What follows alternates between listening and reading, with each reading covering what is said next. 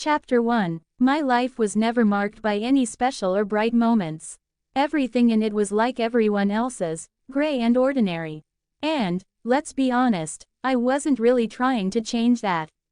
I was content with what I had. Well, either that, or I just thought so.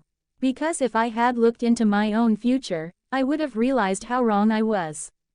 My whole life turned upside down in a single moment. And afterward, like a snowball, incredible events filled my life one after another. Was it worth it? Would I want to change anything? Did I do the right thing? Would I have acted differently if given the chance? I don't know. But one thing I know for sure. I regret nothing. It was a perfectly ordinary day. Well, maybe not entirely ordinary, because it was on this very day that, passing by the library I'd walked past hundreds, if not thousands, of times before, I inexplicably decided to step inside. I wasn't a fan of the smell of real books and all that. Quite the opposite, I preferred the convenience of reading on my phone, which was always at hand. But this time, something just came over me. Something inside simply pulled me in. After exchanging perfunctory greetings with the librarian and declining help in finding a book, I, not knowing what exactly I was looking for, walked along the rows of bookshelves. It's worth noting that I was a lover of reading. Although my reading list was mainly filled with various light novels rather than golden classics, reading was still reading, no matter what you read. So, my strange impulse to enter the library was even stranger than one might initially think. I wandered for a long time. About 30 minutes. Something just wouldn't let me give up and leave. A feeling on the edge of my consciousness that any moment now, just a little more, and I'd find what I was looking for. And I did. My attention was drawn to a single black-covered book, standing out from all the others. It looked somehow too luxurious, too perfect, and at the same time, too alien. The History of Death, I mumbled to myself, examining the book that had found its way into my hands. Without moving from the shelf, I began to flip through this work. Throughout my reading, I couldn't shake the feeling that I had read something similar somewhere before. The story told of a demon who had entered another world.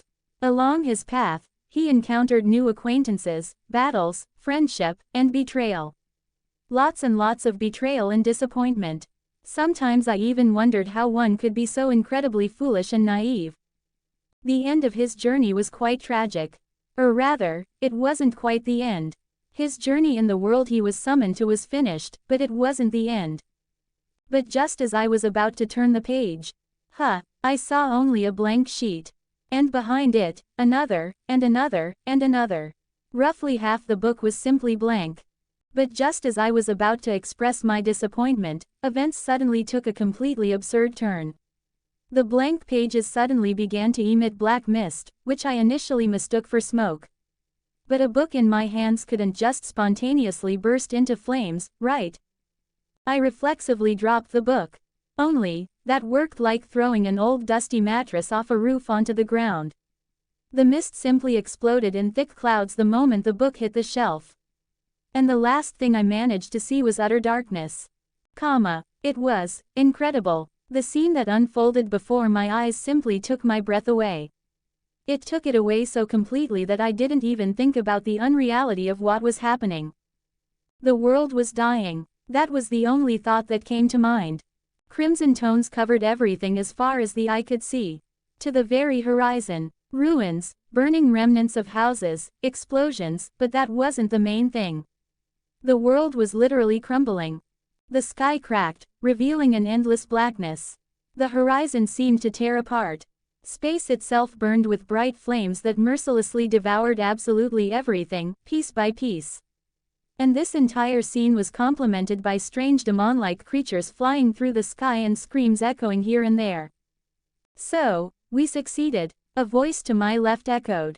Enthralled by the scene before me, I hadn't even noticed the presence of several other beings next to me. I don't know, Your Majesty. But we definitely managed to summon someone. The two speakers were demons.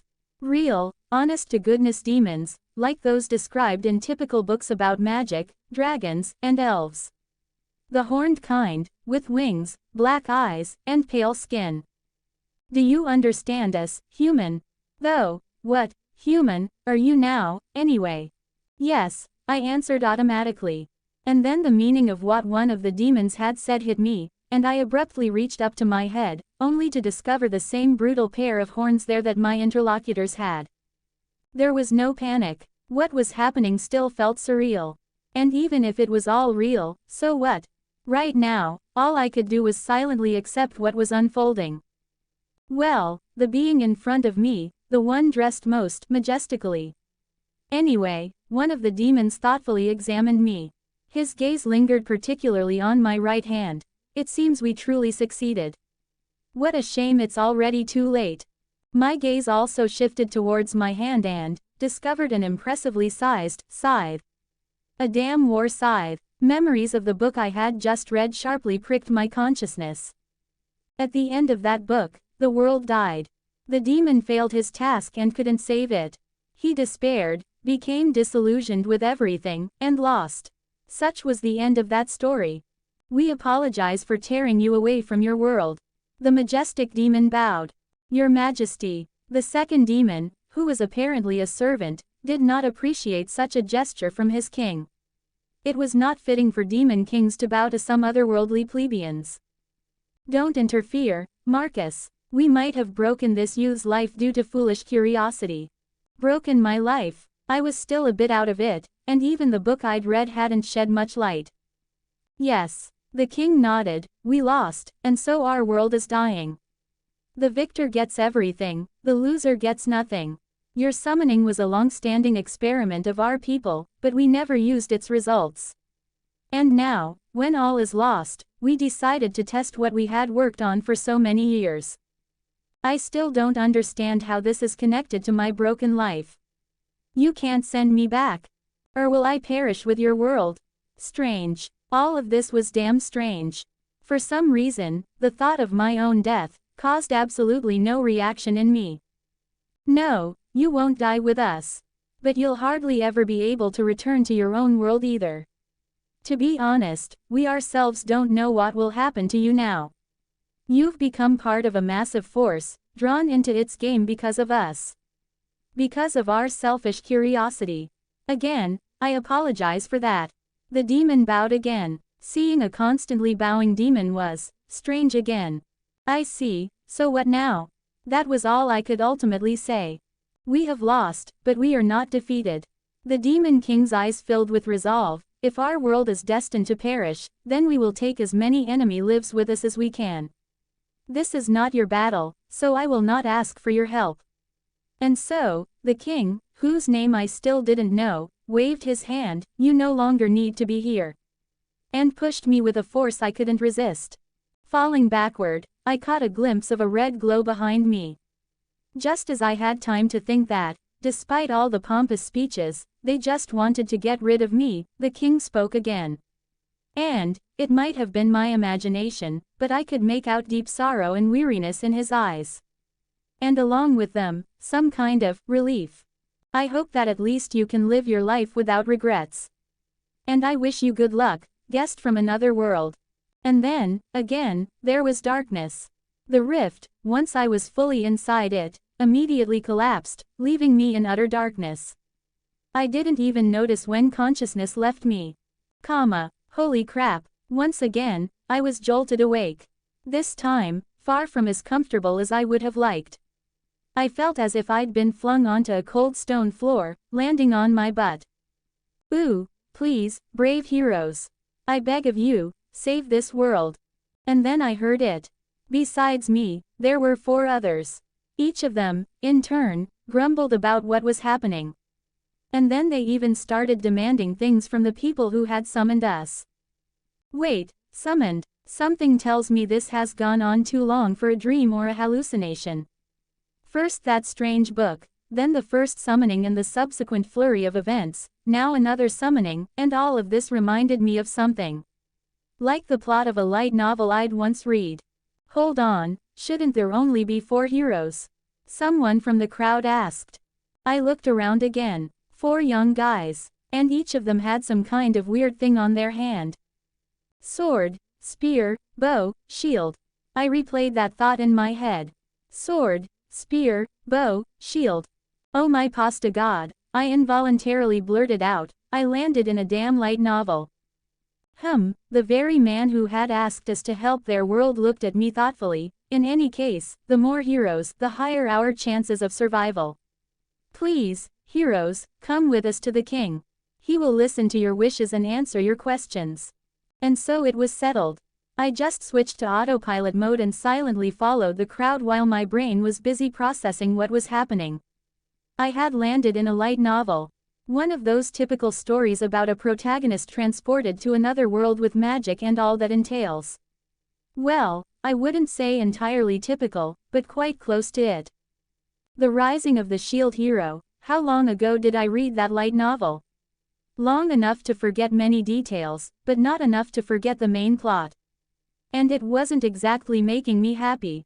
The world was ending, and if I was right, I had just recently witnessed the very end of a world that had already lost in a clash of worlds.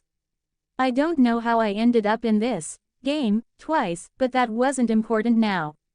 What was important was that I knew how it could all end. And I really didn't like that ending. But the prospect of risking my life and dancing to the tune of an idiotic king was highly questionable.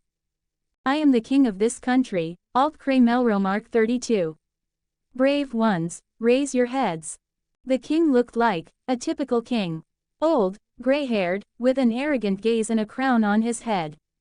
Nothing unusual, except for his unreasonably inflated ego. After all, matriarchy reigns in Melromark, meaning all power is concentrated in the queen's hands. The fact that she wasn't currently present gave Alt-Cray some freedom of action and illusory power, which would crumble the moment the country's true ruler returned. Subsequently, our summoned quintet had to listen to a long and extremely dramatic story, which all boiled down to the fact that we simply had to help the poor and unfortunate inhabitants of this world. In short, this world is threatened by waves of monsters. Once in a while, at intervals measured by magical hourglasses, waves come to the world. A hole opens in space, from which hordes of monsters start pouring out. And with each new wave, the strength and number of these monsters only increase. And this will continue until the world simply perishes. Something like that. Basically, only the summoned heroes can oppose these waves. From my own memories, I know that heroes have no limits in their development and generally evolve much faster than ordinary people. The only catch is that the current summoning, if I recall correctly, is defective.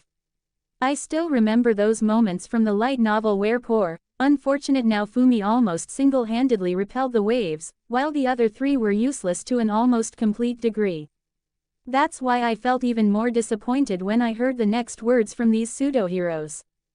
Your problem is clear, but who gave you the right to summon us to dirty our hands for free? What an incredibly convenient story. Indeed, it can only be called selfishness. If this world is destined to soon become ruins, then so be it. TT doesn't concern us in the slightest. Yes, they were right, but they were just trying to inflate their value. And an unreasonably high value at that, in no way corresponding to their actual strength. They hadn't even understood anything yet, but were already trying to bite off as big a piece as possible. And that was irritating. But the king, of course, simply couldn't defend what the inhabitants of Melromark considered almost gods in human form, the three heroes, even having founded a corresponding church, the Church of the Three Heroes. Which meant Alt-Cray, of course, promised mountains of gold to the saviors of their world. Now, heroes, state your names. Once the gold promises were done, it was time for introductions. Everything was as I remembered. The sword hero, Ren Amaki. The spear hero, Motoyasu Kitamura. The bow hero, Itsuki Kawasumi. The shield hero, Naofumi Iwatani. But when it was my turn, will you not state your name, esteemed hero? And, please, satisfy our curiosity. The prophecy spoke of only 4 heroes, so your appearance is somewhat puzzling to us. The king stared intently at me. So, noble hero, what is your name, and what legendary weapon do you wield? And I pondered, and there was plenty to ponder. Opening square bracket question mark question mark question mark. Specialty, Demonic Hero Reaper Level 1. Equipment. Demonic Scythe Legendary Demonic Weapon Parallel World Clothing. Skills. Life Absorption. Magic. None. And, I had no name. My former name never pleased me, which the system, it seems, understood. I'm not even talking about the fact that my weapon isn't holy at all, and I, as it turns out, am not a hero, well, not entirely a hero. Not. My name is not, and I am. I glanced at the scythe in my right hand, the Scythe Hero. And why not? I didn't even lie, just omitted a few details. And yes, it was very original. Not, unlike the nothing, already sounded quite like a name, albeit a strange one. Not. The Spear Hero was surprised. What a strange name. You are not from Japan. Or are you just hiding your name? Yeah, it does sound suspicious. The Bow Hero joined in. I'm indeed not from Japan. I decided to clarify a bit. As for the second question, does it even matter, but not as much as my companions in misfortune would have liked. Well then, the king clapped his hands, interrupting the argument that had barely begun. You must all be tired, so I have already arranged for servants to escort you to your rooms. I advise you to rest well, and tomorrow we will proceed with forming your teams. And so it was decided. I already knew this, but the king also informed us that we wouldn't be able to level up together.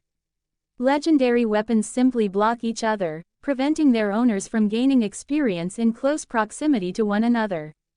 A strange quirk, and whether it would even work on me was an interesting question, but all of this truly would be better to think about in the morning, with a clear head. That's how this incredibly strange day, full of unbelievable events, ended. And my story was only just beginning to unfold at that moment. 31 comments 0 vote. Chapter 2. Turns out, rest would have to wait. First, there was a slightly belated dinner ahead, which we still had to wait for. The four heroes decided to kill time by chatting and exploring their abilities. I was doing the same.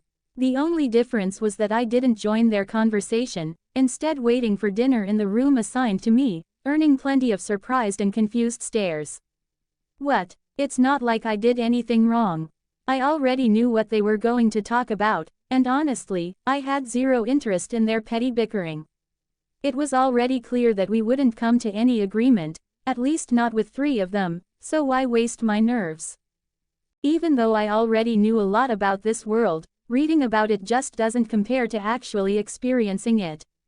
That's why I decided to explore my new abilities myself. I remembered that heroes can borrow power-up methods from one another, all they need to do is believe such methods exist. The only question was, did this also apply to my weapon? Now, this part was particularly curious. Unlike the usual game-like interface, which I assumed the other heroes had, mine was, how do I put it, intuitive.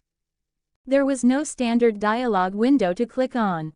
Instead, a sort of data sheet just poured directly into my head, showing all the information I needed. Honestly, it was super convenient, probably a unique feature of my weapon. As I got lost in thought, I started considering different ways to enhance the weapon. I didn't need to believe they existed. I simply knew they did. I was sure of it. And sure enough, a second later, I suddenly became aware of all the upgrade methods I had seen in the novel. Tempering, enhancement, enchantments, you name it. All very MMORPG-like. The only exception was my own skill, life absorption. I still didn't fully understand what it did, and there were plenty of other things I needed to test, but even what I had now was more than enough for countless hours of experimenting. In the end, I skipped dinner. Wasn't even hungry, really. That thought made me suddenly raise my hands to my head. Phew, I sighed with relief. They're gone. A bit late, but I finally remembered an episode from my previous summoning, when I had horns. Brutal ones, but still horns. Not exactly a human trait. Then again, I wasn't so sure I was human anymore. There were plenty of reasons to doubt that. Not that it mattered. I never had much affection for humanity anyway. Actually, I never understood why protagonists in these kinds of stories cling so desperately to their humanity. Humans are weak. That's just a fact. Weak and flawed. And if the price of gaining strength is giving up being human, that's barely even a trade-off. I'd pay that price without hesitation. Well, maybe I've been doing too much thinking today. I was feeling a bit worn out, more mentally than physically. With those thoughts, I went to bed. Tomorrow was bound to be an eventful day. The plot would soon come knocking. I didn't plan on interfering with the princess's plans, that part was too important for Naofumi's development. Besides, I didn't see much point in meddling with the Shield Hero's storyline. Though, I'd need to think more on that later. Despite the flood of thoughts, sleep eventually won out, and I didn't even notice when I drifted off. Grand plans are great and all, but a proper sleep schedule is sacred. In the morning, while washing up, I noticed something odd. The horns were gone, sure, but they weren't the only thing that had changed. My facial features had become more delicate and perfect. My eye and hair color were a few shades darker. My skin looked cleaner, smoother, paler. Even my moles had disappeared. My teeth were straighter and gleamed like a toothpaste commercial. Something told me all these changes came from my first summoning. And the conviction that I was no longer human just kept growing stronger. Other than that, morning greeted me with a decent breakfast and strange glances from the other heroes. Honestly, the only one I had any interest in was Naofumi. Though I might also try talking to Ren, he seemed like the least hopeless of the bunch. Too bad I never finished reading the novel, so I didn't know how it all ends. The author made the other three heroes such hopeless, stubborn idiots that I really couldn't imagine how anyone could get through to them. But that's a problem for later. Because in a few hours, I'd get to see her in person, the bitch princess whose face I'll never forget. That image really burns itself into your mind. Mine, also known as Malti Melromark, princess of the country that summoned us. And, if things go like in the novel, a complete piece of trash. Only 12 people volunteered to become companions to the heroes. Pretty underwhelming, considering, we're supposed to save the world. And their levels weren't exactly impressive either. Most of them hadn't even cleared the level 40 promotion yet. As promised yesterday, I have brought the companions who will accompany you on your journeys.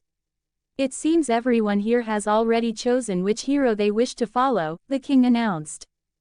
And yeah, they apparently had.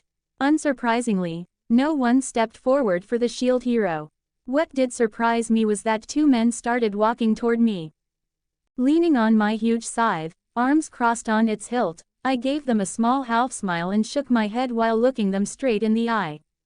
Message received. Loud and clear. A little too fast. In fact, they scattered in opposite directions and ended up with the sword and bow heroes. Weird. Was my smile really that creepy? Wait a second, Your Majesty. Naofumi cried out like a wounded whale. And honestly, I couldn't blame him. He was a pure tank, zero offense. Without companions, he was screwed. The king seemed surprised too. Or at least he pretended to be. This farce dragged on until a voice came from behind Motoyasu. Excuse me, I'd like to join the shield hero. Well, who could that be? Naofumi lit up like a Christmas tree. Can't blame him. Mine really did have a striking appearance. Silky red hair, cute face, perfect figure, generous chest, yeah, not many guys could resist. And not a single hint of the monster she really was. Along with her looks, Princess Melromark had some top-tier acting skills. So that's everyone, and the Scythe Hero didn't get anyone either. Unfortunately, Naofumi Dono, not Dono, that means you'll need to rely even more on your talents. But worry not, each of you will receive monthly financial support, and I'll grant you both an extra share. Naofumi Dono and Not Dono will each receive 800 silver coins. The rest of you will get 600. Use this money to buy equipment. Tossing the weighty pouch in my hand, I shot a glance toward Naofumi and the princess who was already clinging to him. Honestly, I didn't feel like getting involved in the whole betrayal thing. Naofumi was way too naive right now, and if he stayed that way, I don't think I could handle a fourth idiot in this story. So I slung my absurdly light scythe over my shoulder and followed the sword hero.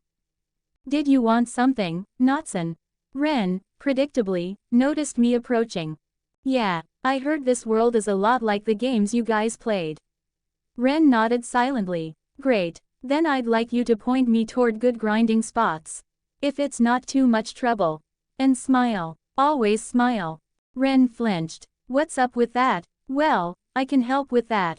We already divided some areas for leveling, but there are still a few good ones left. Here. On the map I had acquired earlier, Ren drew out a full route heading north of the kingdom. From weak to stronger monsters, he basically gave me a beginner's leveling guide. Thanks. That's a big help, Ren. HMPH. Just make sure you're useful. The sword hero even looked a little flustered. If I'm right, he's actually much simpler than he lets on. And being the youngest summoned hero probably plays a part too. So, after the leveling advice, I headed into the city. I wanted to meet the legendary weapon shop uncle in person, which turned out to be surprisingly easy. Just ask anyone for the best weapon shop in town, every answer pointed to the same place. Oh, welcome. The moment I stepped through the door, a large bald man in classic blacksmith garb greeted me, and I instantly recognized him from the anime and novel illustrations. Good day. I returned the greeting. Huh, that smile of yours is creepy as hell, kid. Especially with that scythe. Straight to the point, huh. Well, at least someone said it out loud. I'll take that as a compliment. Though I don't think your shop has what I'm looking for. After scanning all the displayed weapons, I didn't see even a hint of anything resembling a scythe. Not surprising. Yeah, the man glanced at the weapon in my hands. So you're the Scythe Hero, huh? In the flesh. I gave a theatrical bow. Huh, no one uses that kind of weapon here, so I don't have anything ready-made. What if I ordered one? Could you make something worthwhile if I brought the materials? That was a really important question. After all, I needed to copy weapons and get their stats to grow stronger. I was already forced to use placeholders because there were no scythes for sale in Melromark, if this guy wouldn't take custom orders either. If you let me examine that scythe of yours more closely, then, yeah, I might give it a try. He scratched his beard thoughtfully. Perfect. One problem down. I don't have the right materials yet, so for now let's stick to armor. Got anything to recommend? Armor? Huh, another thoughtful look. Your weapon suggests mobility, so something light. What's your budget? I've got 800 silver. Don't want to blow it all, but I'm not looking to skimp on quality either. Got it. Give me a minute. The blacksmith disappeared into the back of the shop. For 10 minutes I heard clanking and rustling. A few loud curses too. Then suddenly everything went quiet, and he reappeared. Here, he placed something on the counter. Looked like a leather coat with short sleeves. Light armor, with thin metal plates and enchantments for durability. Best I've got for now. It looked pretty damn cool. I definitely had the vibe of a classic anti-hero. And how much for this masterpiece? 450 silver.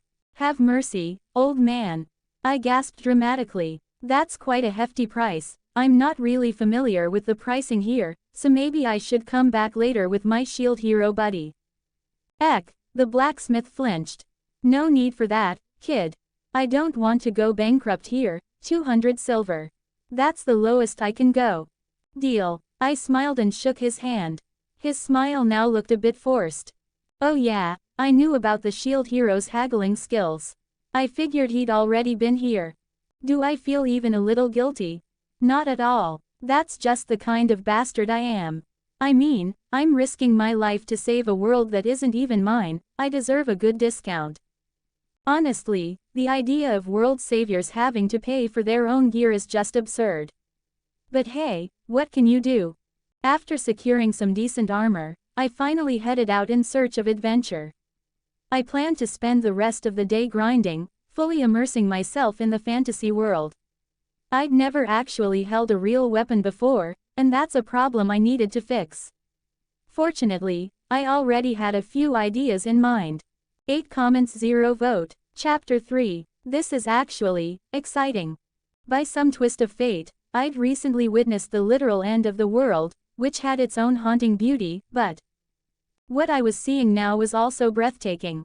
As soon as I stepped outside the city walls, I was greeted by a view untouched by civilization. Lush greenery, grass swaying in the wind, stretching almost all the way to the horizon. Flowers grew here and there, and balls. Yeah, further out from the city walls, actual living bouncing balls were hopping around. Orange, yellow, blue, walking mushrooms. I even spotted something that looked like a rabbit a couple times. This world really was a fantasy brought to life. Alright, let's get started. Adjusting my grip on the scythe, I moved forward. Following Ren's advice, I headed north of Melromark, but I decided to start with the monsters closest to the city. After all, I had zero combat experience, and this was a good chance to practice using my weapon in relative safety. Though even the balls could surprise you. Turns out they had actual mouths and knew how to bite. I found that out firsthand. I offered my leg to the first one that noticed me. Stupid, maybe, but now I had a sense of my pain threshold. And it was impressive. I was expecting something like a dog bite, but I barely felt anything. Poke, pop. The ball, on the other hand, didn't survive even a light jab from my scythe's tip. Yeah, that was sad. With a skeptical look, I tossed what was left of the ball into the round stone near my scythe's blade, which I figured was the core of the legendary weapon. The stone flickered and absorbed the offering without a fuss. Now, the loot. Upon mentally asking to see what I got, a small panel appeared before me, showing a single line. Orange ball hide X1. I could have just instantly received the knowledge of what and how much I'd collected, which I planned to do from now on, but I was a bit curious about the system's interface. To be honest, I wasn't a fan of these kinds of systems. Actually, I kinda hated them. Probably thanks to all the light novels I'd read, where the system was shoved in at every opportunity. Eventually, I developed a distaste for it. Maybe that's why mine manifested as a mental interface. In the end, the balls weren't exactly challenging, but they were good enough for practicing basic swings. And even that had its quirks. With every swing of the scythe, I intuitively understood more about how to move. Each slash became sharper, cleaner. I could feel myself sinking with the weapon. After about an hour, I was mowing down packs of them without breaking a sweat. The swings came naturally. At some point, I even got bored and started showing off with flashy scythe tricks and skill acquired. Scythe Mastery LV. 1. That line hit me like a brick to the head, leaving me briefly stunned.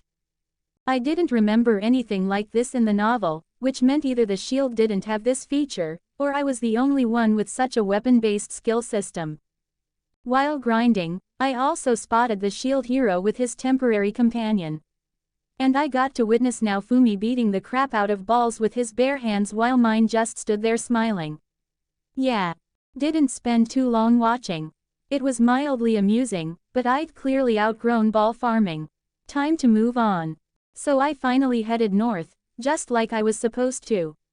Along the way, I entered a forest and ran into monsters resembling rabbits, mushrooms, birds, insects. Honestly, I was kind of surprised that so many different creatures were found so close to the city. In the forest, I encountered my first, let's just say, emotional hiccup. A monster popped out, one of those rabbit-looking ones. Fat, fluffy rabbit. It jumped out of the bushes so suddenly that I instinctively did a horizontal slash with my scythe. Splurt. As expected, the scythe didn't meet any resistance. It just cleaved the thing clean in half.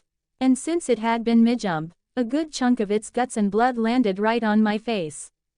No idea how long I stood there, but I must have stared at the blood puddle and guts for at least 5 minutes with a dead-eyed stare. It felt weird. I was definitely grossed out by the scene, but at the same time, oddly satisfied.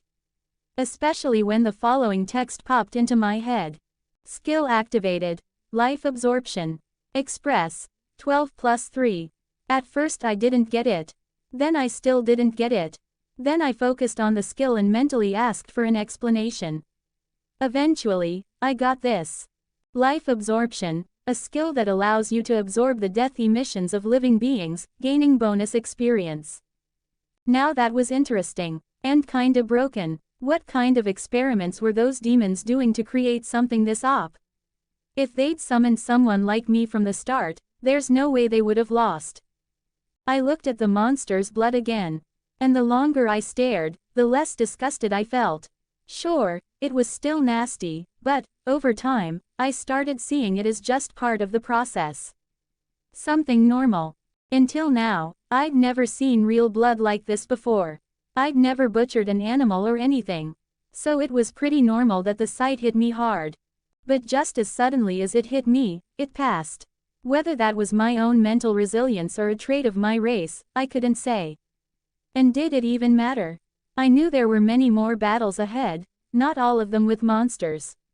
In that sense, I was actually glad it happened. So I spent the rest of the day grinding. Ren really came through. Following the route he mapped out, I eventually reached a village in Melromark called Ort, where I could spend the night. By the end of the day, I'd reached level 12 without much effort, unlocked and mastered every type of scythe available from local monsters, and picked up a few professions. I learned beginner level mixing, cooking, mining, logging, and fishing. Sure, all just basic stuff, but even that could take ordinary people months to reach. For heroes, though, all it took was killing monsters and feeding their remains to the weapon. I also unlocked a few combat skills. Phantom Scythe creates a phantom scythe up to 15 meters away. Phantom Slash, a crescent-shaped slash that flies off the blade, just as sharp as the real thing. And, somehow, my scythe mastery reached level 2. I'd been feeding my scythe everything I could get. Ore, stones, monster remains, tools. Some things immediately unlocked new variations of the weapon, others didn't, probably because I hadn't unlocked prerequisite forms yet. But the most surprising was the scythe's reaction to an ordinary garden sickle. That gave me not only the phantom scythe skill but also a handy compact version of the weapon. Now people wouldn't immediately recognize me as the Scythe Hero. I could even wear the mini version on my belt under a cloak. All in all, I officially declared the day a major success. The village chief somehow knew I'd been responsible for the local monster genocide and offered me a spare room in his house. Worked for me, so I didn't say no. The next day promised to be interesting, and my brain wouldn't let me sleep peacefully. First, there was a certain raccoon girl on my mind. Honestly, I wouldn't mind taking Raftalia for myself, but she's really important to Naofumi.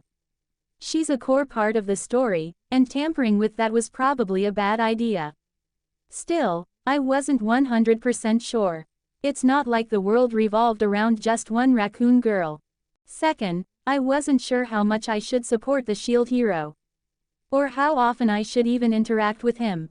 The novel showed that Naofumi could handle everything on his own, but maybe I could smooth out a few especially painful moments.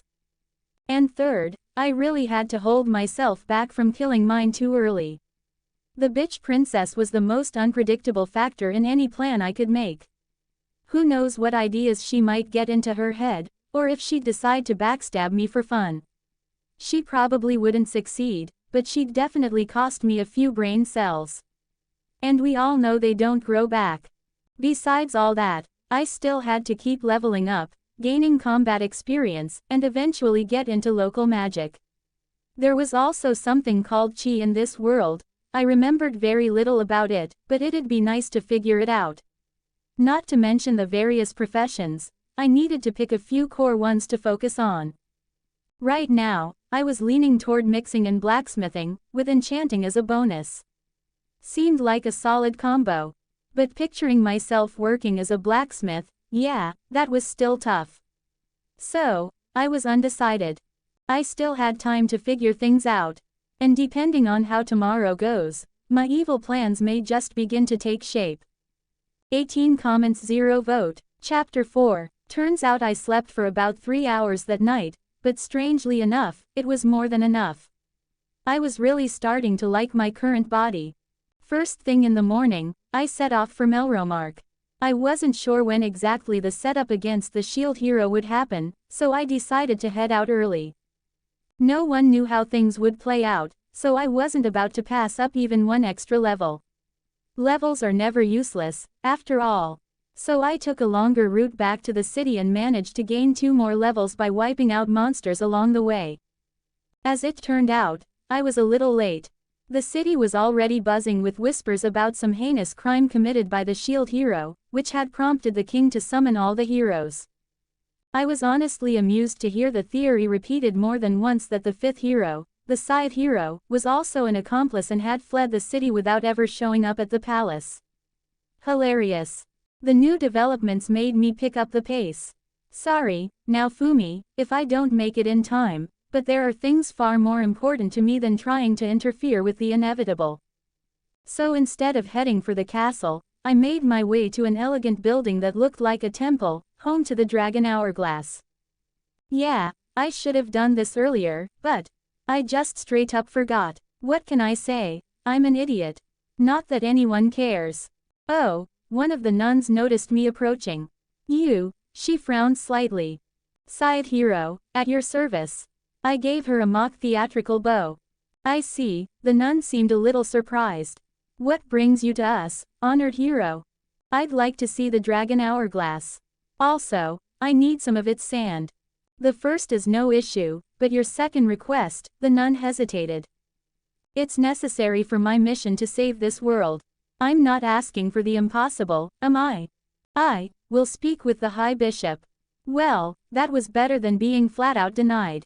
At least they let me approach the hourglass. 26 hours 13 minutes and 41 seconds. That's how much time was left until the wave. 26 days. More than enough to hit a decent level.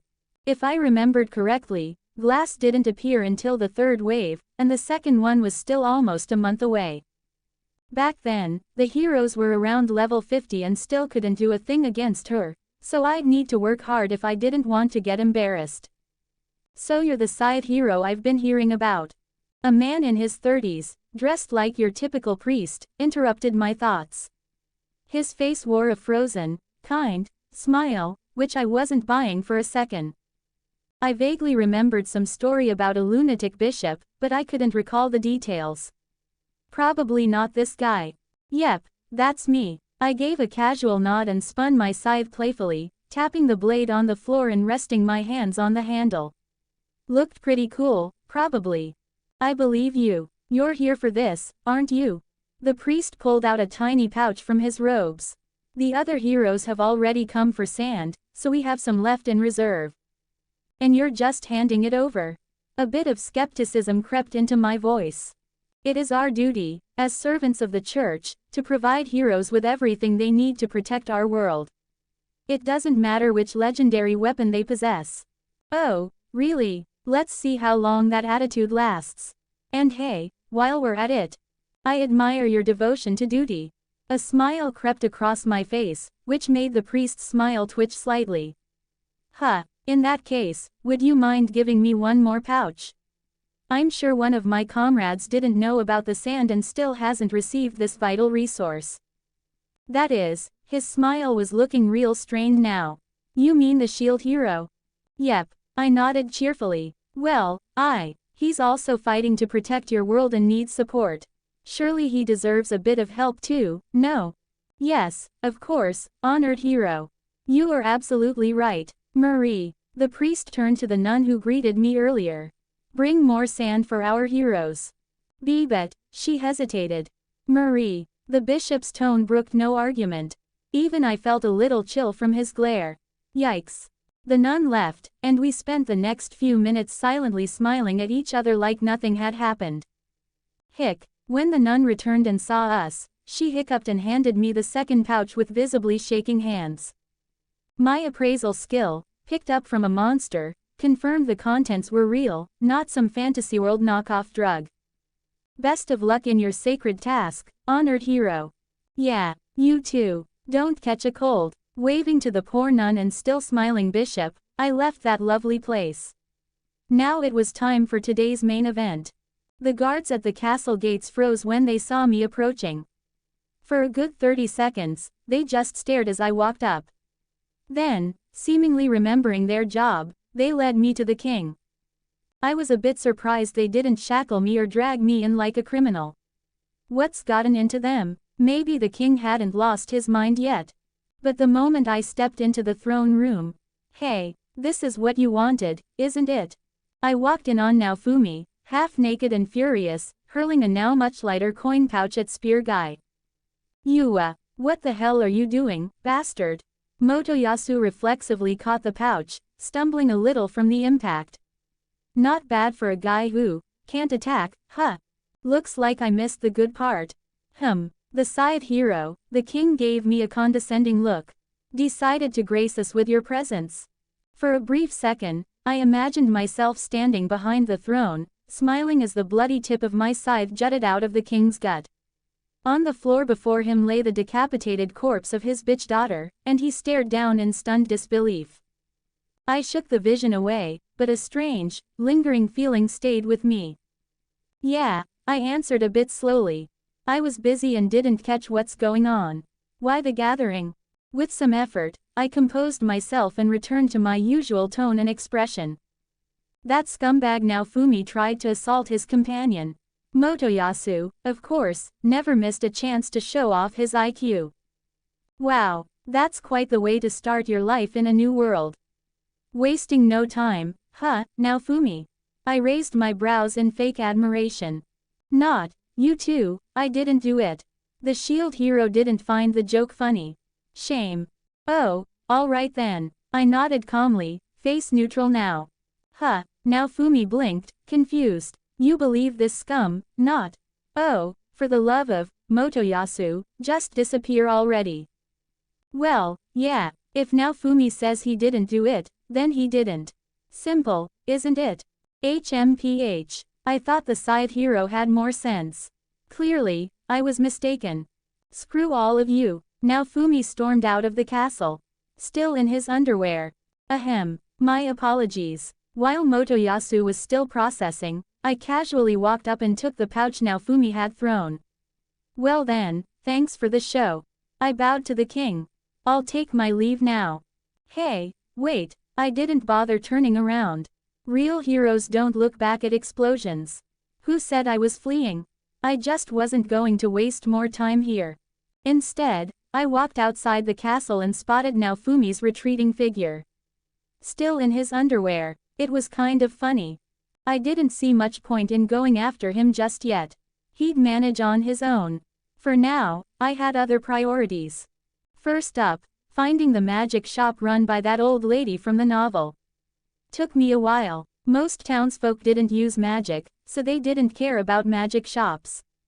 Plus, there were several of them. Eventually, I found her, the witchy-looking granny with the big hat behind the counter. Oh ho ho, a new customer. Welcome to my humble shop. She greeted me with a smile. Good day, I'd like to know my magical affinity. Ah, I see, the witch looked me over. Then please, gaze into this orb. She pulled a crystal ball from behind the counter. I leaned in and did as instructed. The orb glowed faintly. Didn't mean anything to me, but the old lady seemed surprised. My, you have talent for 3 branches. Light and darkness will allow you to create illusions, and you also have an affinity for ice. What's odd is that your ice affinity is very high, but your affinity for water, its source, is minimal. Well now, that actually made some sense. Darkness for the hero of death, sure. Light, maybe tied to the life-death duality. Ice, death is cold, right? I could roll with that. In that case, I'd like to start with a book on illusion magic. The price tags shocked me. Even the most basic books started at 1 gold coin. And the cost skyrocketed with each level. I could try getting books for free later. Like when I saved Ryute Village, the old lady's grandson lived there. In the novel, she gave Naofumi and Raftalia some books in gratitude. Alternatively, I could ask the king or some other bigwig. That could work any time. But I had reasons to act fast. So, I made my next stop a normal bookstore, where I picked up a couple of beginner books, the equivalent of an alphabet and a dictionary. Yeah, I was going to learn the local language. Why? Silly question. Literacy opens doors to all kinds of knowledge. I planned to use the time before the wave productively and develop in multiple directions. And after the wave, I could collect some rewards from grateful villagers. Cynical, maybe, but I didn't care. If I'm being honest with myself, I didn't really care about the fate of this world. The lives of strangers, human or not, meant very little to me. So, pondering edgy anti-hero thoughts and strolling through Melromark, my eyes caught a figure in a green cloak, and a brief glint of a shield. The figure noticed me too. Not. Now Fumi looked surprised. Small world, I admitted. I see you got dressed. Yeah, wait, what are you doing here? Now Fumi was suspicious. Understandably so. He probably expected another betrayal. Oh, you know, stuff, oh, right. Catch. I tossed him the pouch of silver he'd thrown earlier. Kind of dumb to throw away money when your life depends on it. I wanted to scold him a bit more, but I understood the emotional outburst. So I let it go. Got it now. Oh, and this too. I tossed him the second pouch, the one with the hourglass sand. I don't need hando. What's this? Sand from the dragon hourglass. That big chapel over there. I pointed. Once you hit level 50, absorbing it with your shield unlocks teleportation. Contacting the hourglass now shows a countdown to the next wave. Also, legendary weapons can copy weapons of the same type. Just touch any shield and you'll see. What else? I stroked my beard. Wait, now Fumi flailed. Why are you telling me all this? Took me a second to understand. Then it clicked. Oh, simple. I don't care. Huh. I told you already, now Fumi. I believe you didn't do it. Quote. Well, that's all I've got for now. Good luck, Shield Hero. If you ever need help, you can ask. Though we probably won't see each other for a while. I waved to the stunned now Fumi and walked away. Why didn't I tell him about the other enhancement methods? Like he'd believe me. The key to unlocking those features was believing they existed. Did now Fumi believe in anything right now? Highly doubtful. To become stronger, he'd need to crack the shell of mistrust he'd built around himself. And to help him, I'd have to earn his trust, which I didn't have time for. And anyway, that sweet raccoon girl would do a much better job than some creepy guy with a scythe. Yeah, I decided to leave Raftalia to now Fumi. They needed each other. If I looked at this world as reality, and not as an opportunity to collect waifus, then, from a practical standpoint, any slave could fill that role for me. So, after picking up a nice travel bag, I hit the road again. The wave was coming, and I had to grow stronger. No time to waste wandering around. Time to grind like a champ. 14 comments 0 vote. Chapter 5. In real life though, grinding felt a bit different. My body tired much slower than a normal human's. Add to that the stat boosts granted by the legendary weapon, and I was basically a hard-to-kill machine. Practically tireless. A fantasy world Terminator. So, it was mental exhaustion that caught up to me far faster than physical fatigue. And boredom. So much boredom. I spent an entire week alone in the forest, surrounded only by the local wildlife. I sliced monsters, chopped them up, beat them down, even played hide and seek. In other words, I tried everything I could to shake off the monotony. I'd always thought of myself as more of an introvert. But that assumption came with one key condition, the existence of humanity's greatest invention, the internet. Which, in this world, sadly or luckily didn't exist. After spending 7 full days in the woods, with no one to talk to, no internet, and no outlet to express my thoughts or emotions. Well, let's just say my sanity started to leak a little. Why didn't I just go back to the city if I was suffering so much? Good question. Honestly, I'm not even sure myself. It felt more like a trial. A kind of training, not for my physical stats, but for my mind. Or you could just call it idiocy. Or mule-headed stubbornness. Or masochism. Take your pick. Anyway, back to the present. In the past week, I'd gone from level 14 to 38. Progress naturally slowed with each level, but it was still pretty solid. I also unlocked a new active skill, Phantom Grip.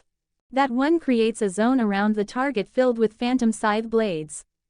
And when I give the command, the zone collapses, shredding the victim in a very non-phantom fashion.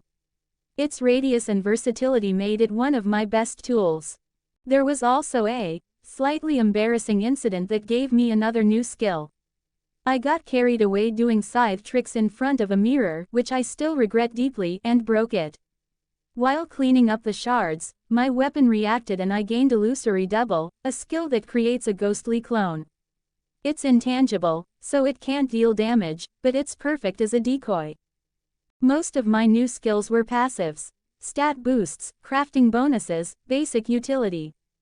Out of boredom, I even started mixing ingredients, something I hadn't originally planned to touch. But it turned out to be a good call. Mixing let me craft all sorts of potions myself. And using the same materials, I could produce potions of far higher quality than normal people. Yet again, legendary weapon owners proved to be total cheats. If I really wanted to, I could flood the market with potions and collapse the entire economy. Lucky for the world I was too lazy to bother. Still, messing around with herbs and brewing stuff could actually be kind of fun. Time passed, and I kept heading farther north from Melromark.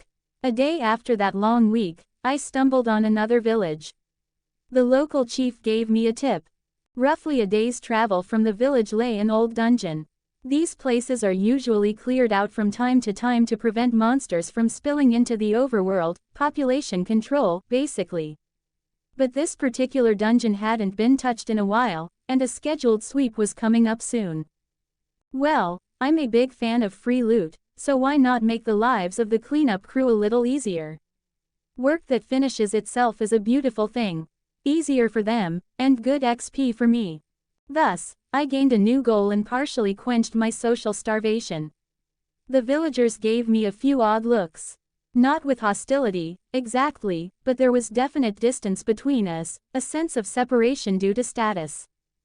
But really, what else could you expect when there's a church of heroes? The locals genuinely saw us as gods. To them, we were beings of another order entirely. And I had a sneaking suspicion the church was built in our name on purpose. Not in honor of divine patrons or the legendary weapons themselves, but in honor of the heroes. Ordinary mortals, even if summoned from another world. Flesh and blood. Makes you wonder, maybe ancient people were so awed by heroes' power that they deified them. Or maybe heroes really were connected to something divine or had the potential to become divine themselves. It's a shame the story lost its spark after Naofumi's name got cleared. My interest in the plot took a serious hit. I wish I knew what ultimately happens to this world. But for now, I'd have to deal with problems as they came. Speaking of which, gross, I grimaced at the massive spider in front of me. The thing came up to my waist, its twitchy little eyes scanning for food. The hairs on its legs were clearly visible, thanks to my heightened senses, and I could hear the disgusting noises it made. Honestly, I had a fleeting, cowardly urge to just turn around and find another place to grind. After all, even the surface monsters were plenty monstrous. But I stomped that thought down immediately. I'm an isekai protagonist, damn it. So, I braced myself and moved forward. Kia. The spider let out a shriek, and lunged. And for the first time in a while, I actually felt a bit of tension. The difference between dungeon monsters and surface ones was definitely noticeable. Still not enough to be dangerous, though. My scythe grew from sickle size into a massive black blade nearly my height. I took a slow step forward. 5 meters between us. Another step. 3 meters. I swung the scythe back behind my right side, letting its weight pull me into motion. 2 meters. My foot traced a half-circle on the damp stone, and I spun, dodging the jumping spider while letting the momentum carry me. Then, shifting my balance and hauling the weapon upward, I cleaved the thing diagonally in half. With a squelch, its 2 halves dropped to the floor. Scythe Mastery LV. 5. It was hard to judge the growth rate of the skill, since I'd never heard of anything like this in the original story. But based on how I felt, I was getting pretty damn good with this weapon. I was approaching that elusive point where a weapon feels like an extension of your body, Or in this case, more like an extra limb altogether. I could feel its weight perfectly. Sense its balance. I intuitively knew how to chain moves together without breaking the rhythm of combat. So, yeah, I began my genocide of the local population. Spiders, centipedes, giant pill bugs, worms. You name it, this dungeon had it. If someone had described its inhabitants to me ahead of time, I'm not sure I would have gone in at all. From spiders I got a sewing skill, increased agility, and a new scythe. From tough-shelled bugs, I gained defense and endurance boosts. As I went deeper, I started noticing oddly shaped patches of wall. It reminded me of that episode where Naofumi mined ore in a cave or dungeon. Maybe I should have brought a pickaxe. I mused, walking deeper. One floor at a time, I descended further and further. Until, in one cavern, I heard a loud scraping sound above me. I looked up. Oh just in time to throw myself into a roll. Boom, something massive crashed to the ground. A huge spider, absolutely enormous. It was twice my height, covered in hair, with 6 legs and disgusting, twitching mandibles. Nearly pitch black, perfect for blending in with the shadows. And those eyes, 6 shiny black beads glaring right at me. While I was still trying to overcome the revulsion, the monster screeched and lunged. I'll admit for its size, it moved way too fast. I barely dodged with another roll. The thing didn't give me a moment, stomping and stabbing with its legs like it wanted to skewer me on a spit, still screeching all the while. I dodged again, spun on my heel, wound up my scythe, and dropped to one knee, slashing with all my strength at the leg it conveniently extended toward me. Hee! It howled as murky green liquid sprayed from the severed limb. But I didn't like how much effort it took to chop that leg. The chitin was insanely tough. I had to go Alan just to sever one. Illusory double, I whispered, leaping back. 2 of us jumped away in opposite directions. But, the bastard still somehow guessed right, probably just luck, and attacked the real me. I barely managed to block with the scythe shaft, the impact slamming me into the wall. I shook off the stars in my vision and charged again. Another double. This time, the distraction worked. The monster hesitated, giving me the opening I needed. I spun the scythe and dashed toward its side, positioning myself in front of 4 of its legs, 2 right, 2 left, and whispered my next move. Phantom slash. A horizontal sweep, and from the blade flew a violet crescent. It cleanly sliced through 2 of the legs in front of me. Not bad. The other 2 held up, and the skill dissipated. But still, more than enough. Phantom scythe. A phantom blade materialized at the spider's side. The creature began to topple and given its weight and momentum. The curved phantom blade plunged into its abdomen. The skill would last 15 seconds, and while the spider flailed to remove itself from the blade I prepared the finisher. Spinning my scythe once more, I struck the shaft against the floor. Raised a hand as if to grab something and phantom grip, half-circle violet blades erupted from the ground around the spider's thrashing head. Then, I clenched my fist. The blades converged. Some shattered against the armor, but enough pierced softer spots to reduce the monster's head to chunks. The screeching finally stopped. Skill activated. Life absorption. Express. 420 plus 50. That was exhilarating. I muttered to no one in particular, staring at the fallen beast. The world is definitely a better place now. As I stepped forward to collect the loot, I froze. There it was. Reaper's scythe. Floating in front of me was an icon of a sleek black scythe, decorated with thorn-like spikes resembling the spider's own features. And the stats. Reaper's scythe 0/30th C. Ability not mastered. Equipment bonus. Attack plus 30. Special effect. Wither active. Mastery. 0. The name said it all. But the effect explained more. Each hit that made physical contact would slightly weaken the target over time. It wouldn't be enough to disable a foe of equal strength, but it'd definitely soften them up. All in all, not bad at all. This dungeon run brought me a solid level boost and a powerful new weapon, one that would clearly become my main gear for quite a while. Less than 20 days remained until the next wave. After some mental math, I decided to rest a bit once I returned to the city, which would take about 4 days. After that, back to the grind. And I was curious, how's that shield hero doing? If I remembered correctly, he should have gotten himself a certain adorable companion by now. Can't wait to meet the title's main waifu in the flesh. I was never a big fan of Raftalia, personally, but still. Decision made. No appeals allowed. Time to move out. Just you wait, Raccoon Girl. 9 comments 0 vote. Chapter 6. Just as I expected, it took me 4 days to return to Melromark, arriving by evening. On the way, I didn't focus much on grinding, only killing monsters that crossed my path. As a result, I gained just 2 levels, finally reaching level 40. My biggest achievement was progress in learning the local language. I'd been dedicating nearly all my free time to it, taking breaks only to make potions through the Scythe system. I still wasn't sure how that process managed to suck me in. But back to language study. Language comprehension LV 1 acquired. That's the message I saw on day 4 while digging through something like a dictionary. My memory has clearly improved since I came to this world. I can feel the difference, and the skill has given me an instant boost. Suddenly, everything makes more sense. At the moment, I'd even managed to raise the skill to level 2. At this rate, I'd be able to start studying local magic in about a month. Although, I wasn't exactly thrilled about the idea. Local magic was defective, to put it politely. The problem, chanting. Some spells had such ridiculously long chants that, in the time it took to cast one, I could have sliced up that spider boss 3 times over. First thing I did upon returning to the city was visit Uncle Blacksmith to talk about something that had been on my mind ever since the dungeon boss fight. A little late, I know, but I realized that blocking enemy attacks with the scythe's shaft wasn't always ideal.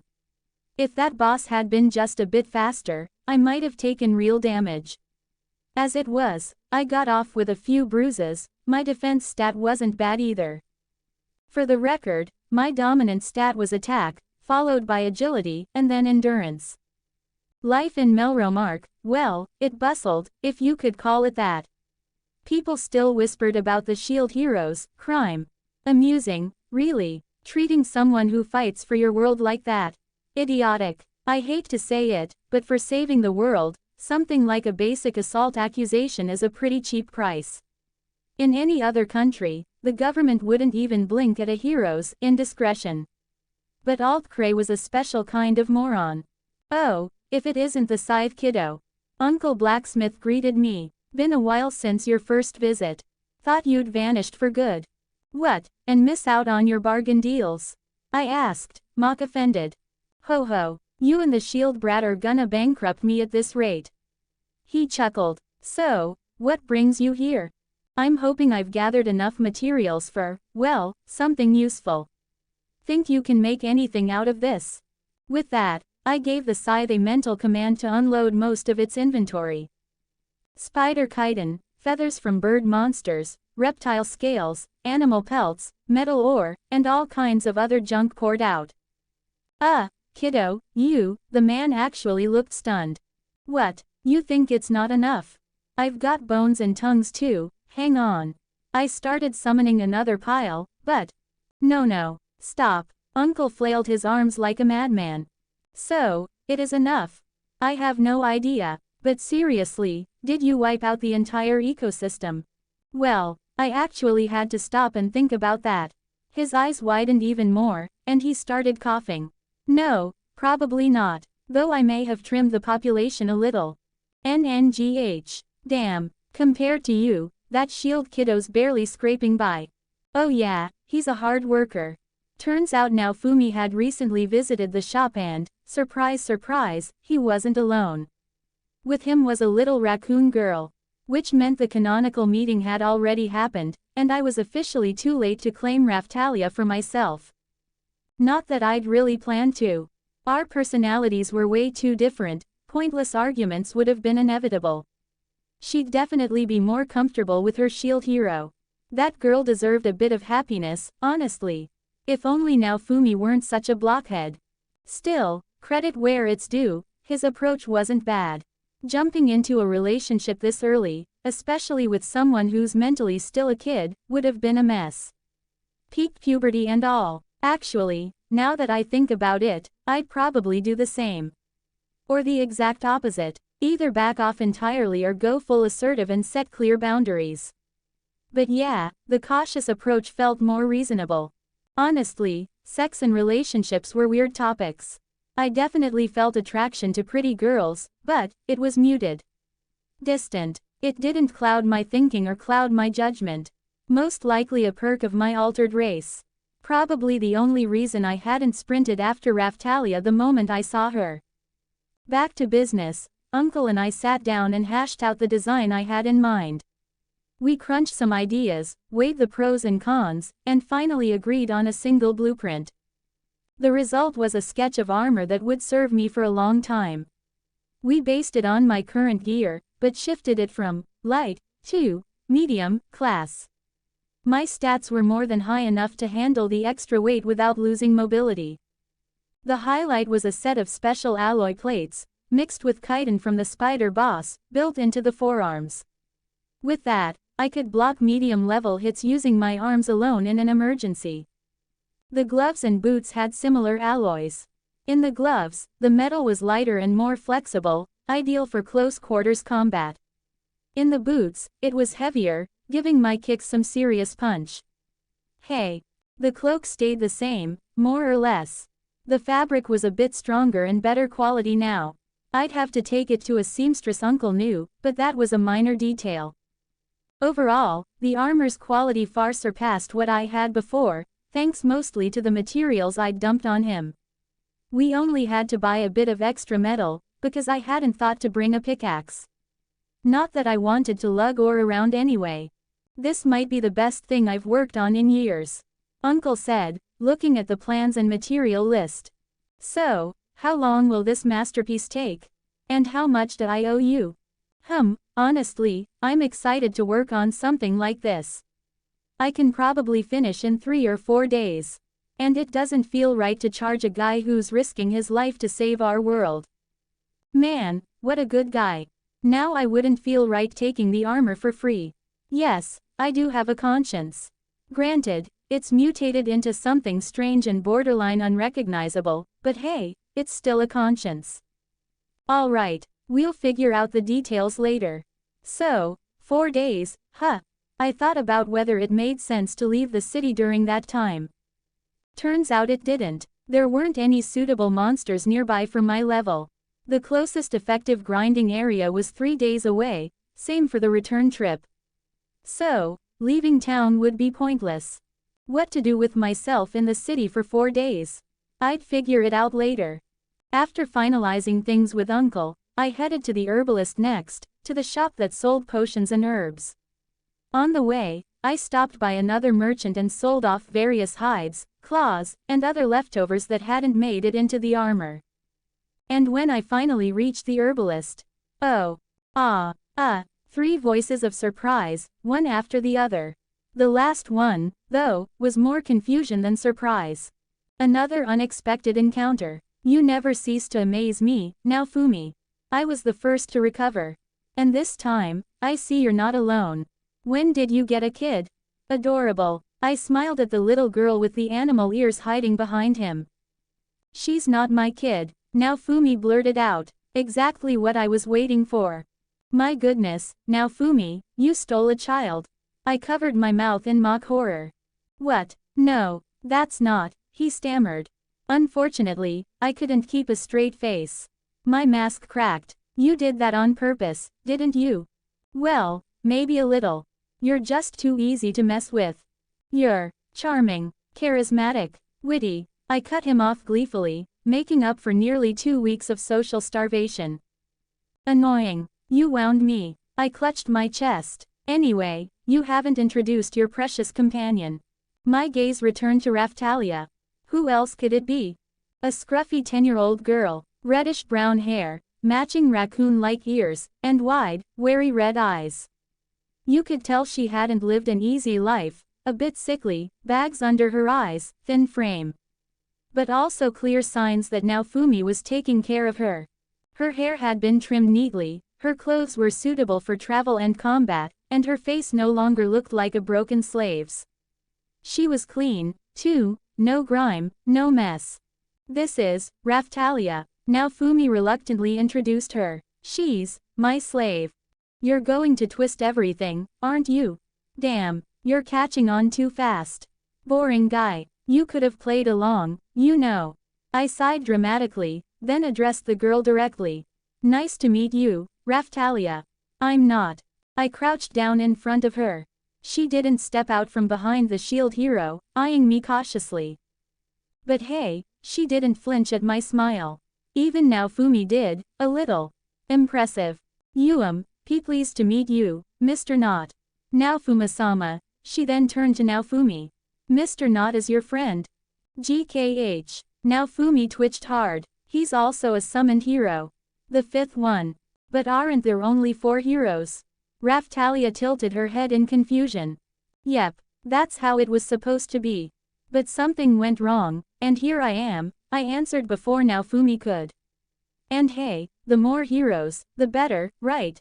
I added, quieter, especially when 3 of them are useless morons. Uzu. Raphtalia nodded cheerfully. That was pretty funny, given what I'd just said.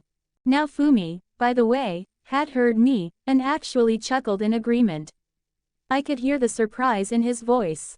Anyway, since we ran into each other, he began, but then paused, giving me a weird look. I wanted to say, thanks.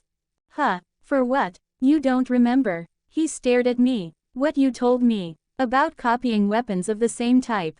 And the hourglass sand. Thanks for that, too. Though I can't even imagine reaching level 50 right now. Oh, that. I paused, then had a very intriguing thought. No need to thank me. I just did it because I felt like it. By the way, what level are you now? 12. Same for Raphtalia. Oh, that's surprising. Though I guess it makes sense.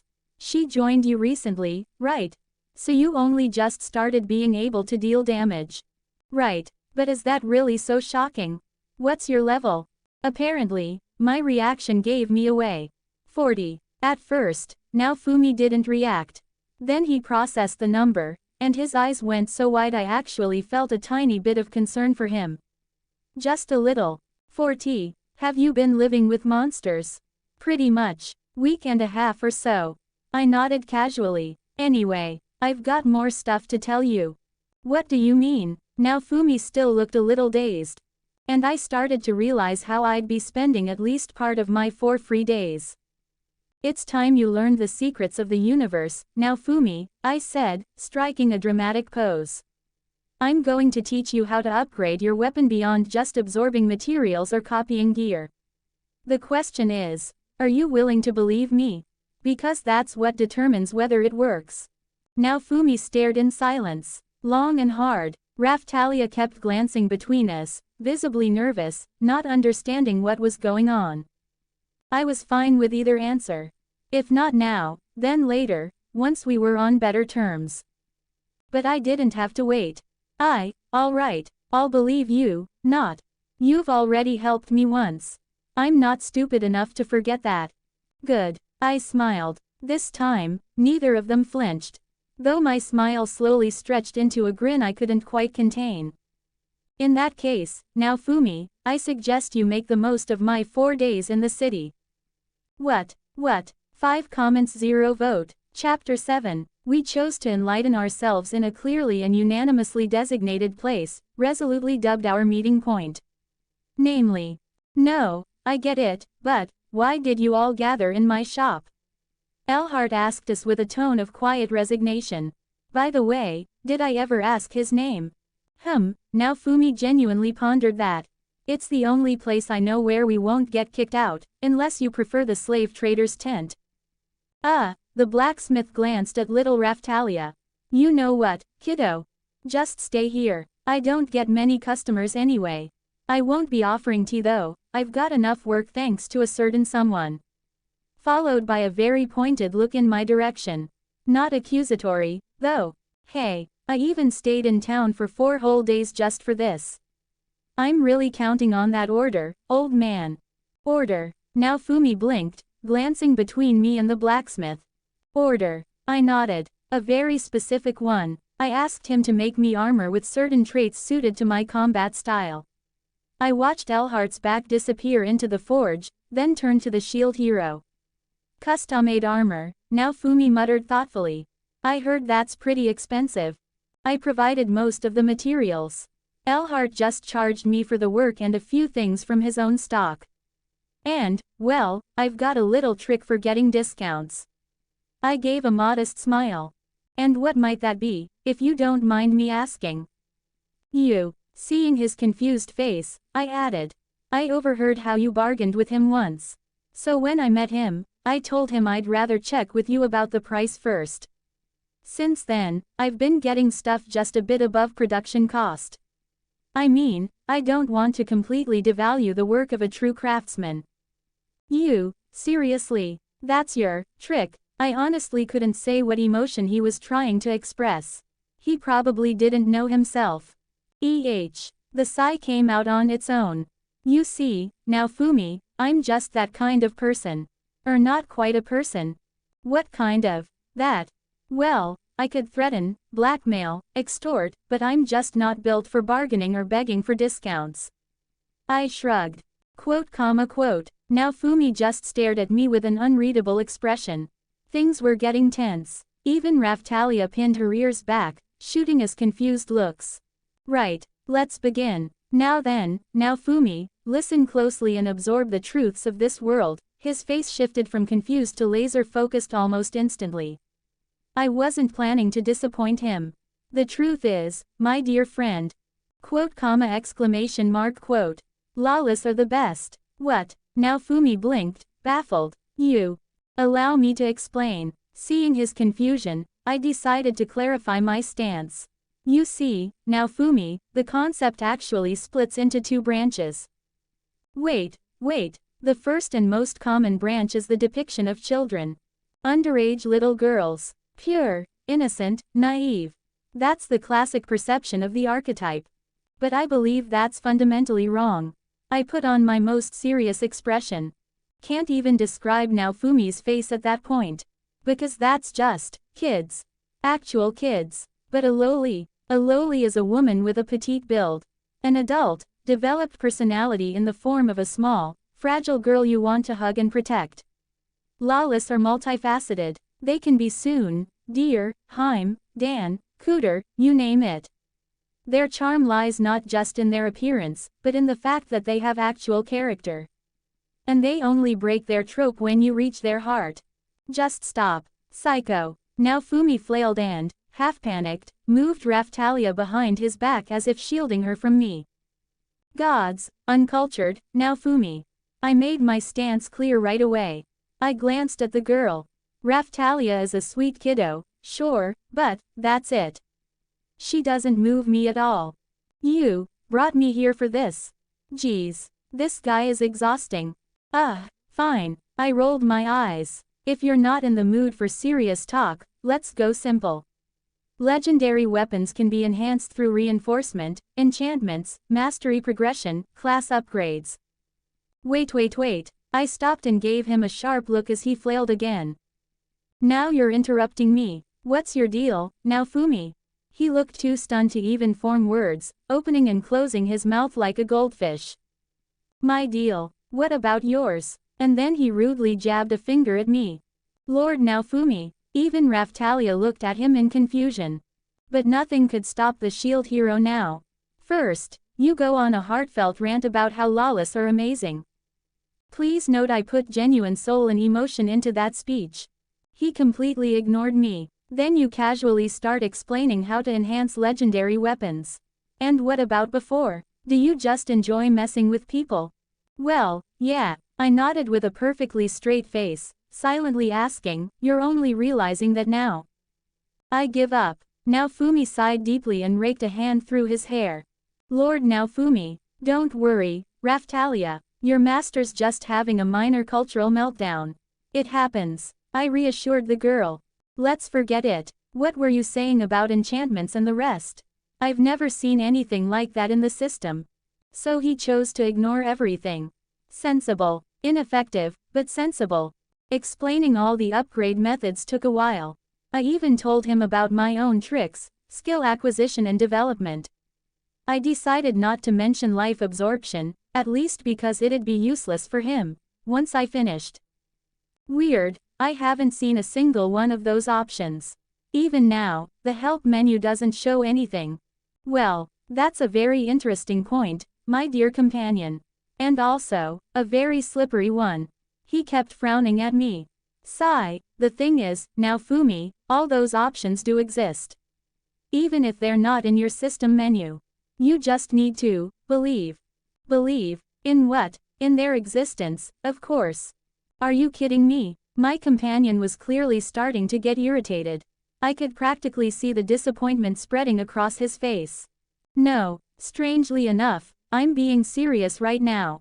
I didn't tell you before because, at the time, you simply weren't capable of believing in anything. There was no humor in my voice anymore, only indifference. The sudden change was especially noticeable to Raftalia. Kids are sensitive like that. Even if they don't get the details, they pick up on emotional shifts. Or the lack thereof. Still, I continued. The question is, are you ready to believe now? I figured you were. My gaze shifted to the well-groomed Raftalia. Now I just need to see if I was wrong.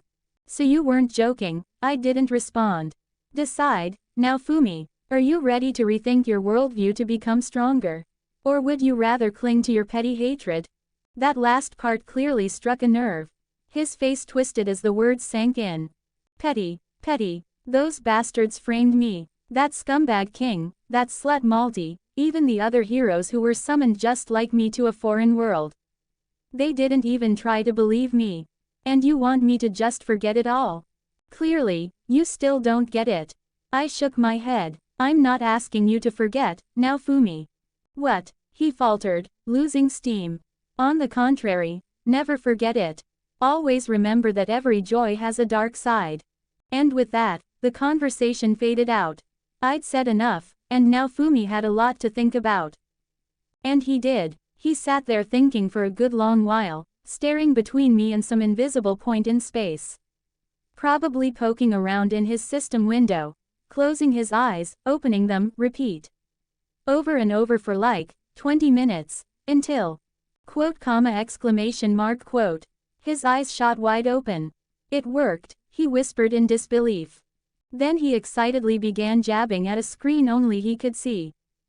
It's working, they're all working, tempering, mastery, enchantments, rarity, though I still can't open the skill tab.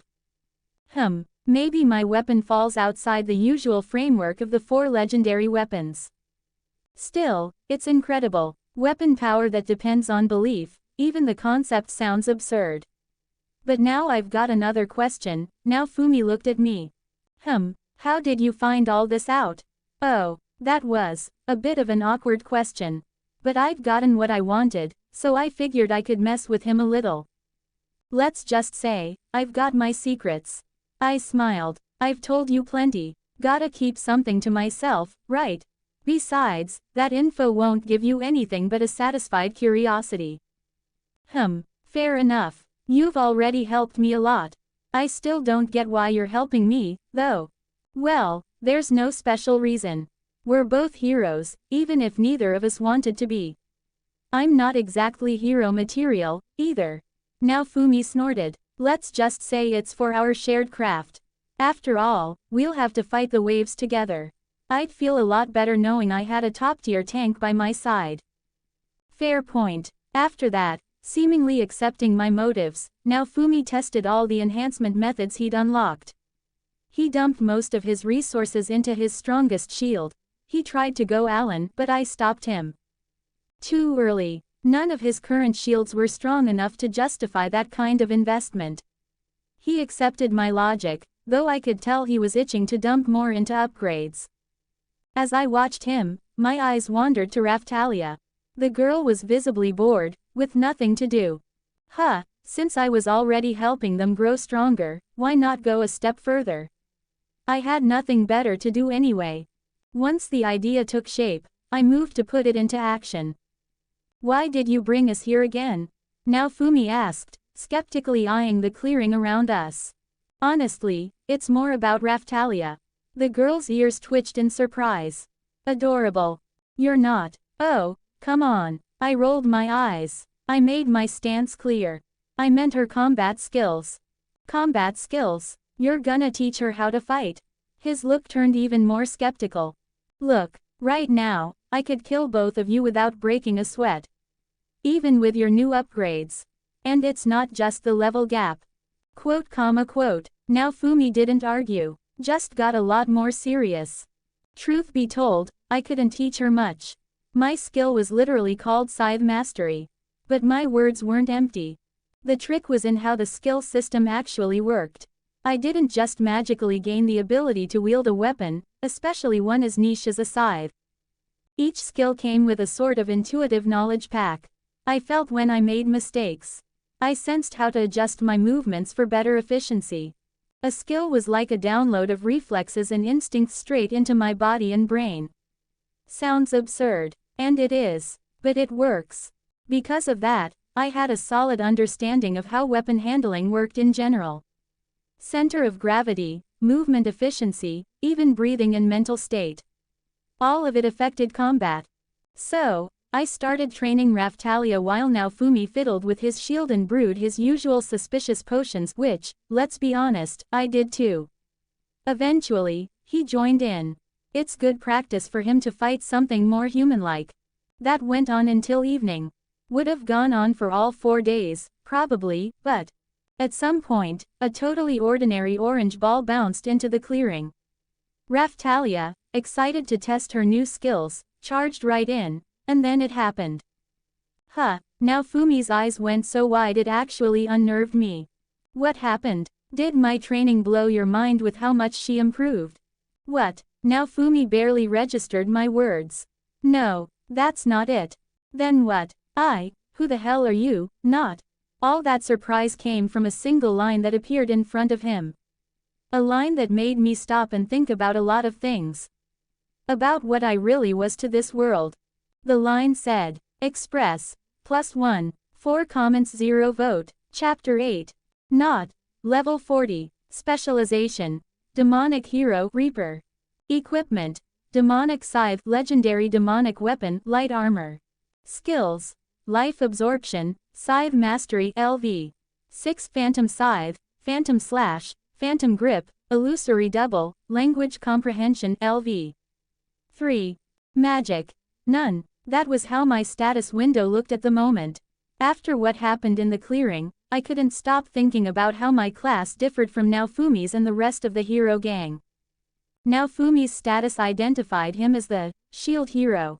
Meanwhile, I was the demonic hero. But what did that really mean? 1,000 theories flashed through my head in the blink of an eye. The one that made the most sense was that I hadn't been summoned as part of the 4 heroes at all, I was something completely separate. The 4 heroes were one system. The demonic hero, something else entirely. We weren't part of the same unit. Just one simple line in the status window, and yet it opened a whole storm of thoughts. But I should probably explain.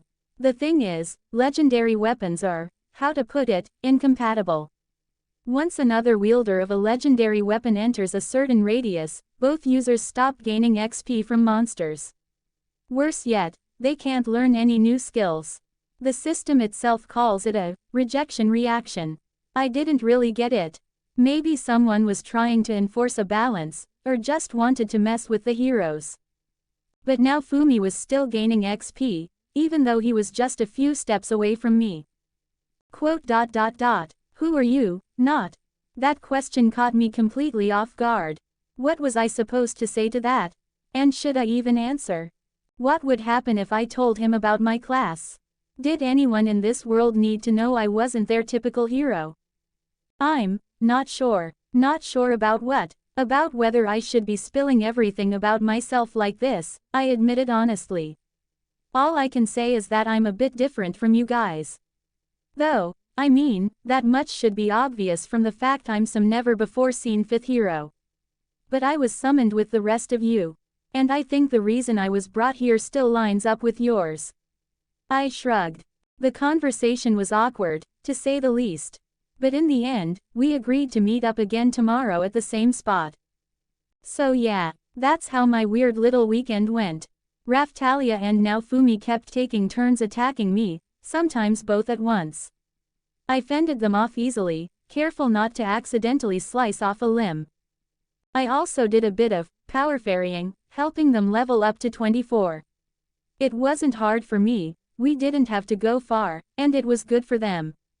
And I gotta say, watching Raphtalia level up and physically grow was pretty interesting. Although, the fact that Naofumi, just like in the source material, completely ignored her transformation. Kinda baffling. If I remember right, he couldn't taste anything either. Wonder if that's still a thing. Anyway, those were small matters. The real fun was just getting started. Here it is, Elhart said proudly as he laid his creation out on the counter. Took me 4 days, just like I promised. Well, what do you think? What could I even say? I looked like a textbook villain now. Just like we discussed, it was medium armor as a base, covered by a cloak with useful daily enchantments, heat retention, waterproofing, all that good stuff. Naturally, it was all black. Combined with my dark and grim scythe. Fantastic. My admiration for your craftsmanship knows no bounds. This is incredible. I call it the Reaper's Mantle. You cool with that? He asked, a bit shy. So your world has the Reaper concept too? That actually surprised me a little. Sure, the whole soul collecting, death guiding thing. Usually shown with a scythe. Figured it suited you. You have no idea how well, old man. Guess I'll take that as a compliment. His work really was top tier. Even a total amateur like me could tell it was no small feat. The fact that a master like Elhart needed 4 days just to make it said enough. It had loads of detailed design elements and functional parts. And yet I couldn't find a single flaw. Refusing to hear any protests, I handed over 10 gold coins. Honestly, it wasn't that much. Especially after selling off all the junk and outdated gear I had. He tried to turn it down, of course, but I wasn't budging. And so we parted ways, both extremely pleased with the deal. 16 hours 14 minutes and 4 seconds. The timer told me there were just 16 days left until my first, and the world's second, wave. I wanted to hit at least level 50 by then. Ideally closer to 60. My skill set was solid. I could fight at any range except maybe extreme distance. I was a melee fighter, sure, but my skills let me handle mid-range just fine. Long range, that was bow hero territory. No point in stressing over it. Would I like to patch that hole in my arsenal? Sure, but I never knew what the next absorbed material might unlock. And the original story didn't help much. Naofumi was a shield, most of his skills were defensive. If I were comparing with a spear or sword, maybe I could guess what a scythe might unlock. But a shield, totally different game. Not to mention, I barely remembered the fine details. The main plot was a jumble in my head. Waves, that whole mess with the church, Calmira Island, Lark and company. The other world, the one waging war against ours, was a whole different beast. Shame I had no idea how to solve the wave issue. I really didn't want to kill the other world's heroes. People might call me heartless or a monster, but honestly, I'd rather sacrifice a chunk of this world's population to awaken Lark. But all that could change the moment I ran into Team Glass. Our first meeting could go south real fast. Still, that was future me's problem. Right now, I needed to focus on what it meant to be a hero in this world. Namely, grinding. Before I knew it, I was back outside Melromark, hunting monsters solo. I was starting to get used to being alone. Sure, it was more fun with someone around to banter with, but being alone had perks too. Like, no one around to banter back. Right, my dear friend. HSSSSSs. My conversational partner replied. Yeesh, lousy dialogue partner. The anaconda-sized snake clearly didn't appreciate the critique and lunged. To be fair, the deeper into monster territory I went, the tougher the beasts got, finally matching my level. Express. 1281 plus 320. And the XP's finally decent too, I muttered, staring at the severed head. Skills, though, whole different story. Either the number of skills I already had lowered the odds, or something else was at play. But I just couldn't seem to pick up anything useful. Most scythes gave stats or useless junk. One could scream, or make a loud noise. Sure, maybe useful against monsters with sensitive hearing, but overall, easier to just kill 'em with my Reaper's scythe. So the days flew by. I leveled, the wave drew closer, and the fights got more fun. Somewhere along the way, I realized I was enjoying the battles.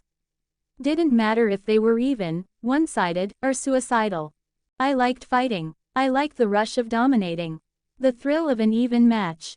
The danger of a stronger foe. It was strange. Back in my old life, I was never an adrenaline junkie. Never into risk. But maybe I unlocked something buried deep. Level up. Not. Level 54. 2 hours 7 minutes and 34 seconds. And that brings us to now. 2 days till the wave. I'd passed level 50 and was closing in on 60. My scythe mastery had hit level 7, and language comprehension bumped up to 4. Something told me 10 was the cap. Whether that was a hard limit or just a gateway to evolution. No idea. I chose to wait for the wave in a nearby village. No point in heading back to the city, the wave would teleport me to the Melromark area regardless. Or at least, that was the plan. You're not welcome here, hero. The village elder spat the words as I asked about lodging. I tried to get an explanation, but nothing he said made any sense. Interesting, but I chalked it up as a one-off. None of the previous villages had treated me like this. Sleeping under the stars again. Not a big deal. The weather was fine, and my new physiology made the night chill irrelevant. I spent the last 2 days before the wave working on alchemy. Brewed a bunch of potions, salves, and ointments. Even tried grinding and mixing herbs by hand. Strangely enough, sometimes doing it manually unlocked new scythes with decent stat boosts after mastery. Makes sense, in a way. No way the weapons crafting menu could cover every herb combo. If it could, heroes would be revolutionizing pharmacology left and right. Or, maybe none of them ever thought to try. Too lowly for a sacred hero, maybe. Something to ponder. 0 hours 0 minutes and 4 seconds. I packed up the mortar and pestle, slung the bag over my shoulder, leaned against a tree, and closed my eyes. No time left to do anything else. 0 hours 0 minutes and 2 seconds. Was I nervous? Scared? The only thing I felt as I stared at the ticking numbers was anticipation. 0 hours 0 minutes and 0 seconds. With a loud hum, the world around me warped like flipping through a phone gallery. One moment, peaceful green forest. The next, sky ablaze in red, a gaping black rift tearing through it. Like the fabric of reality itself was unraveling. The wave had arrived. Not. Now Fumi's voice broke the trance. This is near Ryute village. Raftalia shouted. Out of the corner of my eye, I watched Ren, Itsuki, and Motoyasu bolt forward. Figures. But Itsuki's look surprised me. Maybe I imagined it, but, was he angry? Genuinely pissed. Hey, wait up. Now Fumi called out, but of course, they ignored him. Something tells me our heroes don't care much for background character survival, I smirked. Background characters. Now Fumi snapped. TCH. Raftalia, let's go protect the village. Yays. She shot me a weird, almost apologetic look before chasing after him. What's that about? Well then, I stretched my back. Switching my belt sickle for the Reaper's scythe, I spun it around and rested it on my shoulder. Ahead, swarms of bugs, zombies, hornets, beetles. Guess it's showtime, I muttered, the grin spreading across my face unbidden. 7 comments 0 vote. Chapter 9. The Waves of Catastrophe, a strange phenomenon mercilessly tearing apart the world to which the legendary heroes had been summoned. Fighting the waves, that was the very reason for summoning them. Some might have been excited by such an adventurous twist of fate, but now Fumi Iwatani, one of the summoned heroes, the shield hero, wasn't thrilled in the slightest. Sure, Maybe he would have even enjoyed going on an adventure, carving his own story, but this world did absolutely everything to turn the life of the one meant to protect it into pure hell. Especially its people. But then why was he, the one who had faced nothing but betrayal and injustice in this new life, fighting so fiercely right now to protect these same people? Now Fumi could have said a lot about that. But the truth would never leave his lips. He was kind, way too kind, and no matter how hard he tried to act like the complete opposite, that fact wasn't going to change. Now Fumi Iwatani was capable of doing terrible things. But the moment someone showed him even a sliver of kindness, he couldn't help but repay it with 10 times more. That's just how the shield hero of this era was. Now Fumasama, I know, shield prison, blocking yet another insectoid monster that lunged at one of the villagers from Ryut village. Now Fumi wasted no time turning to the next enemy. Relentlessly blocking the endless attacks of the swarming monsters clinging to him from head to toe, the shield hero kept scanning the battlefield, searching for anyone else who might need help. Counting on the other heroes was pointless. For them, only killing the boss mattered. But for now Fumi, saving the villagers was the real priority. Besides, if you asked him, he owed a lot to the people of Ryut village. Some Scythe kiddo would have called him an idiot for thinking that way, but right now, this wasn't about him. Suddenly, now Fumi's gaze caught a shadow flickering at the edge of his vision. And then, amidst the chaos of blocking non-stop attacks, he noticed something odd. The density of enemies wasn't what he remembered from his initial glance. Sure, the villagers were trying to fight back too, but their efforts were barely effective. Did someone come back? Now Fumi wondered. Gradually, he started noticing how the familiar shrieks of the monsters changed. From threatening and disgusting, to almost desperate. With a roar, now Fumi shook off the clingy mass of locust-like bugs and quickly scanned his surroundings. What he saw made his mouth fall open in disbelief. Not the Scythe Hero, as he called himself, and as many others believed him to be. Yeah, he was summoned alongside them and wielded a scythe, but, over time, enough little details had surfaced to make now Fumi seriously doubt who not really was. But right now, that didn't matter. The kid who was summoned to this world the same day as now Fumi, was effortlessly slaughtering the wave's monsters. His speed was so insane that now Fumi literally lost track of him sometimes. One moment, he cleaved through a swarm of locusts with a single swing. The next, he spun around and thrust his hand forward. His lips moved soundlessly, and a second later, a pack of zombies was shredded by spectral scythe blades erupting straight from the ground. Then, without missing a beat, he dashed toward the next group. Violet crescent blades flew from his scythe, illusionary copies appeared here and there, distracting the incoming waves of monsters, and the blade itself sliced through enemies like butter. What level did he even reach while we were apart? Now Fumi couldn't help but wonder. The ease with which the Scythe Hero dispatched enemies was a painful reminder for someone like now Fumi, someone who, by design, couldn't attack at all, only defend and endure damage. Now Fumasama, watch out. He was so lost in thought, he completely ignored his surroundings. Which is why he didn't notice the colossal club descending toward him from above until it was almost too late. How the hell did I miss something that huge? An enormous zombie-like creature, only this one wasn't your average undead, armored and massive beyond reason. I'm done for. Now Fumi had just enough time to think, reflexively raising his shield when. Whoosh! The club's speed plummeted mid-fall, its trajectory thrown off, grazing his shield at an angle. A blow like that, the shield hero could tank it no problem. Looking up, now Fumi saw the giant frozen in place, helplessly dropping his club and lowering his arms. And just as confusion set in, Yo! Not popped up right in front of him, giving a casual wave. Why isn't he falling yet? He tilted his head at the undead giant. Ooh! Watch out! One hit, now Fumi watched in shock as the hulking corpse crashed to the ground with a thunderous boom. Incredible, that was, impressive, young man. Now Fumi turned to see the village elder approaching. Well, Hero-sama, this is our home, we're not just handing it over to those monsters. Alright, men, let's protect our village. Yeah, The villagers, armed with whatever they could find, pitchforks, rakes, hoes, were ready to charge into battle, but just as Naofumi was about to scold them for their foolishness, Not's cheerful expression suddenly shifted to something dead serious. "Cast your shield, now." Naofumi didn't understand the sudden urgency, still rattled by what he'd seen, but the abrupt tone made him react instinctively. Shield prison. The shield barrier instantly surrounded him, Raftalia, and the village elder, shielding them from whatever unseen threat Not had detected.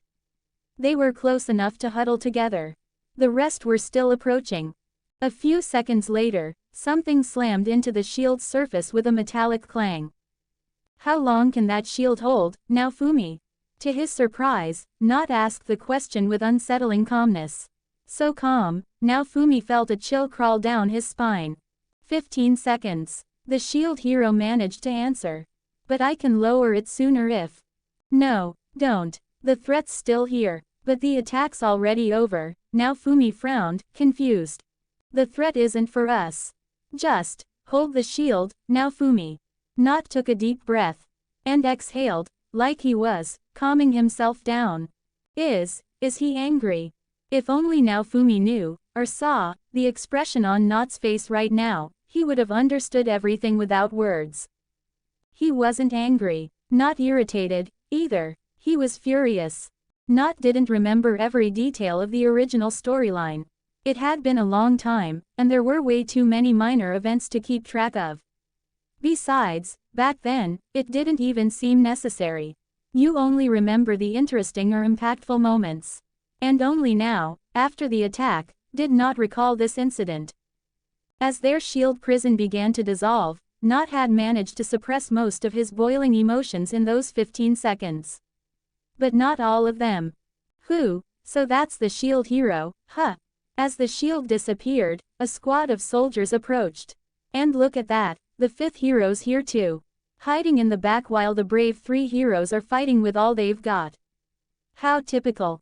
The sheer arrogance dripping from the soldier's voice made Naofumi instantly want to punch him. He even noticed, from the corner of his eye, Raftalia preparing to lunge at what was obviously the knight's captain. But there was a small problem. Didn't expect anything less, Biwak. In the blink of an eye, the knight speaking found himself airborne, coughing up blood.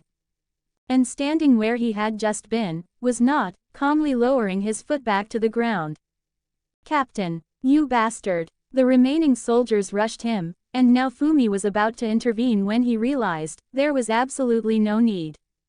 The attackers didn't even register what happened.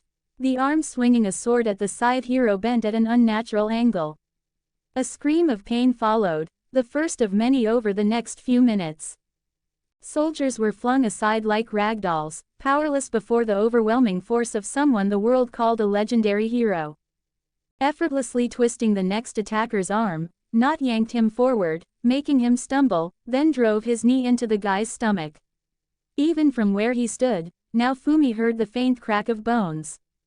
The next strike came at him from behind, but Not casually blocked it with his forearm. The sound of metal clashing against metal echoed. The soldier's arms trembled, while Not didn't even flinch. Until he spun around, and kicked the guy halfway across the battlefield. 20 seconds. That's all it took for a squad of soldiers, supposedly trained for years, to turn into a moaning pile of broken bodies. But apparently, that wasn't enough for Not. His eyes locked onto the mages. Whether by chance or luck, most had been thrown to one side. Approaching them, he crouched and stared one of them dead in the eye. "He gave the order to attack even though we were inside the blast radius, didn't he?" Not asked calmly, nodding toward their leader. "Go to hell, you damn monster." The soldier spat at him. "I didn't saw, gah." Naofumi didn't even catch when Not's hidden scythe materialized, the blade driving into the ground, right between the man's legs. "Friendly advice, don't be rude. I asked a simple question." "Yes sir." "No." Not casually tugged on the scythe. The blade started to rise, plowing through the dirt. Wait. Yes. We said we'd hit the villagers too. But the captain said it didn't matter." "Gotcha. Thanks for the chat." Not stood and slowly walked toward the captain, who who was barely getting back on his feet. "You bastard, you won't get away with ah!" With sudden speed, Nott was right in front of him, lifting him off the ground by the throat. "I figured you were too dumb to think straight. But I never thought you'd be this dumb," the man flailed and gasped as Nott stared him down, calm and cold. "You summoned us here to risk our lives for you. You need our help, our strength, our protection." The man's struggles weakened. "And yet you idiots do everything in your power to make us hate you instead. And if that's really what you want." By the end of his words, the knight was unconscious, but Nott's grip remained firm. "Should I stop him?" Now Fumi wondered. "If he kills him, it'll come back to bite me too." But while now Fumi hesitated, someone else acted first. "Nott-sama." Raphtalia rushed to the Scythe Hero. "Please, stop. You don't need to kill him. The wave is still going. We have to protect the people." Now Fumi was honestly stunned. He never thought Raphtalia would be so bold. Not that he'd ever admit it aloud, but even he found this whole situation a little terrifying. And understandably so. It's one thing to quietly hate everyone and wish them dead. It's a whole different thing to act on those thoughts. Nott, meanwhile, turned to Raphtalia with an unreadable look. Then glanced back at the knight. Then at Raphtalia again. "Ha!" He exhaled long and heavy. Thud. The unconscious, but alive, knight hit the ground. "That's exactly why I didn't save you myself." Nott muttered so quietly, even Raphtalia with her sharp demihuman hearing barely caught it. Then, louder, "But yeah, I got a little carried away. This whole thing's just annoying." He cast one last glance at the body on the ground, then turned toward the advancing monsters. "Hey, old man," he called over his shoulder, his scythe returning to combat form. "Yays, Hero-sama, those idiots are definitely gonna say we attacked them for no reason. Hell, they might even off one of their own and blame us. So, at the very least, make sure they don't drag the shield into it. The rest doesn't matter." But Hero-sama, but Nott wasn't listening anymore. With a powerful kick off the ground, he dashed forward. 6 comments 0 vote. Chapter 10. The second wave for this world was finally repelled. The casualties among the people of Root Village? Practically zero. Not even seeing the official stats, I could tell, that result was phenomenal. But what about other countries? Could they, without even a single summoned hero, boast similar success? Highly unlikely. I knew about the existence of the heroes of the star weapons. And most likely, they were the ones taking the brunt of the waves elsewhere. From the canon, I remembered that each major country was supposed to summon a hero. But Melromark decided to stray from that plan. That's exactly why the Queen of Melromark wasn't even in the country right now. While she desperately tried to fix, or at least soften, the consequences of her idiot husband's nonsense, that very same husband was doing everything possible to ruin her efforts. His actions alone were enough to turn 2 of the 5 heroes against him. Or hell, maybe even the entire country, or humanity itself. And that's not even considering that there were originally supposed to be only 4 heroes. In my case, there were 5. The fact that all 5 were summoned to Melromark. Yeah, that didn't exactly make the Queen's job easier. I couldn't help but wonder if she'd manage to survive the negotiations with the other countries. Who knows what all this might lead to in the end? But the Queen, I needed her. Sure, somewhere out there was an entire nation of beastkin girls, but I barely knew anything about them. Definitely not enough to make the Demihuman countries a viable part of my long-term plans. Melromark, on the other hand, was simple and predictable. All I needed was to get rid of the lunatic on the throne and crush the influence of the church, something the Queen herself was perfectly capable of handling. After that, this country would do everything it could to have me as an ally. At least, I had no reason to believe otherwise. Morelia was a wise woman and a skilled ruler. I really wanted to believe she wouldn't make any stupid mistakes. But for now, back to the wave. Once it was over, I managed to hear a few flattering words of gratitude from the villagers, and then I set off on my way. Well, I wanted to. Brave heroes. To celebrate your victory over the wave, what the hell is this? It was pretty obvious that reinforcements wouldn't be limited to just a small squad of knights. Sure enough, more arrived a little later. Some even returned to the village alongside Ren, Motoyasu, and Itsuki. And some had just shown up now. So caught up in singing praises to the valiant trio, they didn't immediately notice the groaning, moaning pile of bodies nearby. They probably tripped or something, I suggested casually. The older knight giving orders eyed me with suspicion, then glanced back at the heap of soldiers. Tripped, huh, he chuckled to himself. Well, we'll deal with that later. Get these useless fools to the infirmary, he ordered, watching with visible disdain as they were carried off. That was unexpected. Maybe things weren't as bad as I thought. As I was saying, the man cleared his throat and continued. His Majesty, confident in the hero's valor, has prepared a banquet in honor of the wave's defeat. All heroes are, of course, invited. The rewards will also be distributed there. What do you think? I asked Naofumi. I hate to admit it, but I'm broke. That scumbag king's promised monthly allowance would really come in handy. Gotcha. Perfect. For a second there, I thought I'd have to convince him to go to this banquet. Well then, let's not waste time. After all, the upcoming events promised to be very interesting. The banquet was exactly what you'd expect from a typical gathering of aristocrats. One look was enough to tell, none of them gave a damn about the wave or the human lives lost. The only thing they cared about was their own assets.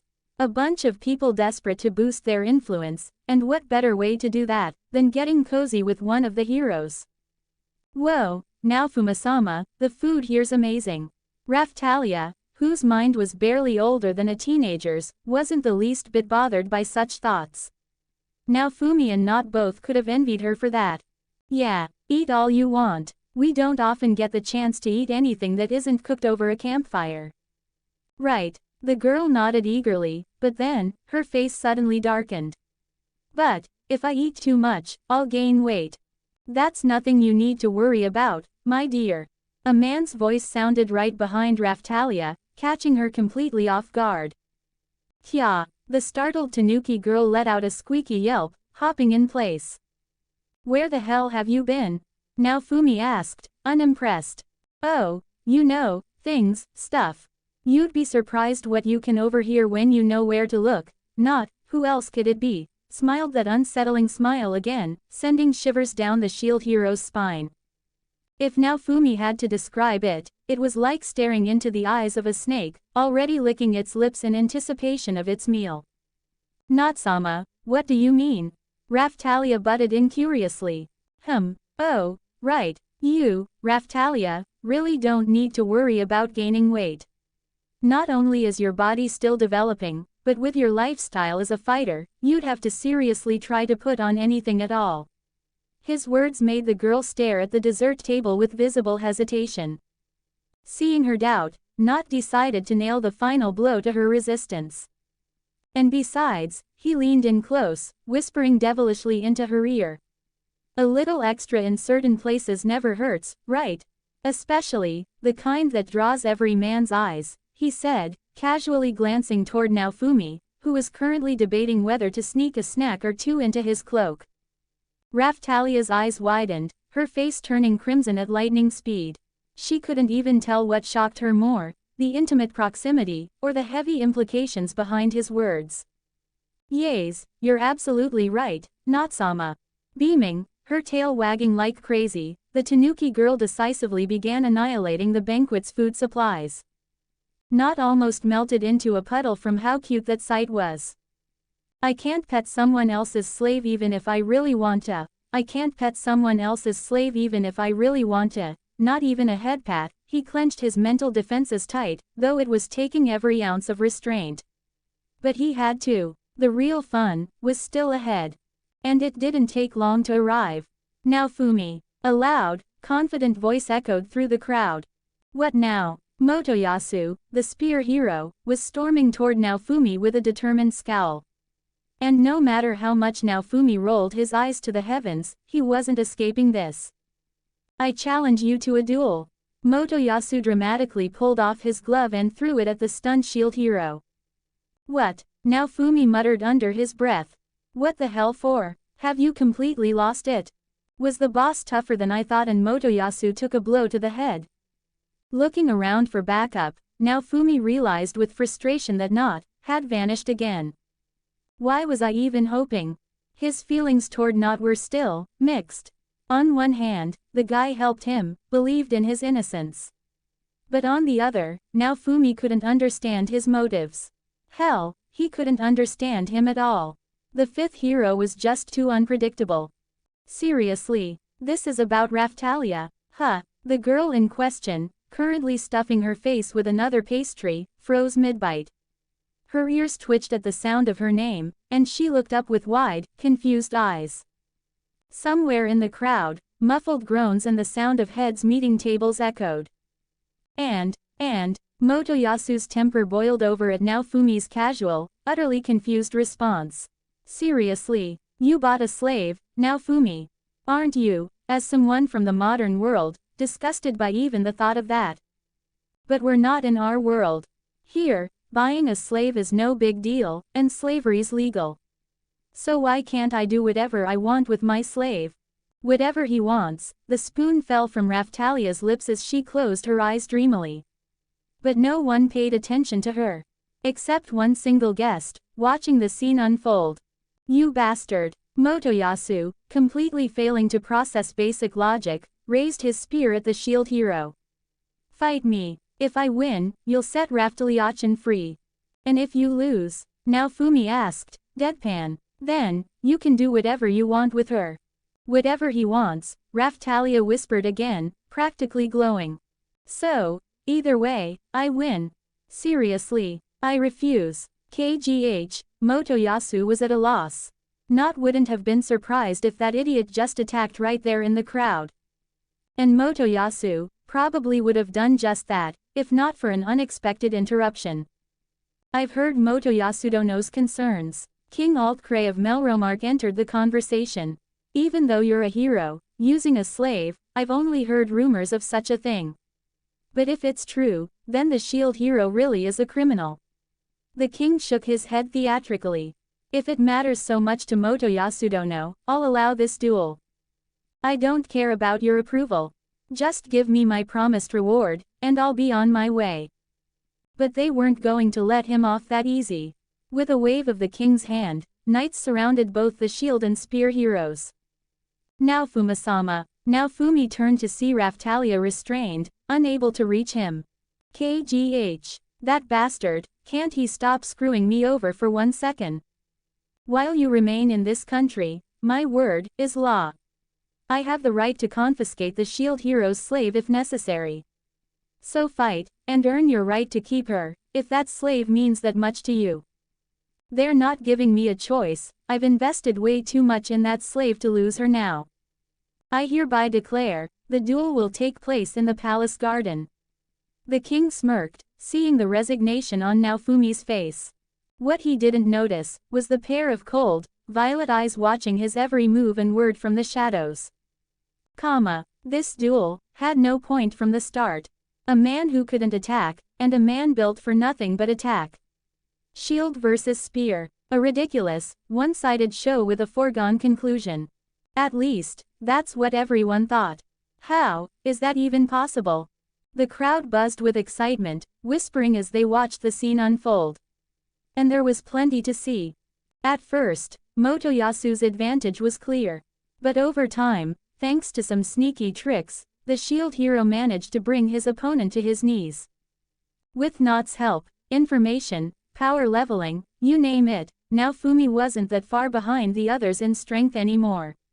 And by getting creative with his arsenal, along with a few orange balloons he'd kept hidden under his cloak, those little monsters turned out surprisingly useful in tough negotiations with stubborn merchants. Naofumi managed to turn the tide of the fight. Give up, Motoyasu. You can't win. You lost the moment you couldn't break my defense. No, impossible. I can't lose to a useless shield. Ha, still clinging to that nonsense. Naofumi smirked darkly. Well then, his eyes gleamed mischievously. Maybe I should use a more effective way to crush your will," he said, aiming an orange balloon straight at Motoyasu's crotch. "What or why? Take tea, huh?" Just as Naofumi swung his arm back, he felt a hard shove from behind. Stumbling, he twisted mid-fall, and saw the smug, disgusting face of the red-haired bitch who had framed him the moment he arrived in this world. Hat, bitch. Something inside Naofumi churned unpleasantly. My chance. The situation flipped in an instant. Motoyasu, now cautious and aware of Naofumi's tricks, no longer fell for them. The shield hero couldn't hold out for long. "Victory goes to Motoyasu Dono," the king declared as Naofumi collapsed to the ground. "The girl you saved awaits her true hero." Naofumi didn't try to get up. Didn't try to argue or seek justice. He knew, it was pointless. The shadows. Grinning, mocking shadows of failure. They danced around him, their twisted faces reveling in his misery. They laughed, they taunted him. They craved more of his suffering. More injustice. More hatred. HMPH, just as expected of the hero chosen by my daughter, Malti. The king placed a hand on mine's shoulder. What? That last sentence broke through Naofumi's haze. She's the king's daughter. Yes, I only wanted to contribute to saving our world. She clasped her hands, modestly, in front of her. I see. Naofumi's thoughts fell completely silent. So that's how it is. Bubble. And then, like a switch flipped, his quiet despair turned into a raging storm of hatred. It felt as though all his anger condensed into thick, black liquid, dripping straight from his soul. What does it matter that I have a shield? That I can't attack? That I bought a slave? Is that my fault? Is it my fault they left me no choice? What does it matter, that I'm not as strong as him? The image of the scythe guy, effortlessly mowing down wave monsters, flashed in his mind. The hatred blinded him, fed him images of sneering shadows. Showed him Raphtalia's expressionless face as she walked away with the spear hero. She left him too. On the edge of consciousness, Naofumi heard the sharp sound of a slap.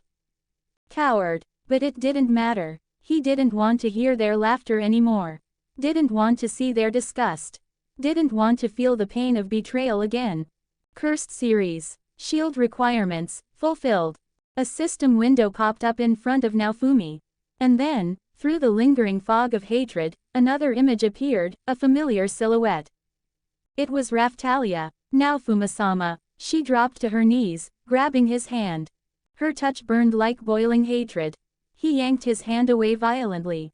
Don't touch me. Get away. Naofumi screamed, not recognizing his own voice. I've heard the rumors, that Naofumi-sama's a disgusting hero who tried to force himself on his companion. He's a rapist. Bet he made you a sex slave too. You know that, right? Why would you say that? Naofumi-sama never laid a finger on me.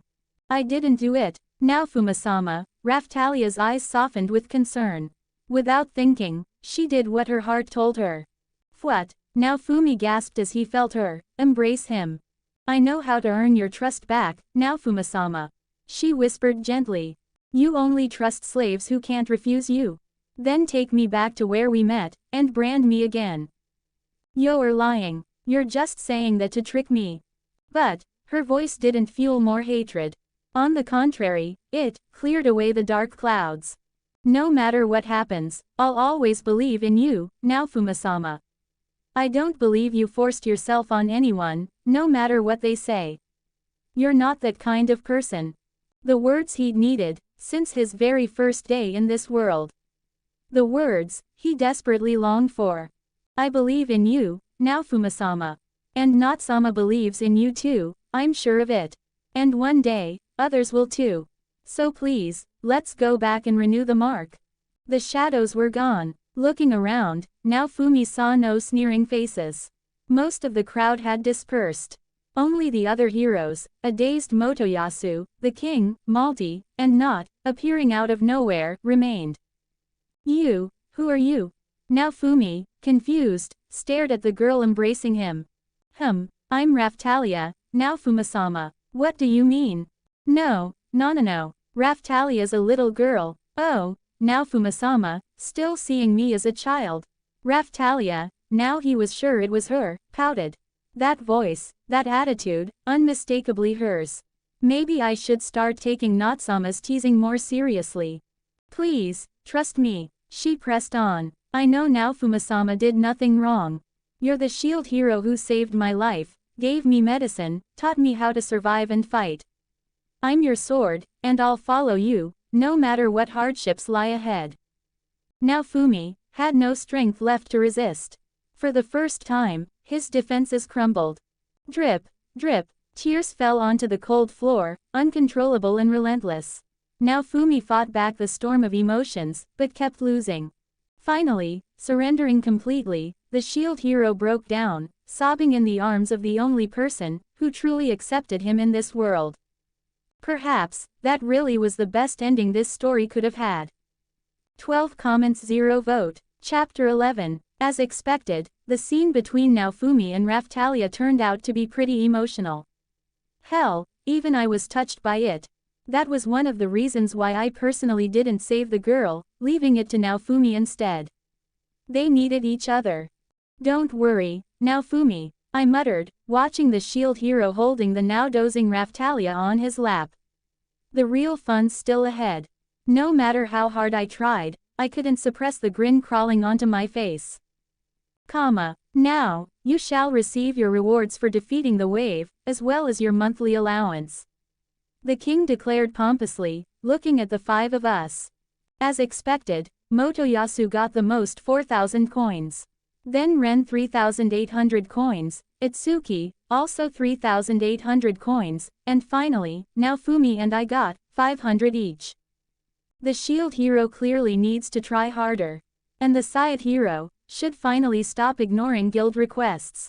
Excuse me, what? Okay, I'll admit it, that caught me off guard. They sent me something. Somehow, I'd spent nearly all my time wandering forests and dungeons, barely setting foot in the city. Honestly, I didn't even think the king would allow the guild to send requests my way. It almost made me want to reconsider my next moves, but that'd be boring. The shield's payment is confiscated for removing the slave mark. What? Naofumi exclaimed, shocked. Yep, they removed Raphtalia's mark. And seeing Motoyasu's face when she rejected him after such a heroic act, man, that was priceless. Just a little bit of pity. A teeny, tiny bit. And that slap, the look on his face after. But, Your Majesty, well, time for me to spice this little drama up. Shouldn't you, if anything, increase Naofumi's payment? What? Why the hell would I pay that criminal more? Oh, come on, I feigned surprise. Not only was Naofumi forced into a duel he couldn't possibly win over some ridiculous, made-up reason, I'm not wrong to say slavery is officially legal in Melromark, right? Well, in that case, you could issue an arrest warrant for all those noblemen who openly keep slaves without fear of the law, right now. Yeah, looks like I hit a nerve there.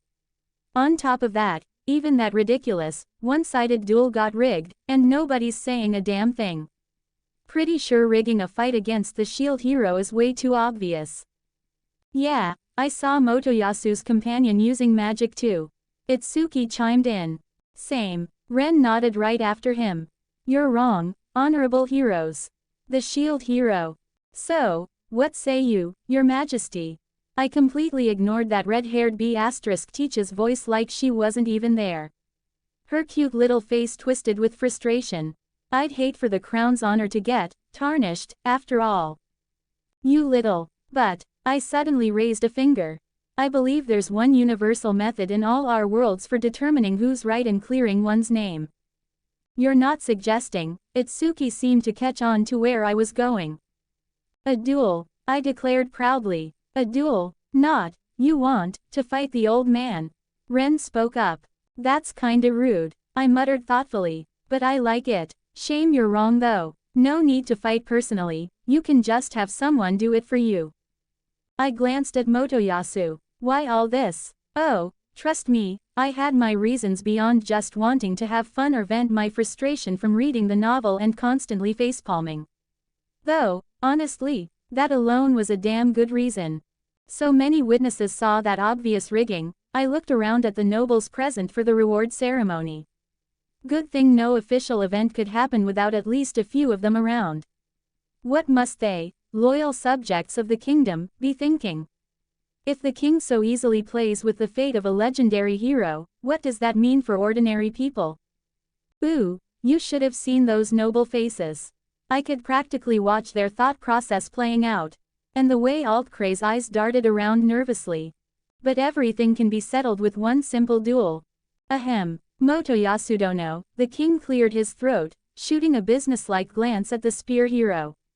Would you mind?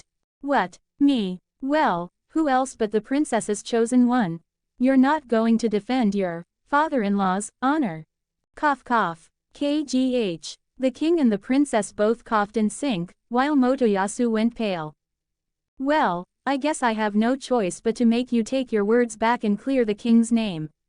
He started off unsure but somehow managed to hype himself up by the end. His color returned too. Perfect. Absolutely wonderful, Motoyasu. I practically purred. I don't know what came over me, but right then, I had an overwhelming urge to tear Motoyasu apart right there on the spot. All my fake reasons, my schemes, my plans, they all faded to the background. Right now, I only wanted one thing. To feel that sweet sense of superiority. To see that smug grin on his face melt into shock and inadequacy. The walk to the arena passed by in a blur. Now Fumi even tried talking to me, but I didn't hear a word. I saw his mouth moving, but eventually, he backed off, looking confused. I waited, anticipated, stared at the spear hero like a present all wrapped up just for me. And then, finally, begin. The king of Melromark announced. Ha! Motoyasu lunged at me, spear aimed straight ahead.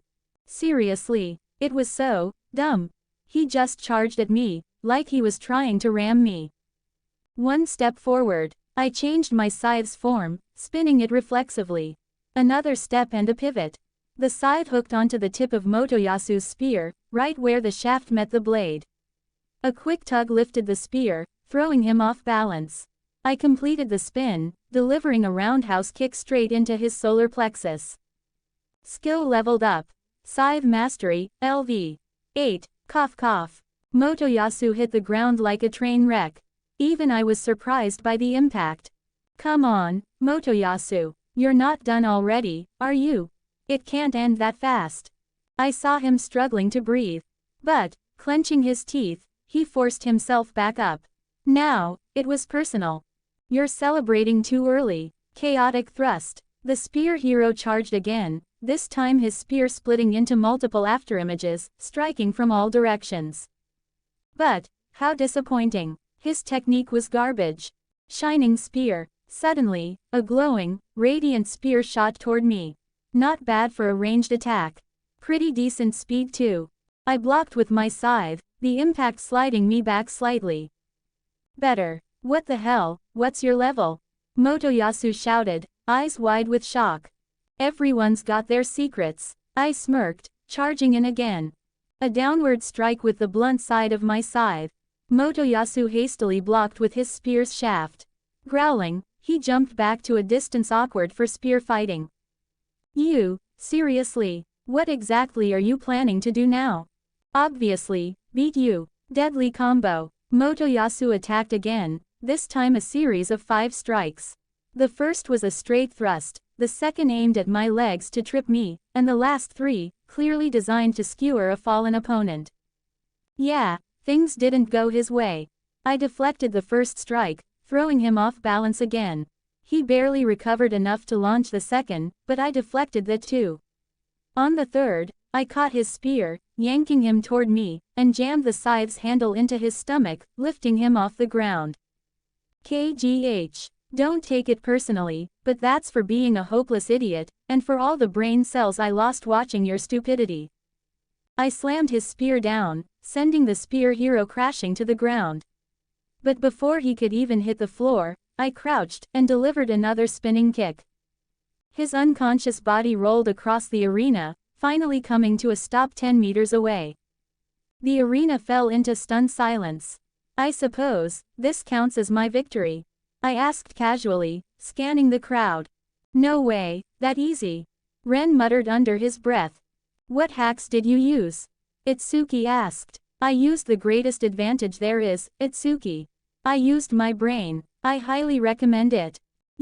So, Your Majesty, I had no reason to listen to the remaining heroes' nonsense. Looks like your champion failed his mission.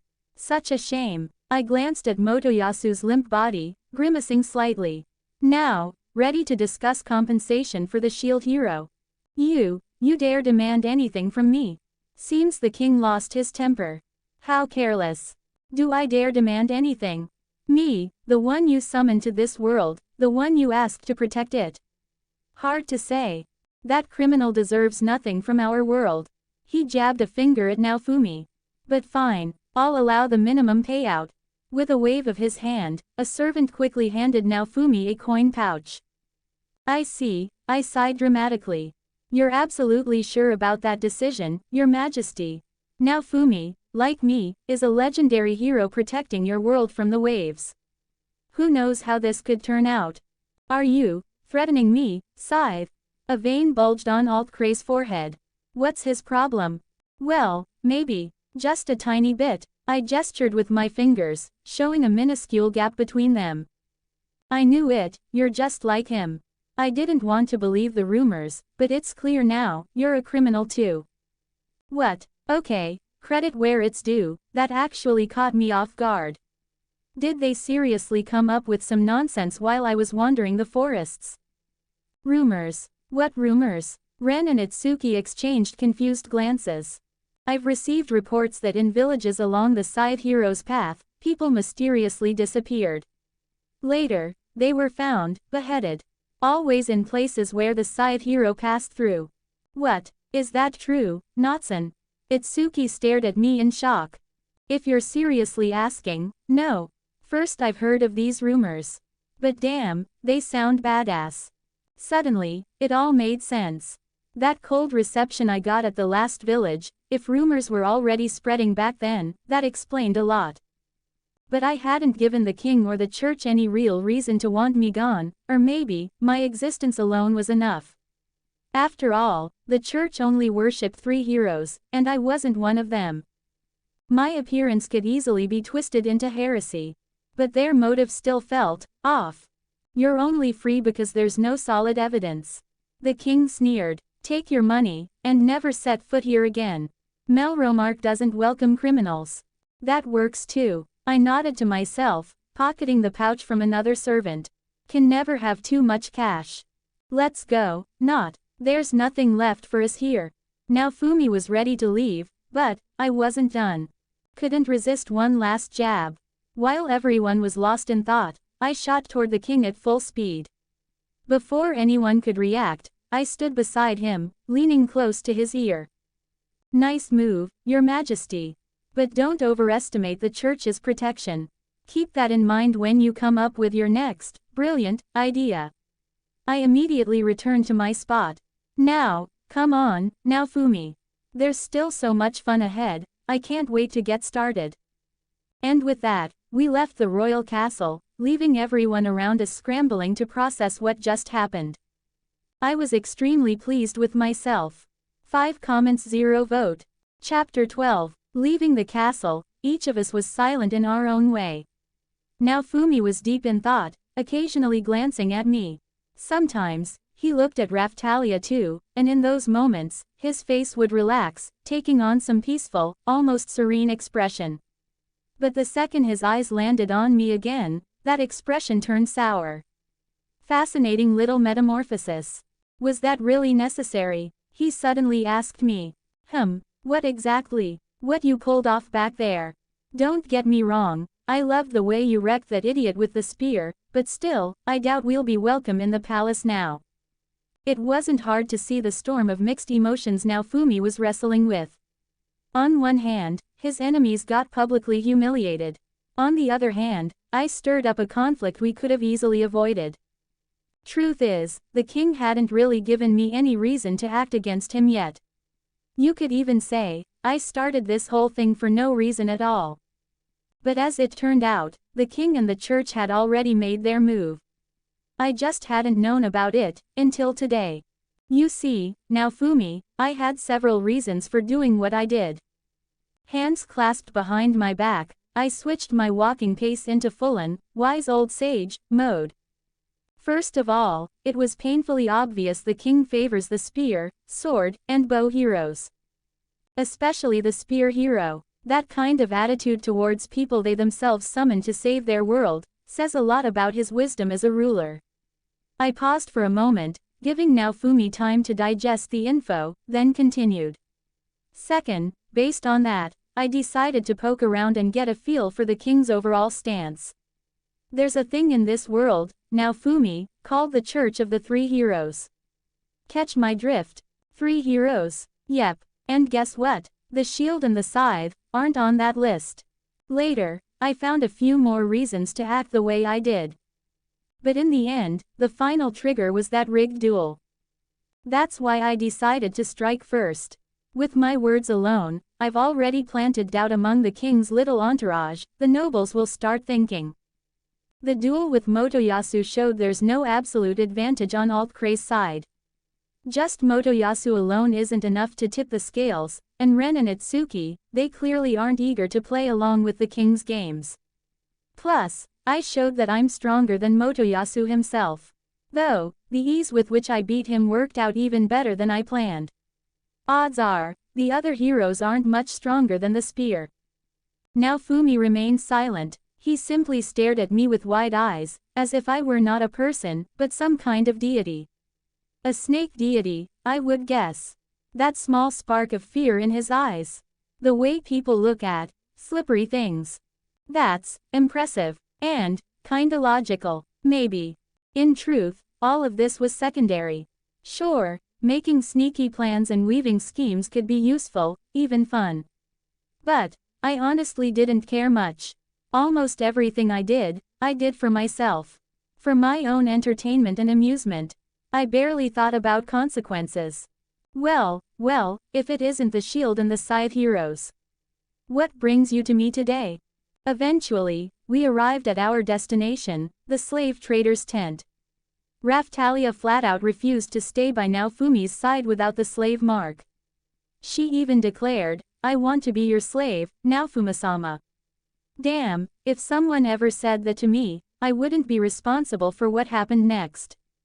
As for the fact that this guy already knew about me and what I looked like, not surprising. If I remembered right, it was the queen who sent Naofumi to him in the first place. So it made sense that she told him something about me too. Well, quite the transformation, the man muttered in awe, eyeing Raphtalia. By my estimate, I could offer you 20 gold coins for her, assuming she's not a virgin. What makes you think we brought her here to sell? And I am a virgin, Raphtalia exclaimed, cheeks burning bright red. Incredible. Then how about 35? Of course, after I check whether she. Naofumi-sama. Meanwhile, Naofumi himself was off somewhere deep in the void. Mentally AFK, as they say. 35 gold, he mumbled under his breath. Naofumi-sama, that's not funny. Relax, Raphtalia. I placed a hand on the girl's head. Nobody's selling you. Right, I nudged the shield hero with my elbow. Naturally, my little jab went right through his defenses. Ahem, of course not. Why would I sell my beloved daughter? Forget it. Slipped out by accident. The brief exchange between Naofumi and Raphtalia made me sigh and look at the girl with a sympathetic gaze. You've got your work cut out for you. I gently patted her head. But remember what I told you at the banquet. I believe in you, you'll be fine. Not-sama, Raphtalia looked at me with those big, trusting eyes. Maybe I'll give you a few more tips later. So don't lose heart. Not-sama, her gaze shifted from trust to full-on admiration. Yeah, figures. What are you two even talking about? Meanwhile, Naofumi was completely lost. Whatever, we're here to restore the slave mark. Let's just get it over with. I don't know if the placement was strictly standard, or if it was the slave trader's little joke, but they chose Raphtalia's chest as the spot for the new mark. The girl, taking off her armor, pulled down her shirt, exposing a decent portion of what I had to admit, was a very attractive chest. How do I look, now Fumasama? Brave, I'll give her that. But still. What are you talking about? Raftalia sighed in defeat, throwing a side glance at me, and then blushed even harder. Don't know if it was because of the thumbs up and wink I gave her, or the whole situation. But whatever. After that, now Fumi fed his shield the ink used for applying the slave mark, unlocking the slave trader's shield in the process, which he promptly shared with me. Well, the idea of having a cute catgirl slave is pretty tempting, but, right now, I don't see a good way to pull that off. I glanced over the merchandise on display. Nothing caught my eye. If the esteemed hero is interested in my goods, I'd suggest stopping by in 2 weeks, oh yes. Some of my associates promised to surprise me with a new batch, cuckoo. I'll keep that in mind. I smiled politely at the trader. He instinctively recoiled, losing his smile entirely. Has anyone ever told you, esteemed hero, that your smile is rather unsettling? Think so, yeah. Catgirls. So you're one of those, not, now Fumi gave me a thoughtful look. Well, not strictly catgirls. Girls with fox ears, wolf ears, they're great too. And, of course, my eyes landed on Raftalia. Tanuki girls are adorable. Raftalia's eyes darted around, her hands nervously fidgeting at her waist. Absolute cuteness. What's this? Now Fumi looked like he was about to say something else, but then his eyes landed on the shelf full of eggs. Our cover, esteemed hero. Officially, we're a monster shop. What kind of monsters come from these eggs? While now Fumi pondered, I asked the trader with curiosity. This, Hero-sama, is a bit of a lottery. You might hatch a dragon, or a philolele, or maybe a paiku, a bunny bat, or others. I'll take one, I declared without hesitation. You're not even asking the price. They can't be that expensive for a lottery. Doesn't matter. I wanted it. I wanted whatever came out of that egg. Pretty much from my first day in this world, I knew exactly what I wanted most. And I'd been holding myself back, waiting for the right moment to share this with the shield hero. I needed a philolele, cuckoo. I like customers like you. Which egg will you choose? I was about to just grab the first one, but then. Life absorption activated. What? Slipped out unconsciously. Something wrong, esteemed hero? Nah, just thinking out loud. The moment I reached toward the egg, I felt something. Something weird. Life absorption, as the name suggests, lets me absorb life. But this time, I wasn't absorbing anything. I was sensing the life inside the eggs. And thinking about it, what are eggs, really? An embryo. Barely formed life. Not fully developed, but alive nonetheless. A state caught between living and not living. Guess that's why the skill triggered. With it, I could sense the intensity of life energy inside the eggs. Reaching deeper, I even found a particularly bright pulse, way stronger than the others. Pretty sure, that was the dragon. Tempting, but I didn't want him. I could have bought 2 eggs, sure, but I remembered the natural feud between philoleles and dragons. So my choice was obvious. This one. Picking the egg with life energy slightly weaker than the dragon's, I handed it to the trader. You've got a sharp eye, Hero-sama. You clearly knew what you wanted. Well then, follow me. We'll place a seal on the egg. Wait, yes, esteemed hero. The trader turned back, confused. I want you to use a higher grade seal. Ooh, his eyes lit up. So you even know about that, may I assume, you're pretty confident in what'll hatch? Not entirely. I still have my doubts. Your modesty impresses me, oh yes. Very well, but, I must warn you, that service isn't cheap. How much? Since I see potential in you and a hint of future cooperation, I'll give you a discount. 200 silvers for the seal. Seeing my thoughtful look, he quickly added, normally, that service starts at 800 coins. Fine, I'm in. Leaving now Fumi to ponder the egg display, I followed the trader. Taking advantage of the opportunity, I also absorbed the ink used for the ritual. Apparently, the ink for monsters and for slaves was different, because my Monster Master's Scythe immediately unlocked 2 variations, boosting both monster stats and growth. Probably thanks to the higher quality ink.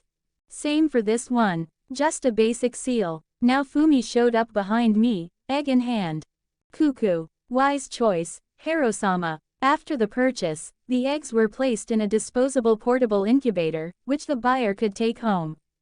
The trader promised the egg would hatch in a day, and saw us off with a smile. So, you really know what's in your egg? Now Fumi asked as we left the tent. Sort of. I've got a unique skill that lets me sense life. And this egg, it felt especially strong. Gotcha. Hey, could you? I silently reached out, touching now Fumi's egg. Its life energy, roughly 20% weaker than mine. I told him as much, earning a visible smirk from the shield hero. What's the plan now? I asked him. I guess, we'll hit the shops, stock up for the road. Then head for the root village area. Best place to grind levels right now. I see, I thought for a moment. Mind if I tag along? Huh, but, won't the monsters there be, too weak for you? Fair enough. I don't mind. I don't mind either. Raftalia chimed in after I glanced her way. Wonderful. Traveling with the shield hero for a while could be useful. Though I wasn't sure how to feel about the upcoming race, if it even happened. And that jeweler I'd heard about intrigued me too. So for now, a new adventure with the shield hero awaited. And honestly, I couldn't wait. 14 comments 0 vote. Chapter 13. Our first stop was the apothecary's shop, where now Fumi and I usually sold off surplus materials from crafting. Well, I just dumped my extras there, but for now Fumi, that was basically his main source of income. As for me, I made most of my money selling random junk I picked off dead monsters. And considering the level of monsters I hunted, let's just say I wasn't exactly struggling financially. That's also when the gratitude parade began. Who would have thought? Apparently half the population of Melromark had a relative from Root Village, the one now Fumi and I worked our asses off to defend. So, as a token of appreciation for saving their loved ones, the apothecary handed now Fumi an advanced recipe book and better quality equipment than what he currently had. By the way, I really ought to tell him about the crafting feature in his weapon. Though, I wasn't sure if the item quality was higher when crafted by hand versus the weapon interface. Guess we'll find out. Our next stop was the magic shop. I'd been there once before when I bought a book on illusion magic, which I still hadn't touched. Honestly, I was just too lazy to study magic from books. But hey, I had a valid excuse. My reading skill had only recently gotten good enough for me to mostly understand what I was reading. Oh, it's the Scythe Hero. And the shield hero too, the shopkeeper greeted us with a mildly surprised look. So, have you mastered illusion magic yet? She asked, glancing at me. Honestly, no, I'm still working on the language, so, yeah, little issues there. But that's not why we're here today. You were looking for us, weren't you? Yes, you did a great favor for my grandson. I wanted to thank you. You two know each other. Now Fumi suddenly cut in. The Scythe Hero visited me shortly after you guys were summoned. That's when we met. The witchy-looking woman nodded. Yeah, the shopkeeper basically looked like your textbook fairy tale witch. Short, a little plump, classic witch hat and cloak. Real cliché material. Got it. Well then, please, step this way and look into the orb. For the Scythe Hero this procedure is pointless, but I assume the shield hero and his companion don't know their magic affinity yet, correct? No surprises there. As expected, now Fumi's affinity was with healing and support magic, while Raftalia had light and dark magic affinity, which combined into illusion magic. I also have something for the shield hero and his companion. Here, the woman laid out a few books on the counter. One of them was identical to the one I bought from her before. Hold up, I've already got that one, but I don't really need it right now. I can lend it to Raftalia. The girl looked at me, wide-eyed in surprise. As for a gift, maybe you can give them a book that suits now Fumi's magic. Or one that's higher tier, if you've got something like that. You sure? Magic books aren't exactly cheap. Well, money's not really an issue for me. And like I said, I don't need the book at the moment. I shrugged. Damn DPS, now Fumi muttered under his breath. I suppose that works. Instead of the illusion magic book, the shopkeeper gave Naofumi a beginner's guide to healing magic. So now he had starter books for illusion, support, and healing magic. As for me, and here's a gift for the Scythe Hero. The woman placed a much thinner book on the counter. I got this one by chance, so I don't mind parting with it. It contains common spells for ice magic, beginner to intermediate level. It's not a complete guide, so its value is, well, much lower than a proper tome. I see, well, thanks. Accepting the gift, I smiled, which instantly made her own smile twist uncomfortably. Yeah, I was kinda getting used to that reaction. That wrapped up the gratitude tour, and we headed straight for Root Village. On the way, Naofumi fed his shield the leftover materials from the wave monsters, something I'd done long ago. But checking out the boss corpse would be useful. No way the other heroes stripped it completely. They probably only took what they thought was useful. Nasty thing, one of the villagers standing near the boss corpse whispered. Just your standard chimera. 3 heads, or what was left of them, neatly sliced off, a snake for a tail, lion's body.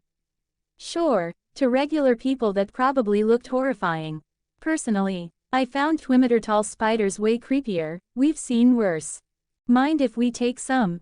Naofumi asked, eyeing the monster remains.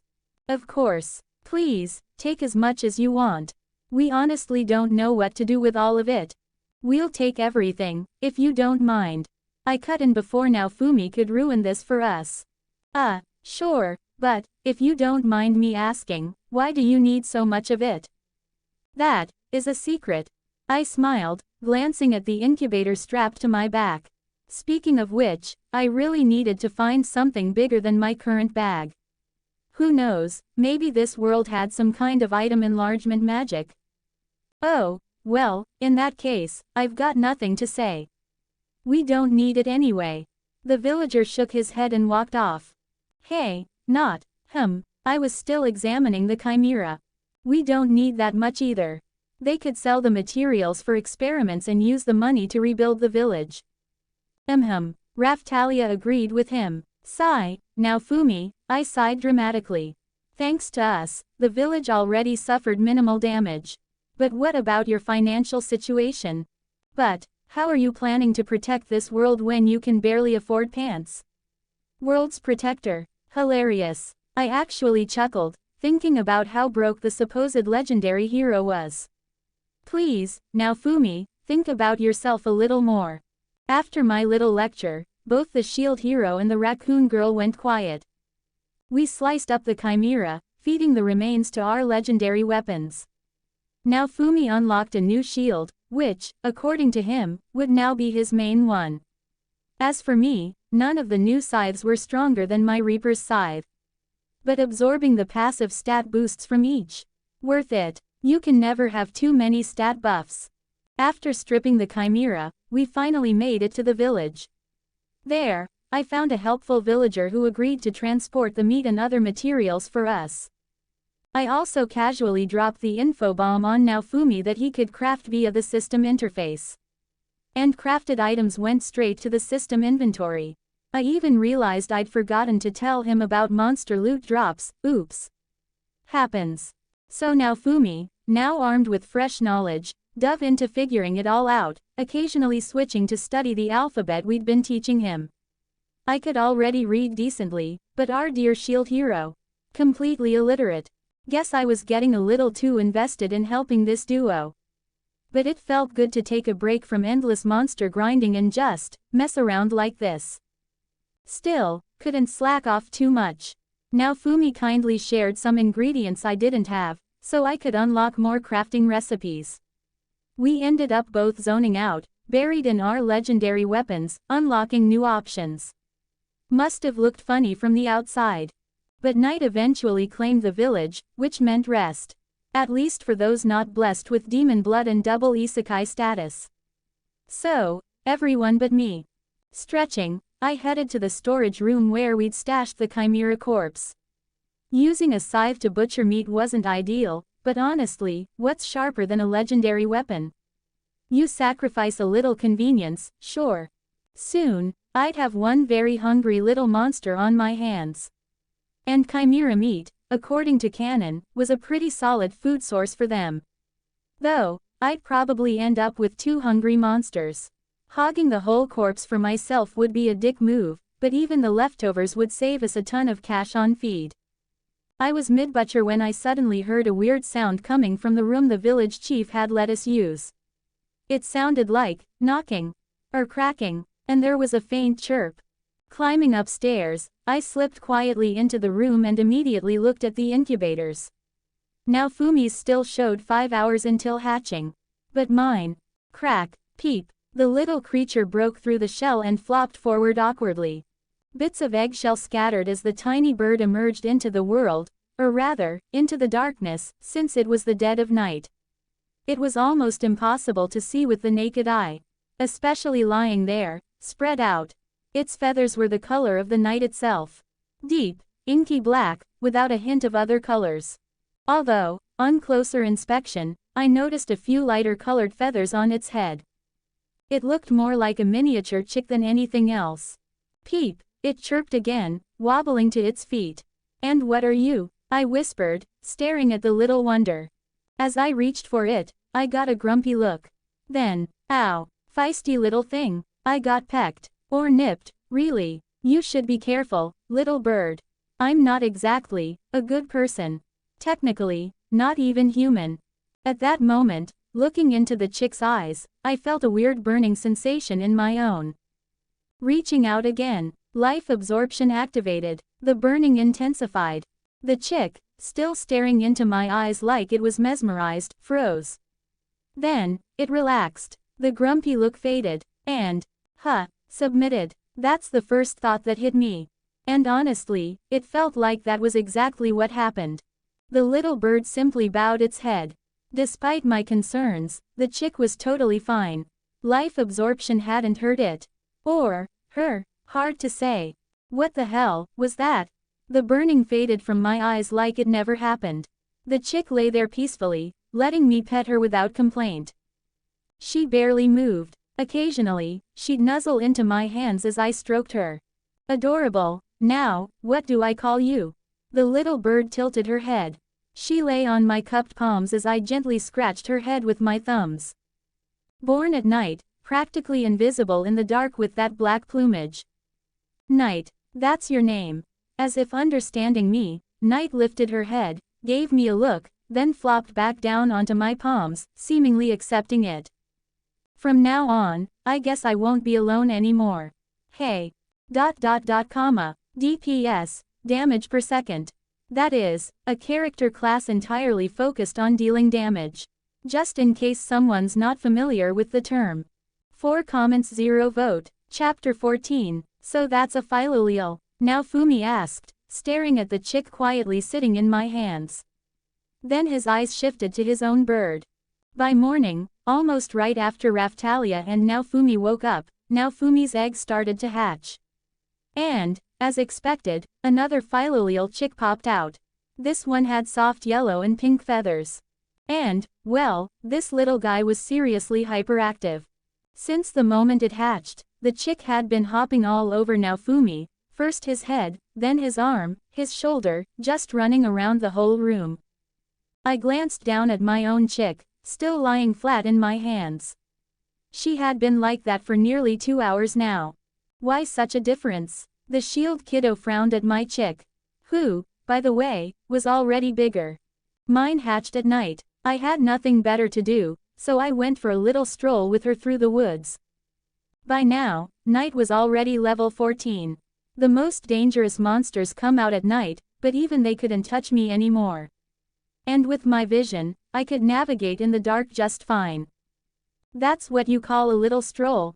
Now Fumi looked skeptically at the clear difference between our birds. By the way, early in the morning, while the villagers were still waking up, I checked at the farm and confirmed that Night was, in fact, female.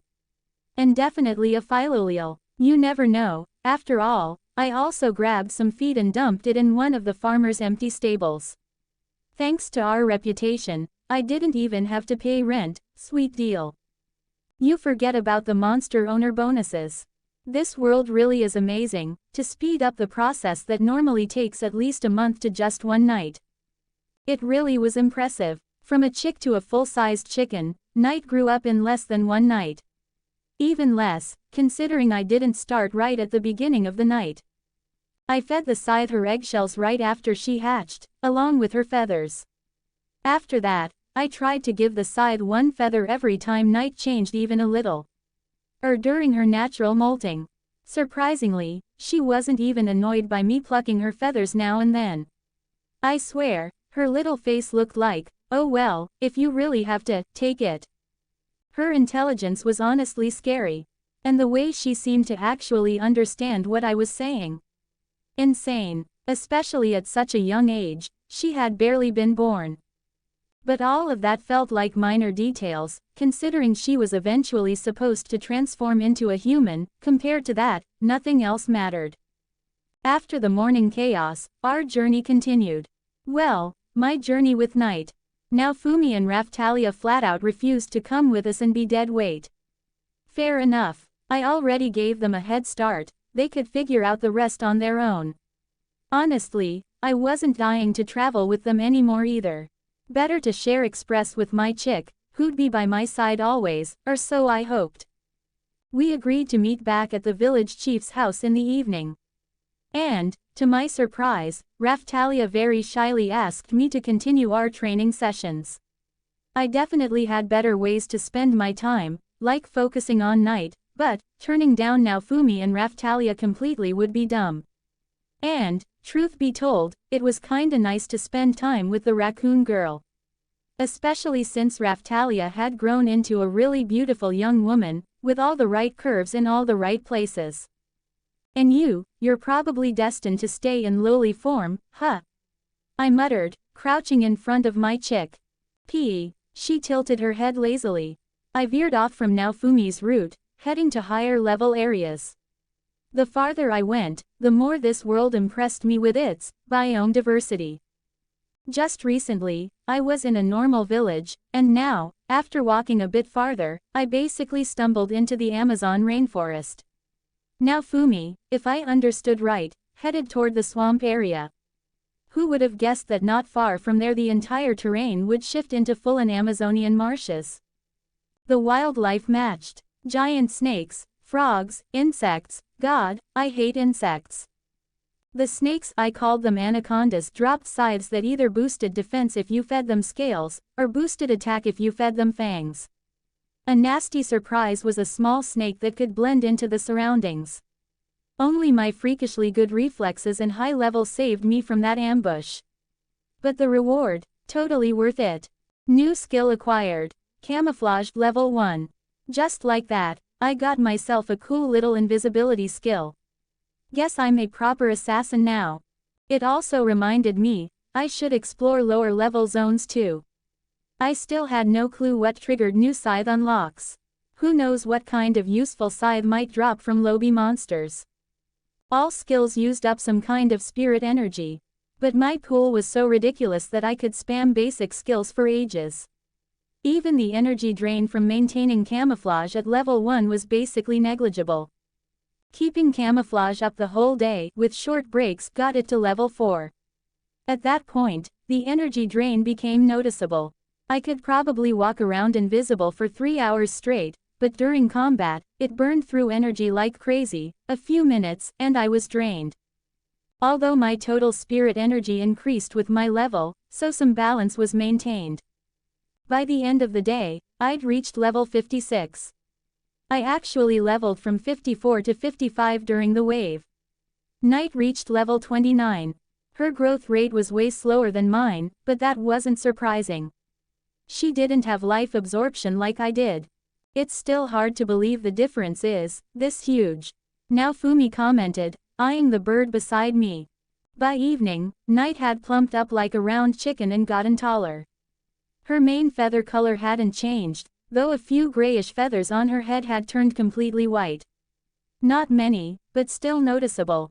I just shrugged at his words. The rest of the day, the shield kiddo spent grinding his crafting skill, occasionally dragging me into it too. And turns out, it wasn't a waste of time. Legendary weapons really were unique. Each had quirks, as we'd already noticed. But we were still scratching the surface. Potions crafted by the shield and the scythe could be different. Apart from the fact that my bonuses to crafted potions were weaker than Naofumi's, since I hadn't absorbed the right monsters, his defense-boosting potions were way better than mine. On the other hand, my attack-boosting potions turned out far superior, even compared to Naofumi's, despite his skill buffs.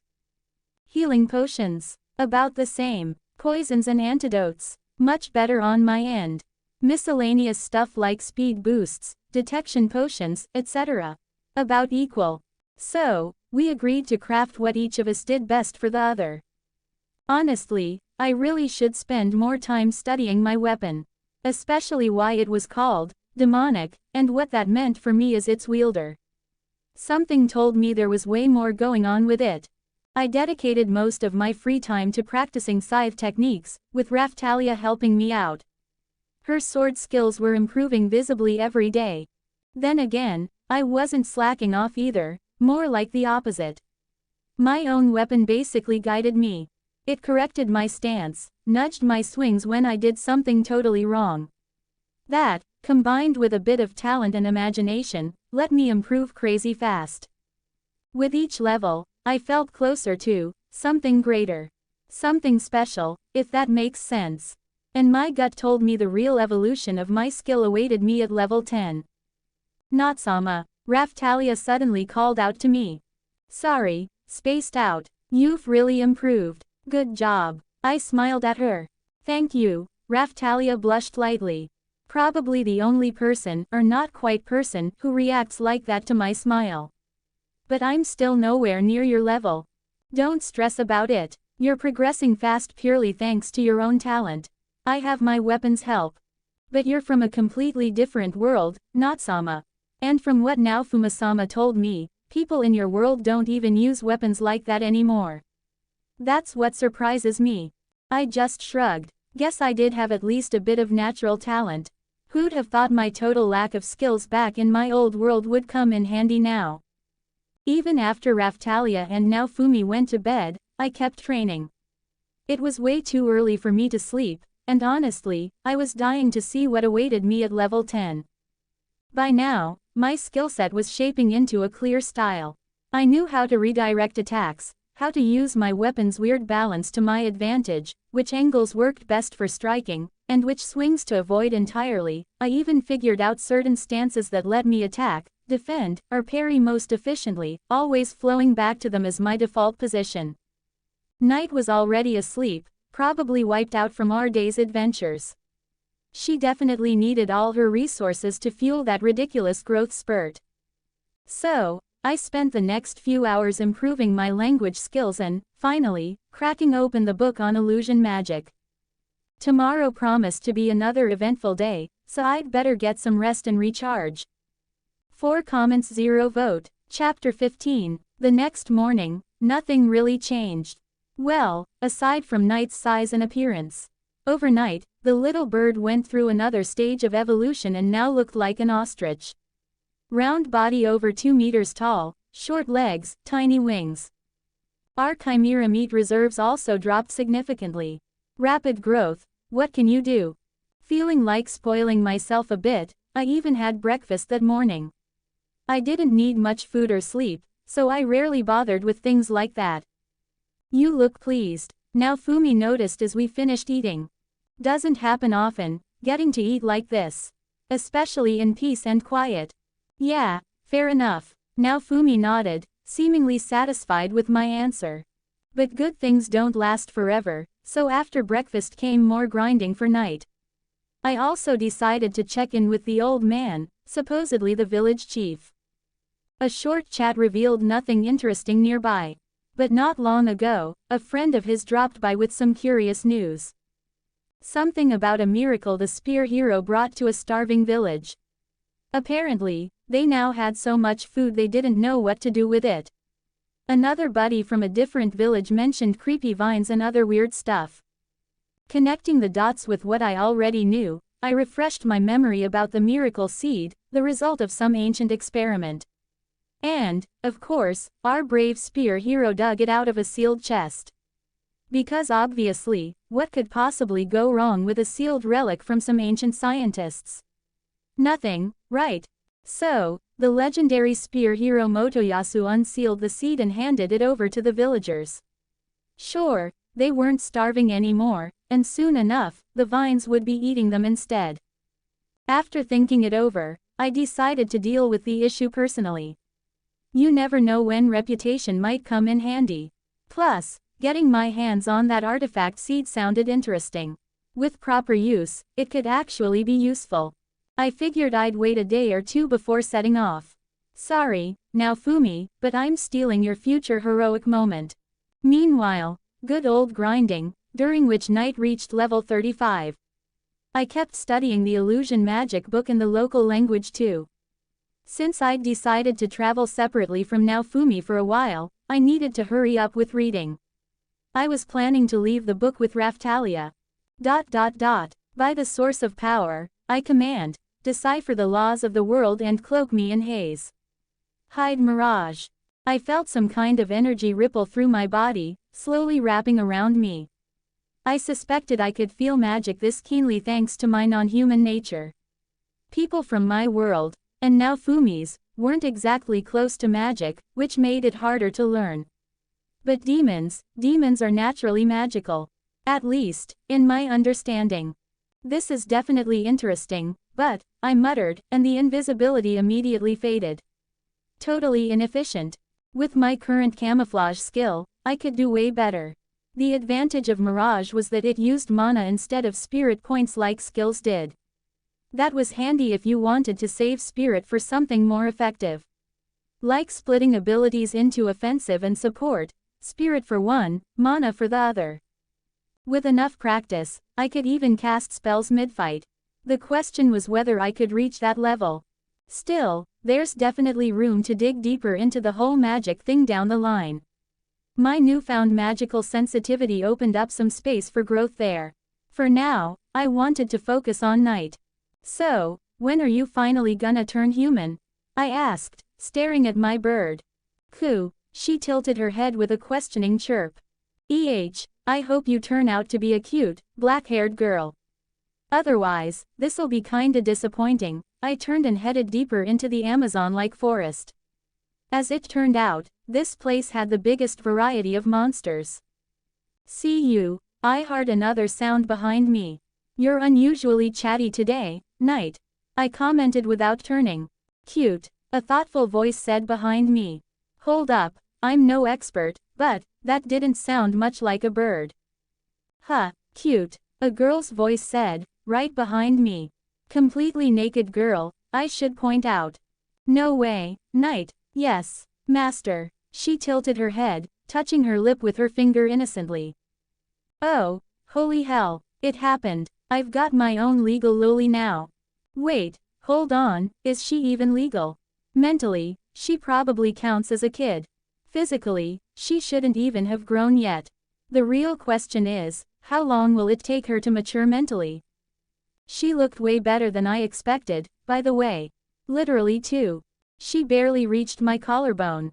Long, silky black hair down to her back, deep amethyst eyes staring at me with complete indifference, a doll-like face sculpted by the gods, that perfect little nose, thin lips, fluffy lashes, snow-white skin, and those small black wings behind her back.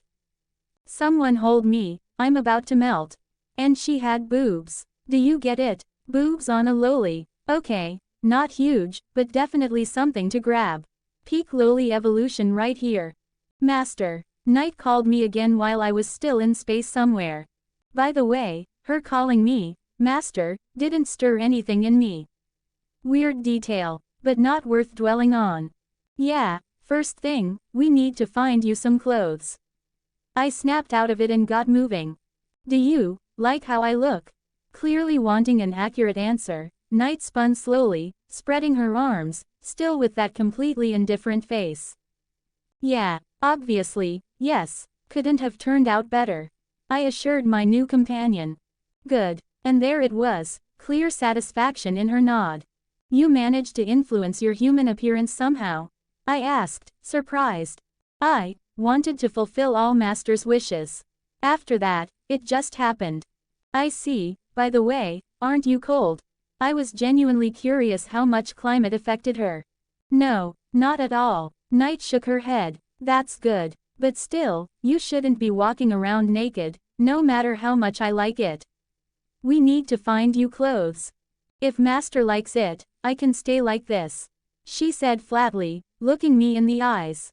That's not the point. Other people don't need to see you like this. In society, you wear clothes. Nakedness is a bit much. Her mindset was still childlike. Or rather, completely undeveloped. I was going to have to carefully teach her everything she needed to know if I wanted a companion that matched my expectations. Got it, Night nodded, frowning. Right, here, take this for now. After tossing my cloak over her, we headed back to the village. While Naofumi was off somewhere, I quickly borrowed some old clothes from a villager's daughter, the one the very shocked village chief pointed me to. I mean, yeah, I get it. It's not every day a shady guy walks into the forest with a bird and comes back with a naked little girl. Totally understandable reaction. But that's life. Now that Night had her human form, she'd need training, right? Sure, she'd figure things out eventually, but nothing stopped me from speeding up the process. Where to start? I muttered, tapping the scythe's blade. I eyed one of Raftalia's old swords that Naofumi was planning to trade in at Elhart's shop. He won't mind if I just pay for it, right? Night needed a weapon, and Naofumi wasn't around. We didn't wander far, because I wasn't sure how battle-ready Night actually was. Somehow, I'd never really let her fight. Alright, Birdie, how about some solo grinding? I need to fight. Yup, think you can take down that monster? I pointed at a huge frog, roughly the same height as Night in human form. I'll try. She nodded and walked toward the monster. And, wait a sec, is she seriously going barehanded? No, hold up, what the hell? Night stopped, confused, right in front of the frog. Naturally, the frog noticed her immediately. And, predictably, chomp, almost swallowed my companion whole. I stared at the sight of Night's legs sticking out of the frog's mouth. I was so stunned, I didn't even notice right away how Night's body was slowly shrinking on the outside. The frog was swallowing her. Night plopped onto the ground, blankly staring ahead after I sliced the amphibian apart. Why didn't you fight back? Or shift to your philolele form? I don't know. Her voice took on a thoughtful tone. I panicked. Also, Master likes this form. In battle, your appearance doesn't matter to me, Night. What matters is you being strong and staying safe. I see, I understand. Night got up, now with a much more determined look in her eyes. She targeted another frog, thought for a moment, then started walking toward it again. But this time, halfway there was a soft poof, dark smoke curling around her as she returned to her actual bird form. Then, seemingly gathering enough speed, she jumped, flipped midair, and simply smashed the frog's head with her claw. Did I do well this time? Another soft poof as Night switched back to her human form. Does she really like that form so much? Or is it because I like it? Well, obviously the second one.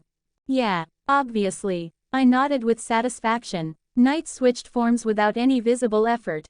If I recall, in the canon, Philo didn't manage that so easily. Considering how much she wanted to stay human, I still gave her the sword. But she handled it, awkwardly. Fighting as a philolele came naturally, relying on instinct. But with a sword, that wasn't happening. Whether I should teach her to use a sword, or any weapon, was still unclear. Anyway, we wrapped up her frog massacre and returned to the village. The day was still young, so we had plenty of time. Maybe I should explore the forest from the other side of the village. For his valor during the wave battle, spear hero Motoyasu Kitamurasama is hereby appointed ruler of this land. As we approached the village, I heard voices. And as soon as I pieced together what was happening, my mood took a nosedive. Maybe I should just turn back before I kill them all. But I couldn't show weakness. Motoyasu and Naofumi's race was about to start, and it was the perfect chance to mess with that red-haired bitch. No way I'm missing that. 4 comments 0 vote. Chapter 16. Things were escalating pretty fast. By the time I arrived in the village with Night, Motoyasu was already there with mine, proudly announcing that, apparently, he was now the owner of this place. But seriously, how stupid could you be? That idiot didn't even grasp that a 50 silver tax for entering and leaving the village would basically ruin it. The villagers simply didn't have the money to come and go as they pleased with that tax hanging over them. Sooner or later, they'd get the bright idea that they should just stay outside the village for as long as possible and earn as much as they could. But beyond the village walls, the dangers multiplied. The death rate would skyrocket. Not to mention, some folks just wouldn't be able to leave at all. Which basically spells economic and food collapse. I wouldn't even be surprised if Motoyasu never actually saw any of that money, leaving it all in the hands of that damn princess.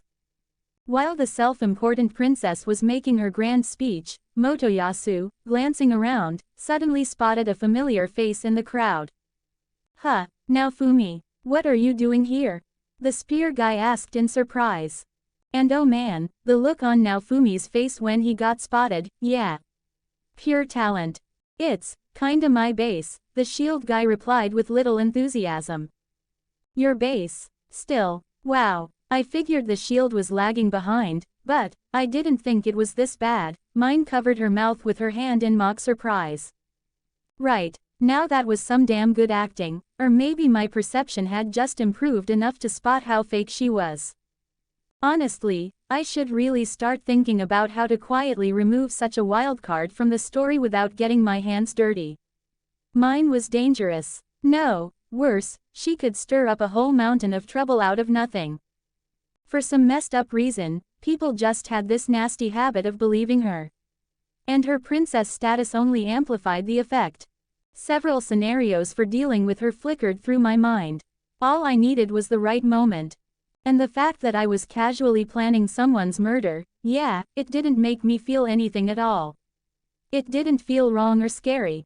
I felt absolutely nothing about it.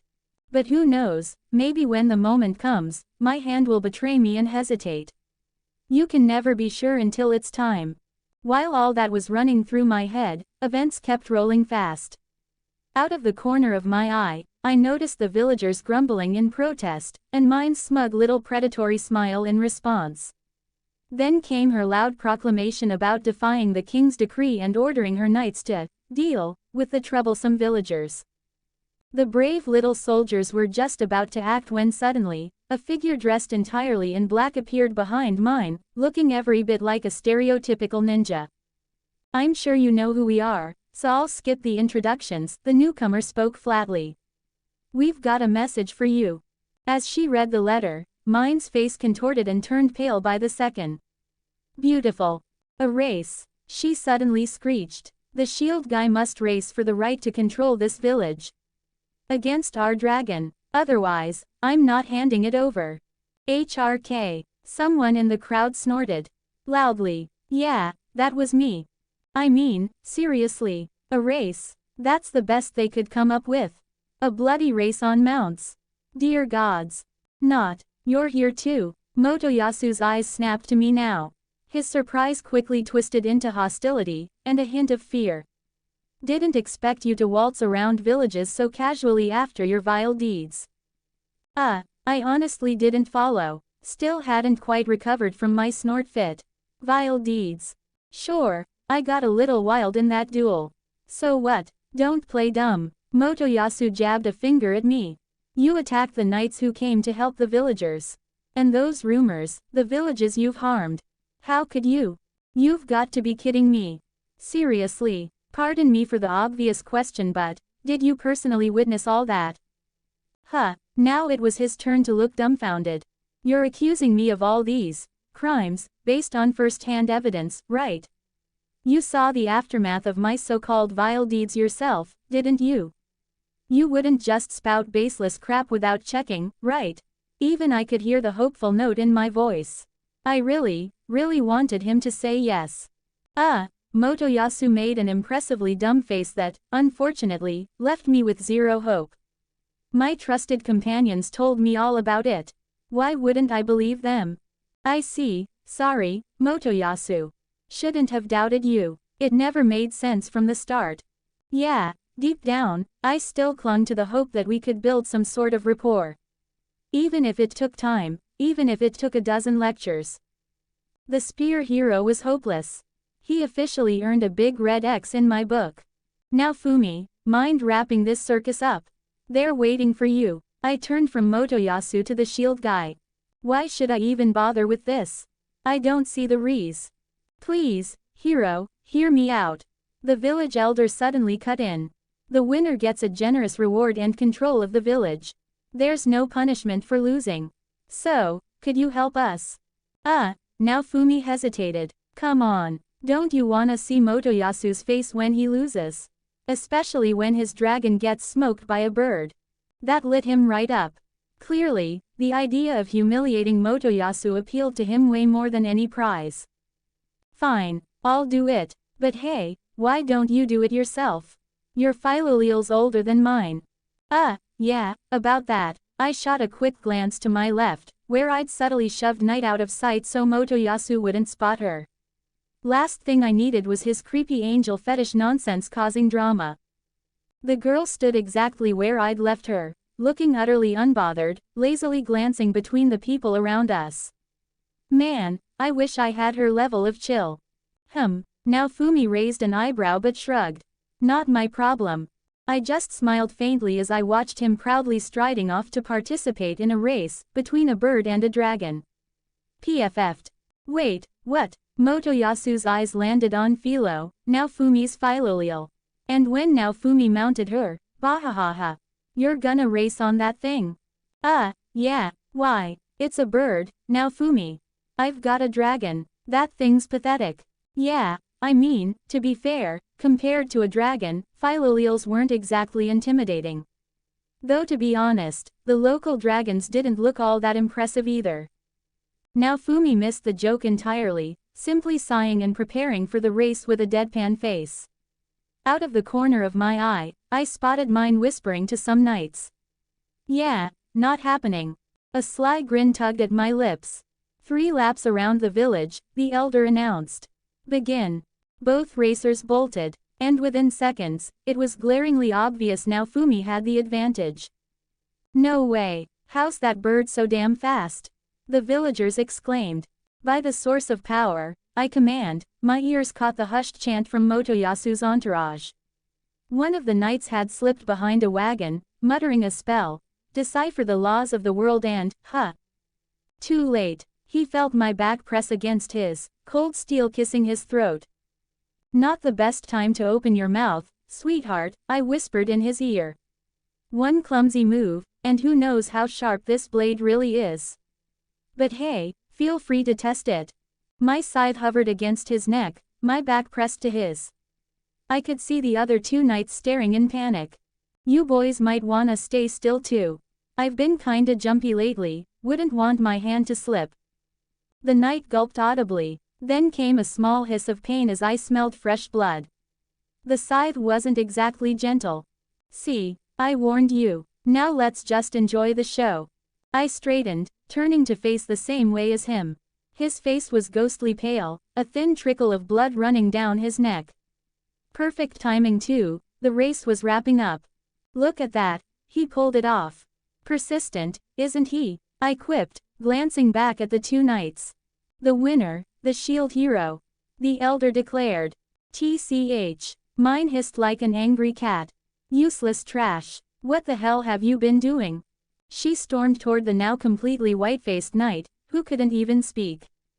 Time to vanish. With her level of perception, mine had no chance of noticing me slip away in the opposite direction.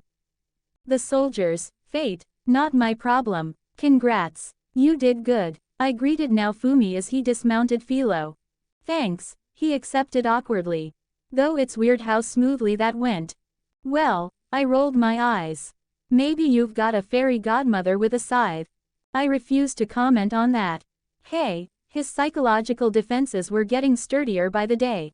His adaptability was impressive. At this rate, I'd have to keep my distance or things would get boring. Still don't get why you didn't do it yourself. I figured shoving Motoyasu's face in the dirt was your thing. Now Fumi's voice was laced with doubt. His expression practically screamed regret for speaking, by the end. Now Fumasama, Raftalia suddenly joined the conversation, frowning. That was very rude. Yeah, now Fumi, don't get me wrong, but, riding a bird around for everyone to see. Definitely not my style. I barely held in my snort. I couldn't take this whole absurd scene seriously. More importantly, I noticed the black-clad figures whispering to mine again. No way I'd miss a chance for some mischief. Not Dano, isn't it? One of the shadows spotted me. We're aware of you. Apologies for the earlier incident. She spoke politely while mine glared daggers at me. No worries. But, in a blink, I was inches from her, whispering low. Your boss better hurry up. Everything in this world has limits. Including my patience.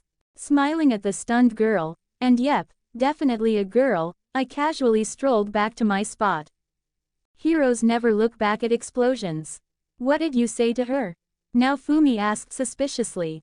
Nothing serious. Just business. Hopefully it works. More of your schemes. His voice held frustration. Anyway, who's the girl? Not. I glanced down at Knight, who had emerged from the crowd and was clinging to my side. With Motoyasu gone, the coast was clear. Oh, you saw her recently, but, formal introductions, I guess. Ahem. I cleared my throat. Now Fumi, this is Knight, my bird. Knight, this is now Fumi, the shield guy, and my fellow sufferer. And this is Raftalia. I gestured to now Fumi's companion. Hope you all get along. And a smile. Quote. Knight blinked between us, her face the picture of bored confusion. Then, her eyes widened like she remembered something. Nice to meet you. She immediately lost interest, tugging on my cloak cutely. Master, I'm hungry, she added with a tiny flap of the wings under her cloak, instantly catching my companion's attention. Quote. The stunned, wide-eyed Raftalia and totally spaced out now Fumi were priceless. Yeah, moments like these made life worth living. 8 comments 0 vote. Chapter 17. It took a long, tedious explanation to convince now Fumi I had no clue what happened tonight or why she suddenly turned human. I couldn't exactly tell him the truth. I mean, what was I supposed to say? That I knew the full growth cycle of a philolial raised by a hero because this entire world is the plot of a novel I once read. Yeah, no thanks. So, I gave him the basics of knights, growth, and wrapped up the topic, sending now Fumi off to the grateful villagers he'd saved from the ridiculous taxes and the tyranny of a certain red-haired witch. Judging by the look in his eyes, though, he wasn't about to let the matter drop. And he kept throwing suspicious glances at his own philolial. While now Fumi dealt with inheriting a wagon and a new quest from the village elder, I decided to spend more time with my bird. What am I gonna do with you, Miracle? I muttered, crouching down in front of her. And no, the question wasn't meant in any weird way. At least, not yet, ahem. She tilted her head, puzzled. Canon showed that eventually she'd instinctively learn everything a philolial queen could, magic, shifting forms, even using Kai, which barely anyone in this world knew about. I only knew a little more myself. To really study that, I'd need to track down some old lady. But when and where now Fumi met her in the original story, I couldn't for the life of me remember. So for now, I had to either gamble on luck or wait for now Fumi to find her.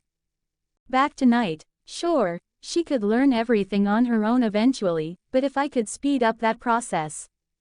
While the proud new wagon owner, gifted by the village elder, dashed off to the forest for firewood thanks to said elder, what a guy, I worked with Knight. Explaining, something I don't fully understand, wasn't likely to succeed. So I started simple. Reinforce your body with mana, Knight. Channel it into every strike. Manipulate it, direct it, shape it. Make it part of you. I instructed, dodging her little punches in human form. In her philolial form, her attacks were primitive, just charge fast and hit hard. Not much to train there, though it still needed some attention.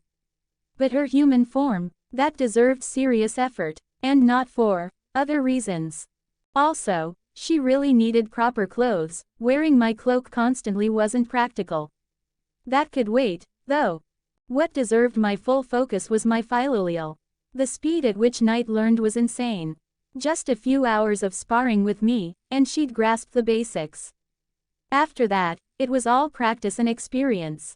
And I couldn't help but wonder. Was it her absurd talent? Or the fact she had someone to guide and spar with, drilling everything on the spot? No denying her talent, of course. But I was curious about my own influence on her progress. Something wrong, Master? Did I mess up? Night tugged on my cloak, noticing my thoughtful expression. No, you're doing great. I smiled. Night, of course, remained completely expressionless. I was thinking about myself. About whether I'm useful as your teacher. Night tilted her head, confused. Oh, I'm not sure, but it feels like I just know what to do. But Master's explanations make it easier. She paused, pondering. And I don't care if you're useful or not. I like being near Master. She added, staring at me with those calm, unwavering eyes. Oof, stop it, you're making me blush.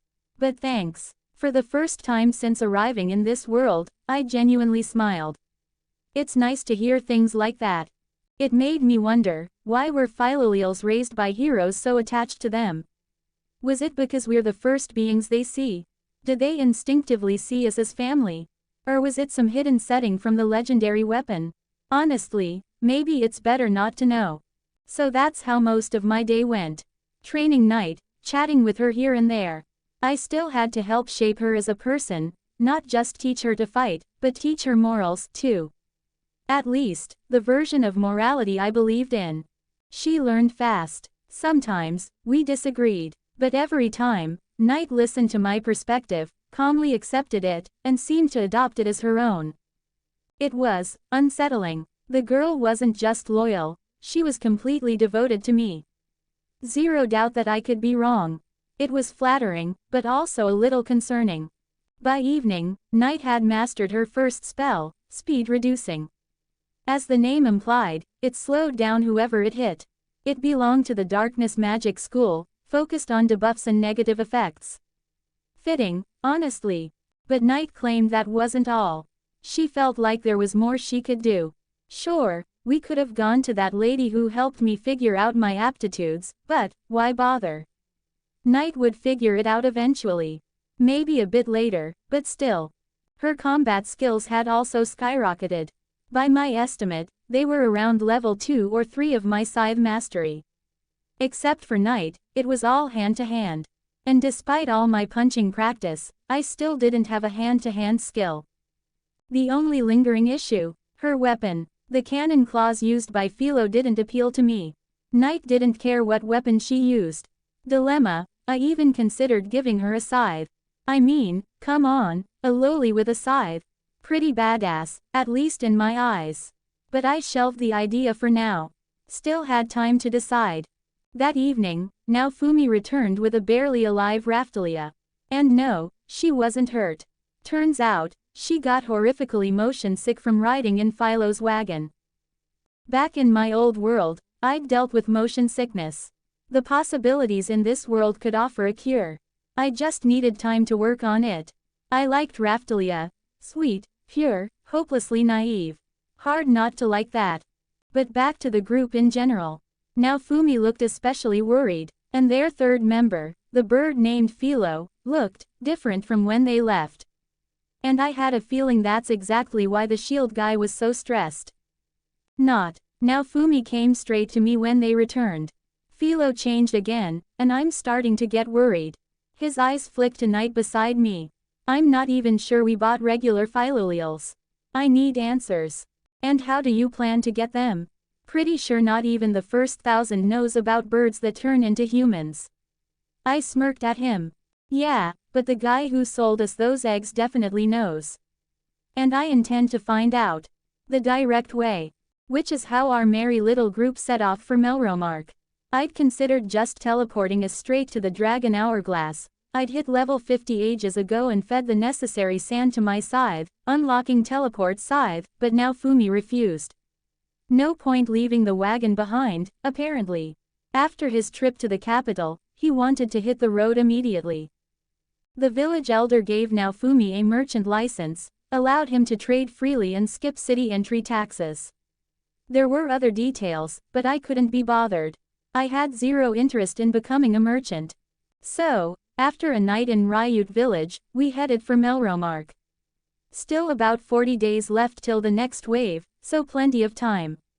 Especially for me. With my growth rate, wasting a little time resting wasn't a big deal. And I considered anything not tied to leveling up as rest. I had errands in Melromark too. Top of the list, visiting a magic shop to buy special fabric that would let Night shift between Philolial and human forms without shredding her clothes. But before we left, an interesting incident occurred. What's up? I asked Night when she suddenly froze mid-step. I'm not sure. That wagon looks so inviting.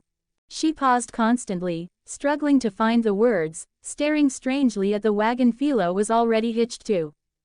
Philo, by the way, proudly raised her birdie head when she spotted Night, practically radiating, "Ha! Eat your heart out. You wanted to pull the wagon too." Weird emotions snuck into my voice that I couldn't define. I don't think so. Then I couldn't stay close to Master. That's more important. I can carry you myself. Have I mentioned you're adorable? Yes. Night nodded simply. Well, let me say it again. You're adorable, Night. All the while, I could practically feel Naofumi's jealous stare. Why are they so different? I heard his desperate whisper. Hey, eat your heart out, shield guy. My Night is perfect. 7 comments 0 vote. Chapter 18. Oh, I can only marvel at this, truly. The slave trader inspected Philo, clearly puzzled. I want answers, trader. And you'd better give them to me. Now Fumi's voice left little room for argument as Philo glared daggers at the sweating man, ready to pounce any second. Good girl. What kind of eggs did you sell us? Ooh, of course, of course.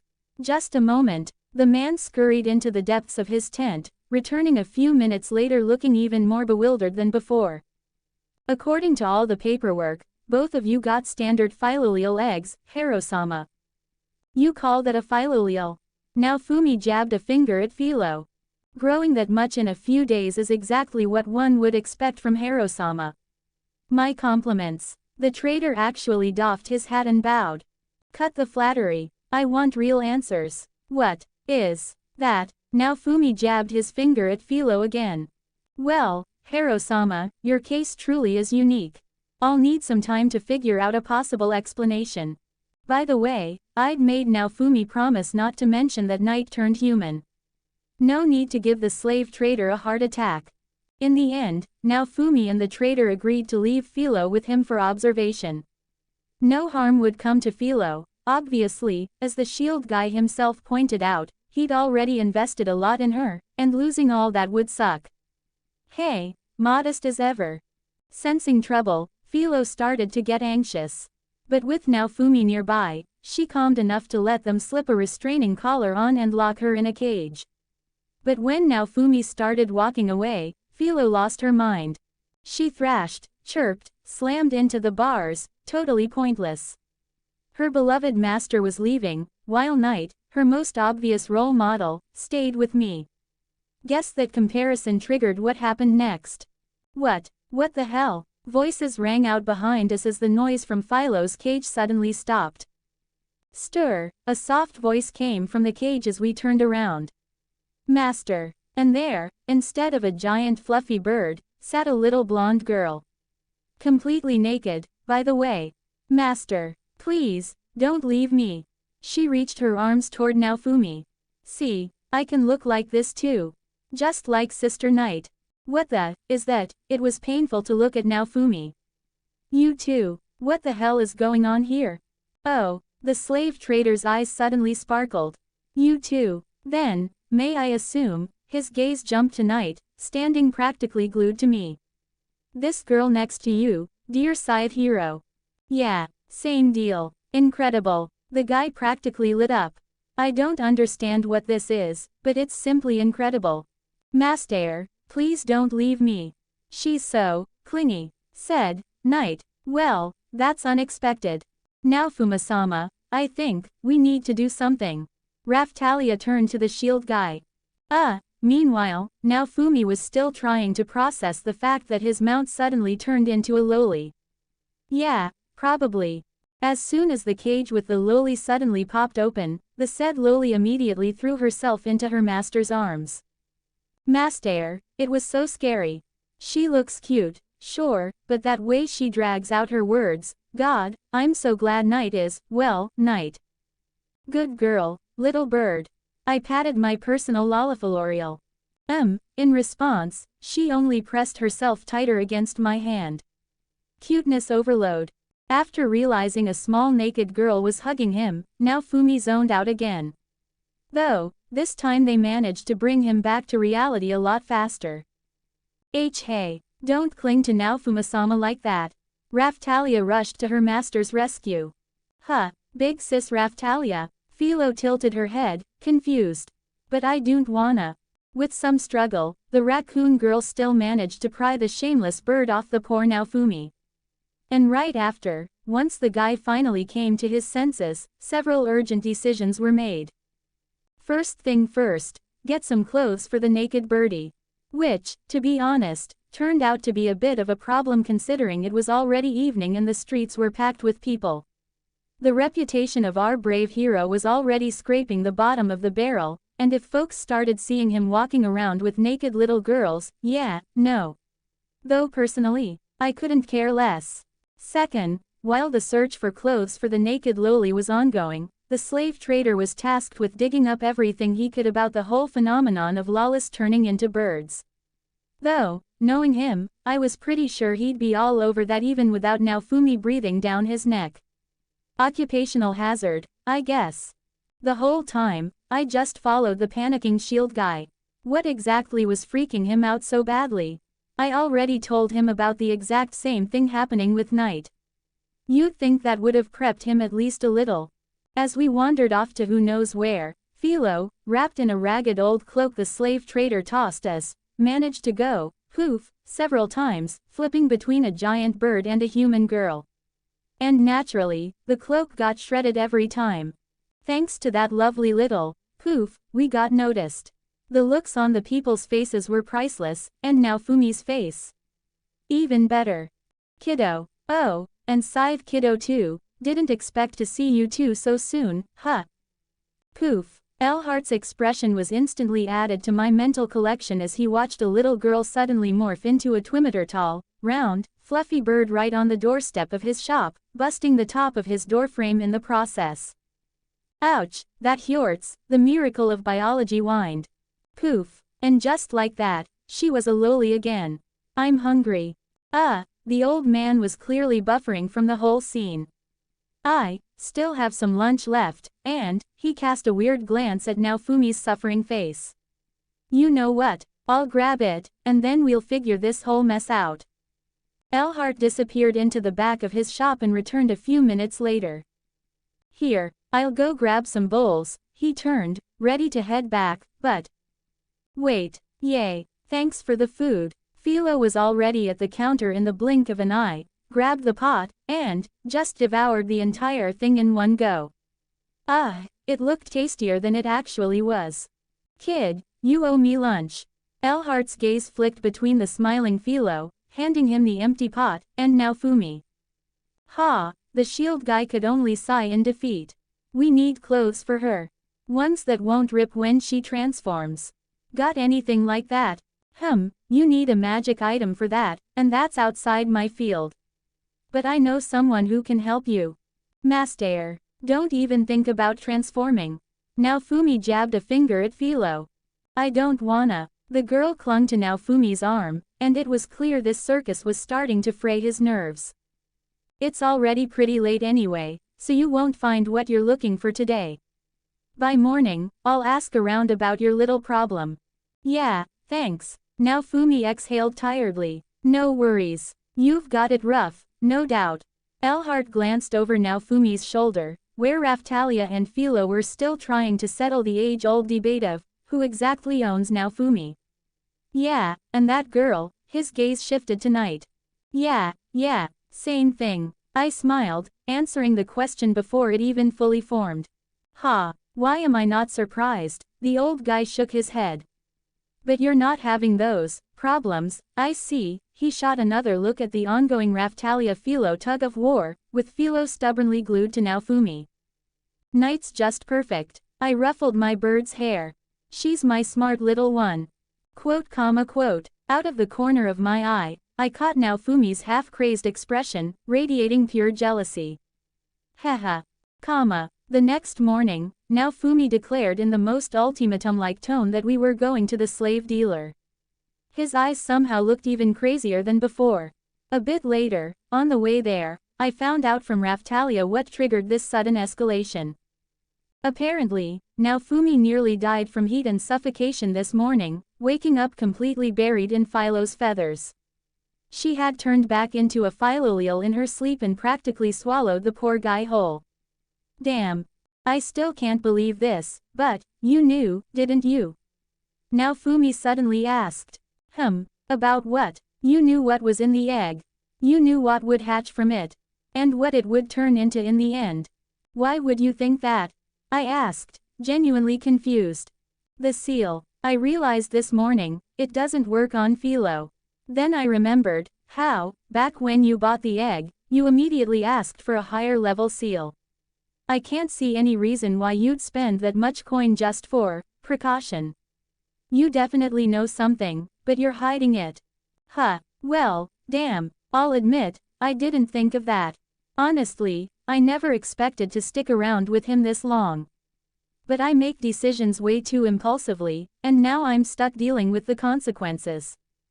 It really was just precaution. What if I'd won a dragon? My luck isn't that bad. I threw a meaningful glance at Night. You once mentioned your love for Lawless. Your Philolele's a lowly. Like I said, my luck isn't that bad. Quote. Naofumi didn't say anything else. But I could practically feel his trust meter drop by several points. Well, that got a little awkward. Right at the entrance to his tent, we were greeted by an overly excited slave trader. Sounds weird, but nothing indecent. As a result of his investigation, he found out that there are Philoleles with the ability to transform. Those were called Philolele kings or queens, respectively. Using this ability, they could disguise themselves as regular Philoleles so no one could tell them apart. But the fact that this ability could also be used to turn into a human, that bit of knowledge he got from us. He immediately showered us with praise for our incredible insight and wisdom. Praised our sharp eyes and our sense for picking exactly what we needed. And then, ever so casually, like it was no big deal, he suggested we take a couple more Philoleles to raise. I actually thought about that offer for a moment, picturing some kind of personal harem of winged bird girls like Night, but... Master, Night tugged at the hem of my clothes, pulling me out of my fantasy. Her face was still as expressionless as ever, but, this time, there was something in her eyes. Don't worry. I ruffled her hair lightly. You'll stay my one and only bird. Why would I need others when you're already perfect? I'll do my best. The bird girl closed her eyes in satisfaction and nodded. After that, Naofumi, using a little trick on the completely trusting Philo, placed a high-level seal on her. To say Philo didn't like the procedure would be putting it mildly. It was clearly painful, but the girl endured it. Watching it wasn't exactly pleasant, but honestly, I didn't see another way to keep her in check. Philo was a child, and in a much more literal sense than Night. She refused to listen, acted on her own whims, and didn't care at all about the trouble she caused. Naofumi simply had no other option but to use a carrot-and-stick approach. So, once again turning down the offer of a couple more Philoleles, we left the tent of the Eggman, the slave trader. All that was left was to get special clothing made for Knight and Philo, and then Naofumi and I would part ways. I'd already spent too much time sticking around him and Raphtalia. Besides, now he had not one, but two companions. Female companions, to be precise. That was turning into too big a crowd for an introvert like me. 11 comments 0 vote. Chapter 19. Come in, come in. The lady dressed like a typical witch waved us inside. It's a bit cramped, work's in full swing. You really think we'll find clothes for Philo here? Naofumi asked, clearly skeptical. I asked around this morning, and they told me that auntie from the magic shop has exactly what you need. Is that so? Well, to be precise, I only have the materials to make suitable clothes. Here, she pointed at what looked like the most ordinary spinning wheel. With this thing, you can spin special fabric that disappears when the wearer transforms into a monster and reappears when they shift back to human form. And how does that even work? Naofumi looked intrigued now. The fabric is spun from the wearer's mana. By their will, the fabric can either disappear or take physical form as clothing. I see, sounds kinda cool. Philo walked up to the spinning wheel and began monotonously turning the handle. A thin thread immediately started to appear. I feel weak. Like I said, the fabric's made from your mana. That's why you're feeling drained. This is so boring. Yeah, this definitely wasn't a quick process. Especially considering what happened next. Pop, the crystal embedded in the spinning wheel simply shattered. And with that, Philo's spinning stopped producing thread. Oh, guess that's the end of that. You don't have a spare crystal, I assume. I crossed my arms with a grin. The woman clutched her chest dramatically. No, that was the last one. Without it, we can't do a thing. But we can buy another one, right? Sure, but it'll cost you. How much? I think you can find one at the market for around 5 gold. I let out a low whistle. Pricey, but not outrageous. I've heard they mine those crystals in Melromark. Whoa, hold up. I waved my hands. Let's just buy one. You can keep the crystal afterwards. Call it a thank you for your help and work. But I should be the one thanking you. The witch awkwardly fidgeted with her hat. Don't worry about it. I value my time and I'm not thrilled at the thought of crawling through some cave for one lousy gem. Besides, everything I've done so far wasn't for gratitude anyway. To be honest, those weren't just pretty words. Sure, I was hoping for a little thank you gift, maybe a magic book or two, but my real motivation was always self-interest. Even helping Naofumi was something I did simply because I wanted to. Maybe because of that old fondness I had for some of these characters back when I read the novel. If I really thought about it, I barely even knew the real Naofumi. Same went for Raphtalia. You sure? Naofumi looked at me. That's not exactly a small amount of money. How do I put this delicately? I thought for a moment. Yeah, it's not cheap, but for me, I vaguely waved my hand in the air. Oh, right, I almost forgot how different things are between us. Don't exaggerate. You just got unlucky with your weapon, and they keep throwing obstacles at you. But even so, you're doing pretty well. Thanks, I guess. Next on the list, buying the crystal. Nothing was going to stand between me and Knight in a dress. Nothing. Following the witch's directions, I headed off with Knight to find the right merchant. Turned out to be the town jeweler, who sold not just magic stones but regular gems and crafted jewelry too. Welcome. What can I help you with? Copying weapons really was a handy trick. Until I changed my scythe's form from a sickle to an actual scythe, barely anyone recognized me. Not like many folks knew my face anyway. I need a medium magic crystal. For a spinning wheel, I decided to clarify. One moment. The man rummaged behind the counter. Here, he produced a crystal, even slightly larger than the witch's one. 7 gold. Slightly more expensive than expected, but nothing critical. And at that price, the witch definitely wouldn't dare refuse to help me make more dresses for Knight. Maybe even more than one. After paying, I didn't rush off. Jewelry making had piqued my interest. Wouldn't hurt to make myself some trinkets with attack boosts and the like. Who knows what this craft could offer at its peak? Honestly, I had no clue. The jewelry was displayed behind thick glass, faintly radiating magic. Basic accessories with modest attack boost, enchantments started at 40 silver. The bonuses varied: attack, defense, speed, potion quality, mana growth, mana regeneration, and much more. The gems in the cheaper stuff didn't look too impressive. But the high-end pieces, starting at 2 gold, whole different story. The stones were better quality, the bonuses higher. Something caught your eye. The merchant perked up at my curiosity. When do these accessories activate their effects? As soon as they touch your skin. Huh, and how does one learn jewelry making? Ho ho. The man chuckled warmly. Interesting question, young man. I shrugged in response. Depends what you're after. You can be a basic jeweler making shiny trinkets, or turn those trinkets into actual magical items. The latter sounds more my style. Most beginners start with books. The enchanting process requires insane focus and delicate work. And talent, of course. Can't do without that. Books teach the basics, the rest comes down to practice and, well, your wallet. My wallet? Different stones give different enchantments. He explained with a shrug. Naturally, no one was going to hand over trade secrets for free. Now Fumi got lucky in the original story, meeting some big-shot jeweler willing to share knowledge. No such luck for me. So, after buying a decent ring with a modest attack boost, I left the shop. I considered getting something for Night too, but quickly realized any accessory on her would simply break during transformation. Yeah, there were special enchantments for that, but they cost way more. And I'd already spent quite a bit. Oh, there you are, kiddo. We've been waiting. The blacksmith greeted me. Here, I placed the purchased crystal on the table. We good to go? We're good. The witch lady nodded.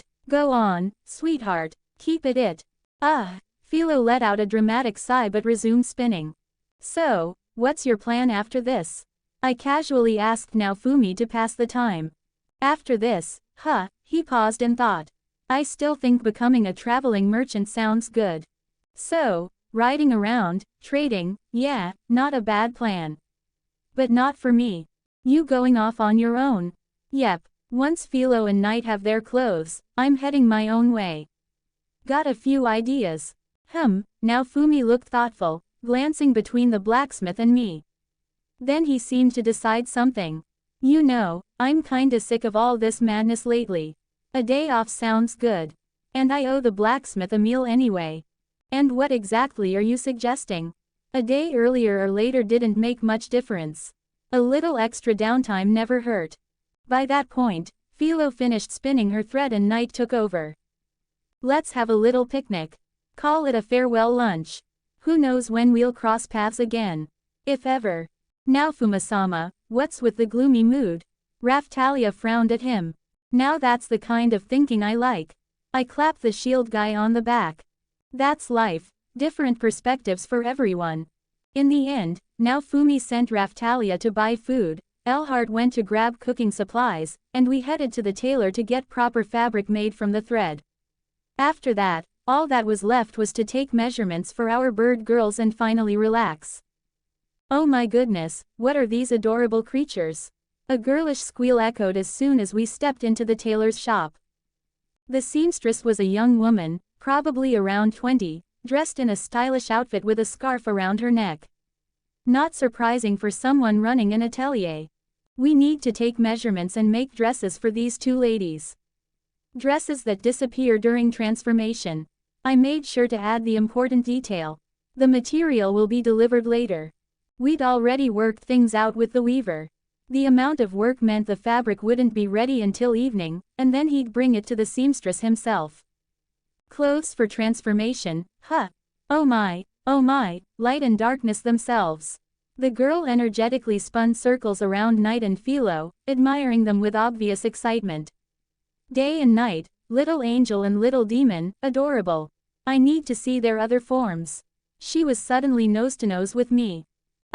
Sure, Night, okay. Night nodded blankly, looked up at the ceiling, then down at the floor, paused to think for a moment, and sat cross-legged on the floor. After that, She transformed. Here. Sitting down, she nearly reached the ceiling. Good thing she didn't do it standing, smart girl. Philo, wasting no time, followed Knight's example. Ooh, even their feathers match. Simply perfect. Spinning around them with excited muttering, the seamstress finished taking their measurements in about 30 minutes. I didn't expect it to take that long. If the material arrives by evening, I should be done by tomorrow. Maybe even by morning, but better come back in the afternoon. You can't rush quality work. I wasn't about to argue. I wanted Knight's dress to look as perfect as possible, after all. Our to-do list was getting shorter. All that remained was to regroup and enjoy food and company. Elhart was already waiting for us at the city gates, just like we agreed, carrying a large sheet of thin metal. A bit later, Raftalia showed up with bags full of food. Though with her level, I doubted that weight even registered for her. After that, now Fumi led us into the woods. And yeah, maybe I should have thought twice about that, but thinking's never really been my thing. Uncle, Raftalia, you handle the fire. In the end, now Fumi brought us to a pretty decent spot by the lake. I couldn't even sense any monsters nearby. Speaking of which, my awakened sensory abilities were a whole other topic. Studying magic had brought some unexpected results. After I tasted magic once, I could somewhat sense it everywhere, especially when its amount stood out from the background. And me, what do? Philo complained, feeling left out. You keep an eye out so no monster sneaks up and steals the meat. I'm not letting that happen. Looking ridiculously fired up, Philo rushed off to patrol. Gotta hand it to Naofumi, he knew how to keep a kid occupied. Got a task for me too. I smirked. Well, you know, I can cook. My cooking skill is, I quickly scanned my skill window. Level 3. Level 3, Naofumi's eyes widened. I only have level 2, and most of my skills are crafting based. You're not alone. I barely ever get combat skills either. And when I do, they're rarely useful in battle. I shrugged. I see. Naofumi paused for a few seconds, staring at the meat. Well then, help me cook. Yes sir. I gave a mock salute and started slicing the meat. Honestly, it was kinda fun. Debating the optimal size and thickness of the meat, the cooking time, spice amounts, types of vegetables, and the right heat level for the pan. We even got into a little argument at one point. But finally, everything was ready. The smell of roasted meat was so strong that even Philo couldn't concentrate on her patrol anymore. Well, dig in. I gestured towards the picnic setup. The first batch vanished so fast, poor Naofumi barely managed to grab himself a couple of pieces. Me. Oh, you don't have to worry about me. And never underestimate Knight's speed and cunning, either. Turns out my birdie could be shockingly proactive when it came to food. And the dead serious look on her face as she snatched the biggest piece off the table, I almost melted right there and then. I can't believe plain grilled meat can taste this good. Elhart exclaimed after his first bite. Raftalia chimed in more modestly, though she was still busy chewing her last piece. Legendary weapons do wonders. Thanks to their effects, cooked food around here ends up tasting like a literal drug. Honestly, I never cooked anything this good back in my world.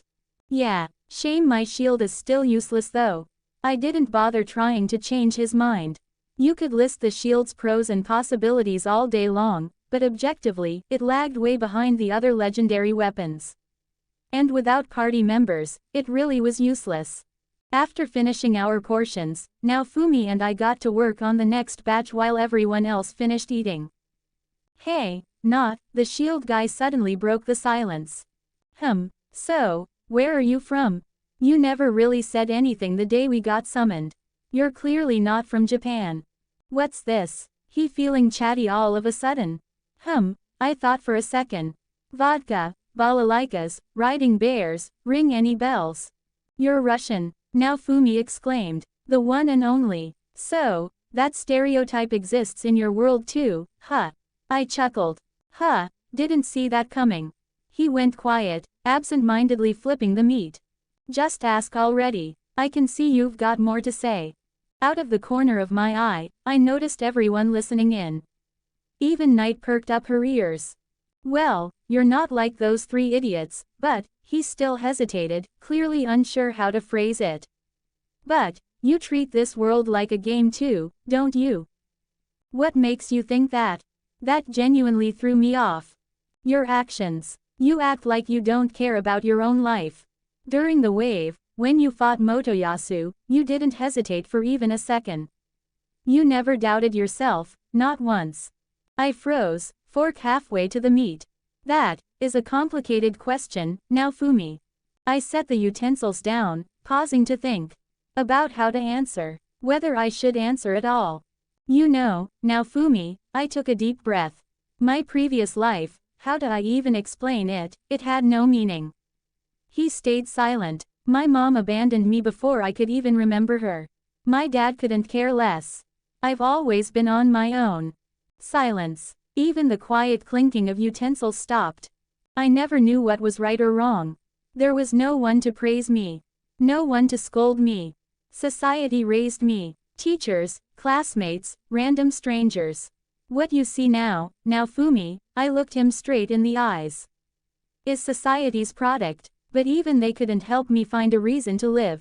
When it really mattered, no one taught me the values most people learn as kids. That's unlike you, Naofumi, I have no reason to go back. I cut him off. There's nothing for me in that world. But here, I found a goal.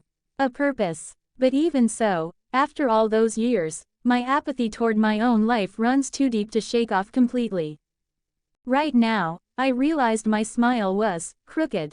The first time I could feel it, clear as day. And honestly, I did feel sorry. Sorry for how it all turned out. And how it keeps turning out. At that moment, I felt a tug on the hem of my clothes. Master, don't be sad. Night looked up at me. Night loves Master just the way he is. Oh, you little sweetheart. I couldn't help but smile warmly at that. I love you too, Birdie. Night pressed her head into my palm as I gently stroked her hair. Sorry, I didn't mean for my question to lead to all that. It's fine. Maybe I needed to tell someone. After that, it really did feel a bit easier. My own stance, my emotions, got clearer. Though honestly, I probably still hadn't fully accepted that I was living inside a novel. It all still felt a little distant. Detached. But that's a matter of time. At least, I hoped so. For now, all I could do was keep living. 29 comments 0 vote. Chapter 20. The next day, all we had left to do was pick up the finished clothes for our birdies. As soon as we stepped into the tailor's shop, a girl with a half-crazed look and decent-sized bags under her eyes rushed straight at us. Finally, she threw her hands up dramatically.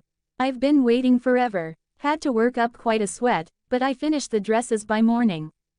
Quick, hurry up and try them on. She instantly dragged Philo and Night into the fitting rooms. Quote. What was that? Naofumi asked, understandably confused. Pretty eccentric person, but honestly, that's even better. Naofumi rolled his eyes and sent Raftalia to help the birdies with their clothes. After about 10 minutes of muttering, a few gasps and squeaks, they finally stepped out and, well. Quote. Yeah, we were speechless. It was literally light and darkness personified. Philo's outfit was a smooth, light dress with wide sleeves that flared out toward the wrists, filled inside with flowing fabric. The chest area was tied with a big blue bow, and the bottom hem had blue waves and ornate patterns. The whole thing practically radiated light. And with her pure white wings on her back. Night's look was the complete opposite. First off, the base was a black dress with lace trimming along the edges and frills on the skirt. The top resembled a corset, leaving her collarbones exposed. A ribbon with a bow was tied around her neck. The sleeves were long too, but tightened at the wrists to keep them from dangling, and at the shoulders. Her legs were covered in black thigh-high stockings with patterns near the tops, starting right after the skirt. Black boots reached almost to her knees. And her head was adorned with a matching frilly headband and 2 ribbons tying her hair into long twin ponytails, leaving 2 small curls falling to either side of her forehead. Speechless, huh, The seamstress declared proudly. My masterpiece after so long. Does master like it? Knight spun around on the spot. Yeah, Bertie. I love it. It's amazing. Absolutely amazing. I aimed that last part at the seamstress. HMPH. She snorted, sticking her nose in the air. I don't work any other way. So, that's everything, right? Now Fumi asked, giving me a strange look. Yep, we'll probably run into each other again. But most likely only during a wave. I see. We stood there for a few more moments. Well, good luck, I guess. Yeah, same to you. I smirked slightly. And good luck to you too, Raftalia. Especially you. I shot her a sympathetic glance. Thank you so much, Natsama. She returned my gaze with an understanding, slightly melancholic look. What are you even talking about? Don't overthink it, or your head'll start hurting. With that, now Fumi waved me off and commanded Philo, now hitched to the wagon, to move forward. Within a few minutes, the wagon disappeared around the bend, completely vanishing from sight. You don't think you should have gone with them? Nope. I shook my head. It's better for him to go on his own journey. I can't, and honestly, don't want to babysit him. He's a grown kiddo, he'll manage. HMPH, you're not exactly older than him yourself. You even look younger, to be honest. Age isn't about the body, Elhart. It's about the mind. I put on a mock philosophical expression. And I trust my own wisdom. The old guy nearly choked at my words. Yeah, sure, he shook his head in disbelief. So, what was it you wanted to talk about again? Wanted to ask you for a custom job. Here, I handed him a few sheets with rough sketches of what I wanted. Think you can manage? The blacksmith gave the drawings a thorough look. Strange requests you've got, kiddo. But yeah, I think I can pull it off. Nothing too complicated, really. The only question's time. This'll take a while. That's fine. Don't worry about time. Instead, tell me. Elhart and I ended up talking for over an hour. We covered pretty much everything, from optimizing weapon construction to the materials used. He explained what monsters and resources I should be paying special attention to, and what would work best for specific weapons or armor. He also pointed out what materials I absolutely had to get my hands on if I wanted truly high-quality gear that would serve me for a very, very long time.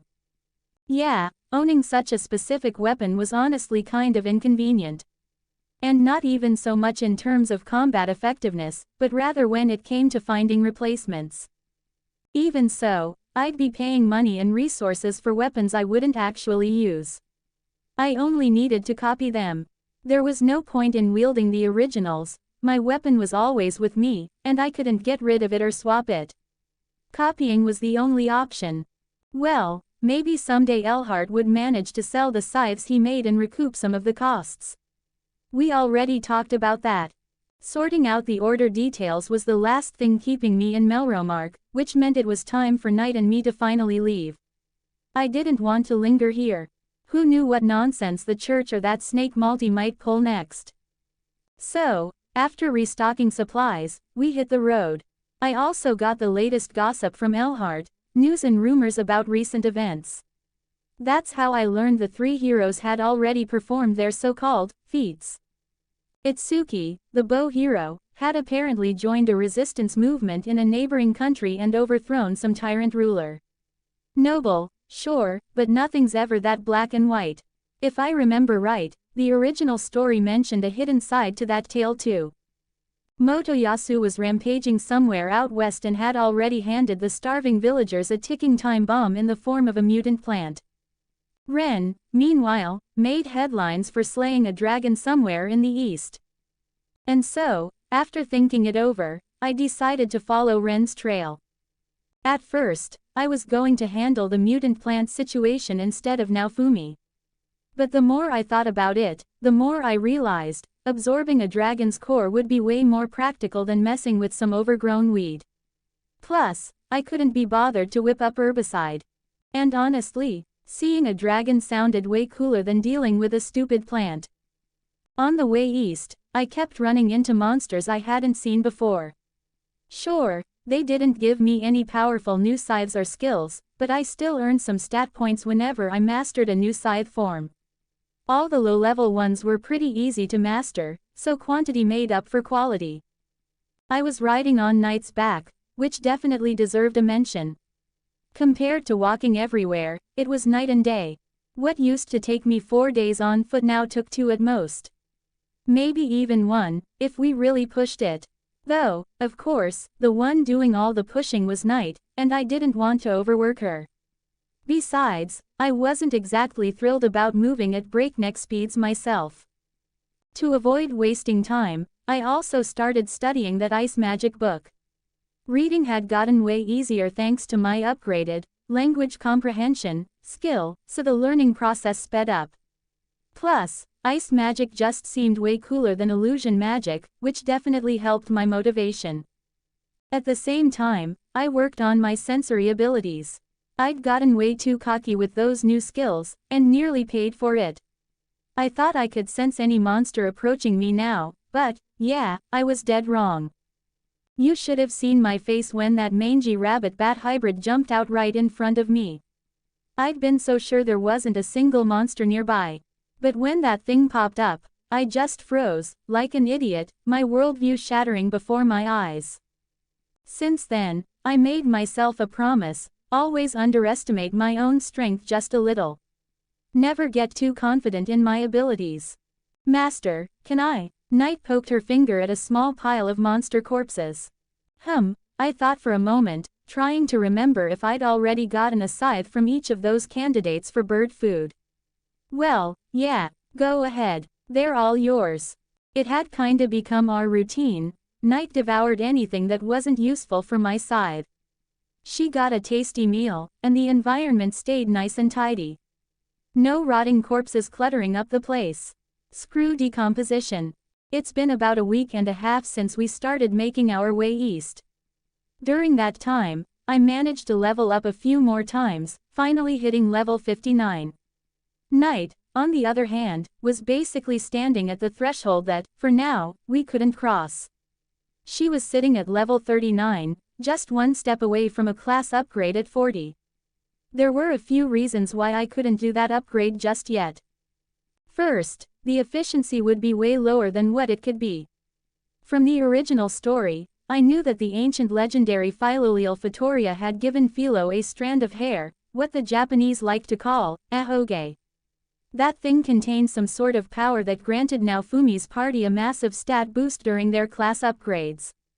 So doing it without that boost? Kinda pointless. Second, we simply wouldn't be allowed near the hourglass right now. Yeah, I could try to scheme something, but any plan I could come up with would run headfirst into problem number 1. It just wouldn't be worth it. That's why meeting Fatoria was one of my key goals. That bird was probably off dealing with a wave somewhere. Though, I wasn't entirely sure if the waves appeared all over the world at once or if they popped up randomly. There was definitely logic behind the original design, each country summoning one hero. After all, the waves didn't just hit Melromark, they hit the whole world. But thanks to King Altkray's stupidity, every other country lost their top defense against the waves, and now his wife Morelia had to work overtime using 120% of her brain and political cunning just to avoid a full-scale war. Honestly, I didn't even want to imagine her face when she heard reports about her husband's latest antics. Poor woman. I wasn't entirely sure, but I had a hunch that if I fed my scythe a gemstone, I might unlock an enchanting skill too. The only question was how much money I'd have to burn before I finally found the right stone. And whether I'd even find it at all. I remembered my own promise to stay cautious and not blindly trust my gut feelings. If there was anyone I shouldn't blindly trust, it was me. My hands were practically itching to try crafting or enchanting something myself. Or better yet, both. But how? The legendary weapon system only let me create small consumables, and blacksmithing projects definitely didn't fall under that category.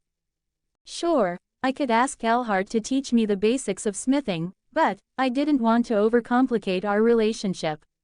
I actually liked the dynamic we had right now. No need to mess with that. Which meant, I needed to find a different blacksmithing mentor. I doubted there was anyone more skilled than Elhart in Melromark, but still. Anyone could probably show me the basics, the scythe would handle the rest. And just like that, my ever-growing Toto list got another item, find a blacksmithing teacher. At the same time, I noticed that list was getting a little ridiculous. Tasks kept piling up, pushing the whole level grind thing further and further down the priority ladder. Monsters weren't giving nearly as much express as before, and Night was nearly at her level cap.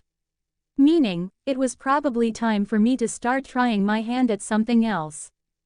Just had to finally decide what that something else was gonna be. 14 comments 0 vote. Chapter 21. It was the 17th day of our leisurely journey. And just as leisurely, we were making our way toward the village where Ren had defeated the dragon. On the way, we stopped a few times to ask for directions from the people we came across and adjusted our route accordingly. Everything was going pretty well. Night had successfully reached her milestone of level 40, and I'd made it to 64. My progress with sensory abilities was also moving along. Unsurprisingly, with time I got much better at distinguishing targets. I could even roughly gauge their power level now. Meanwhile, in the background, my scythe was constantly brewing potions, concoctions, or processing ingredients. In short, life was peaceful and quiet. Until that one moment, slipped out of me involuntarily as I noticed a man bursting onto the road from the thick forest. The look in his eyes was so panicked it seemed like he was about to keel over from a heart attack. Frantically turning his head in all directions, his gaze finally landed on me, sitting atop Night. His eyes widened even more for a second, and then, without a second thought, he bolted straight toward me. Yeah, I didn't love this situation. Clearly, something in that forest had scared him so badly he looked like that. Though, within seconds, that question became irrelevant. Right behind the man, jumping onto the road, or maybe the better word is crawled out, was something distorted. It vaguely resembled a wolf. A rotten, mangy, decaying wolf. Its eyes bulged out in different directions. Oversized, misshapen teeth jutted from its jaw. Patches of fur had fallen off, exposing skin, flesh, and even bare bone. Please, help me. Alright then. Haven't seen monsters like that before. Maybe there's something interesting to learn here. Giving Night a light pat on her side, I signaled her to stop. Night, mind taking care of that? I didn't feel like showing off the fact that I was the Scythe Hero right away. Sure.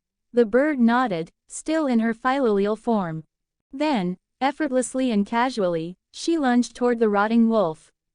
I expected it to be over with a single hit, but to my surprise, the wolf managed to dodge her paw swipe and even tried to bite back. But my bird isn't some rookie, and all those training sessions weren't for nothing. Blocking its snout with her wing, she landed a solid kick with the other, crushing the beast's head in an instant. That one was weird, master. Yeah, I noticed that too. As I approached the corpse, I didn't feel a thing. It reminded me of that time with the egg Night was in. My life absorption skill lets me sense life energy to some extent. The range for living targets is extremely limited. I can absorb life energy from dead things from a distance, but to actually feel it, I need to be right next to them. And this wolf? Nothing. Not even a whisper. And life doesn't vanish from a body instantly, even from a corpse. I should have sensed at least a trace. Thank you, sir. The man, still shaking, cautiously approached, his eyes glued to the corpse. Though, can you even call something like that dead, when it looked like it had been long gone already? Right. You got any idea what the hell that thing was? Figured it was worth asking. I was on my way to Melromark to ask for help. Our village has been under siege by those things for days now, we can't hold out much longer. Requirements for meat scythe of the Necro Wolf met. Requirements for bone scythe of the Necro Wolf met. And so on for every part of the monster. None of the scythes granted new skills, but most of them boosted endurance. That struck me as odd, but made sense in a way. Those things didn't have any life left in them, But everyone knows the undead don't exactly get tired. Sir. The man watched with wide eyes as I shoved parts of the monster under my cloak. From where he stood, he couldn't see that I was storing them inside the weapon core, which currently looked like a regular garden sickle. So, you folks hoping to get free military aid from Melromark are planning to pay for it. The guy hesitated. Ideally, we'd get help from the kingdom for free, but we understand that in that case, help might arrive too late. If it even arrives at all. And so, as a last resort, we're willing to pay.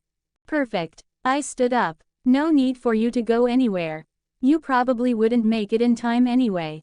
Think about it, that thing dodged Knight's attack, and she's a level 40 monster. If those things are swarming an ordinary village, by the time he brings help, there'll be nothing left but ruins. What do you mean? His expression twisted back into fear as he instinctively stepped back. What's got him so jumpy?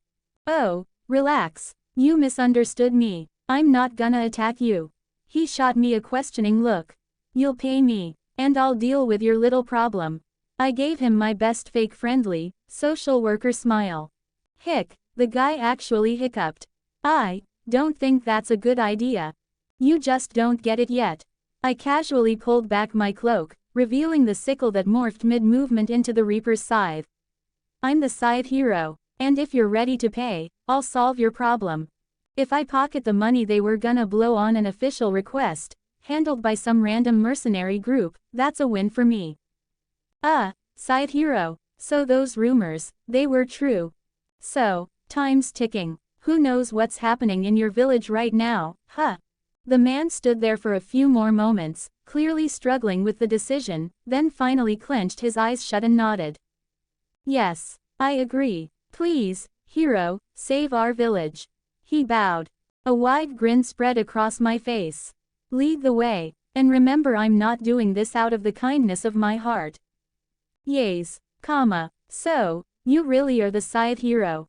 The guy, whose name I still didn't know, brought me to the village elder, who, naturally, turned out to be an old man. He gave me a quick rundown of what had been happening around their village recently. At first, the only weird thing about those monsters was their behavior. Sometimes, villagers would spot them wandering aimlessly through the area, completely ignoring everything around them. Wolves with empty, vacant stares just walking past smaller animals, rabbits, even humans. Meanwhile, other predators would bolt the moment they noticed them. But then things got weirder. The same beasts eventually began to literally rot. Their behavior only grew more aggressive. They started attacking anything and everything in sight. And their numbers kept growing. What is this, some kind of zombie apocalypse? Creepy, no way I'd be feeding something like that tonight. Apparently, the village had already sent an official request for help to Melromark. But all they got in response were vague promises and no real action. As you can probably guess, they'd submitted a request for free help. And that's how things ended up like this. The number of monsters wasn't just beyond what ordinary folks could handle, their strength kept increasing too, and their attacks were getting more coordinated. I see, I nodded, thinking it over. I think I can help you out. Regular beasts won't be a problem for me. But there has to be a source behind all this. Something that triggered these changes. If it's some kind of monster, that could actually be interesting. So, you'll help? Yeah, I should be able to handle it. Doubt it's anything too strong. And I'll still be more effective than whoever the capital might send. You understand that much yourselves, right? If I can't deal with it, they definitely won't. You're right, if a hero can't help us, there's no point in hoping for ordinary mercenaries. Our village would be doomed. The old man stared off into the distance with a melancholic look. But, Hero-sama, you're willing to help for the payment we originally prepared for regular mercenaries. For just me, that'll be more than enough. Don't worry about that. Besides, I'll be getting more than just money out of this. I see, I'm not a complete heartless brick wall. I wouldn't exactly help them for free, but the amount they offered was actually decent.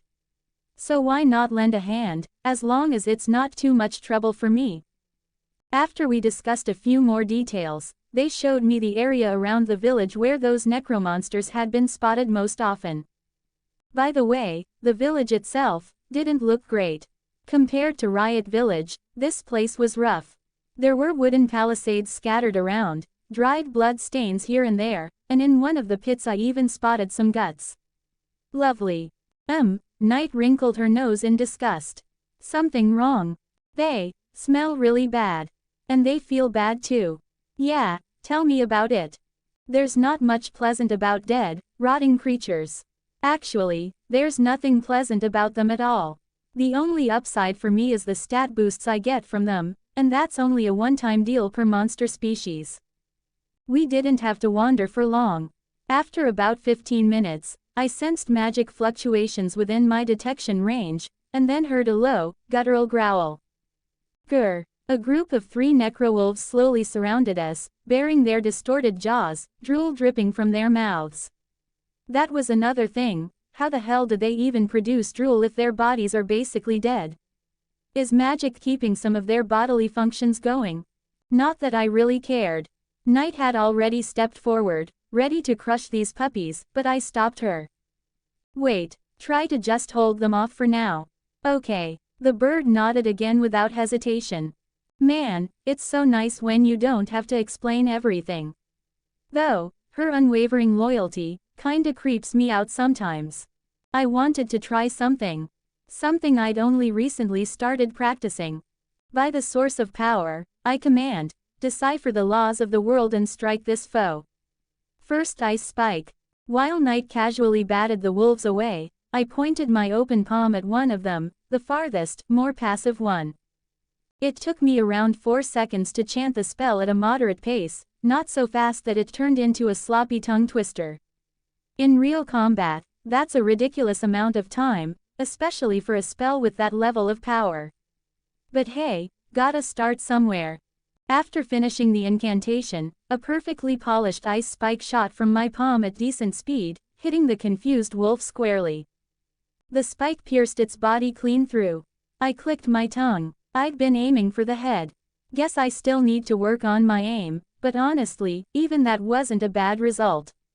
The mana cost for such a simple spell was so low I barely even felt it. That's how we kept pushing forward. Night held the enemies off, tanking them like a pro, while I peppered them with ice spikes. Every time I cast magic, I felt something inside me tense up.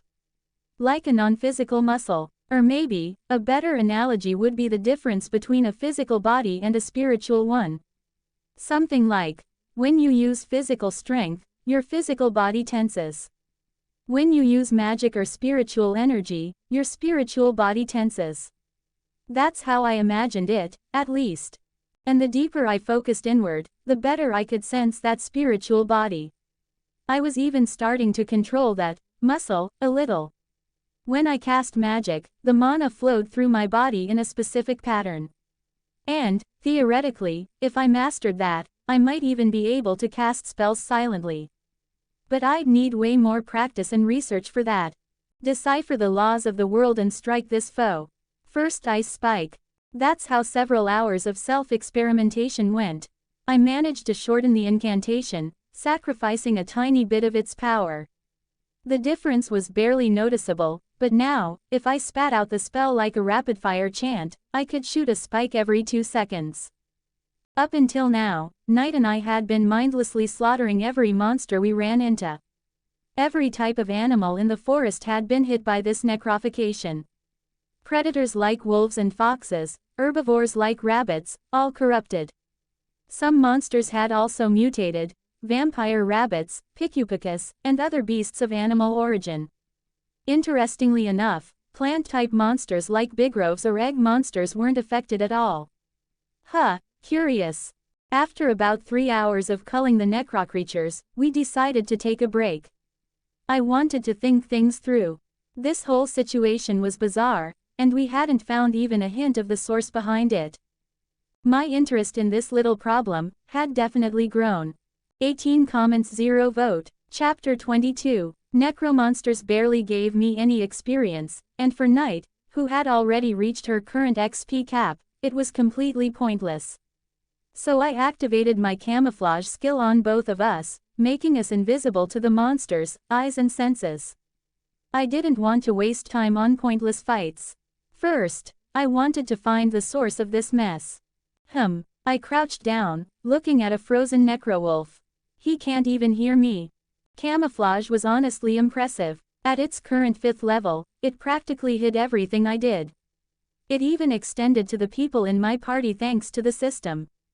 Of course, this level of stealth only worked because these monsters were relatively weak. If they were anywhere near my level or just better, let's say, higher quality, overall, they would have definitely noticed me. We spent another 2 hours scouting the area, but still came up empty.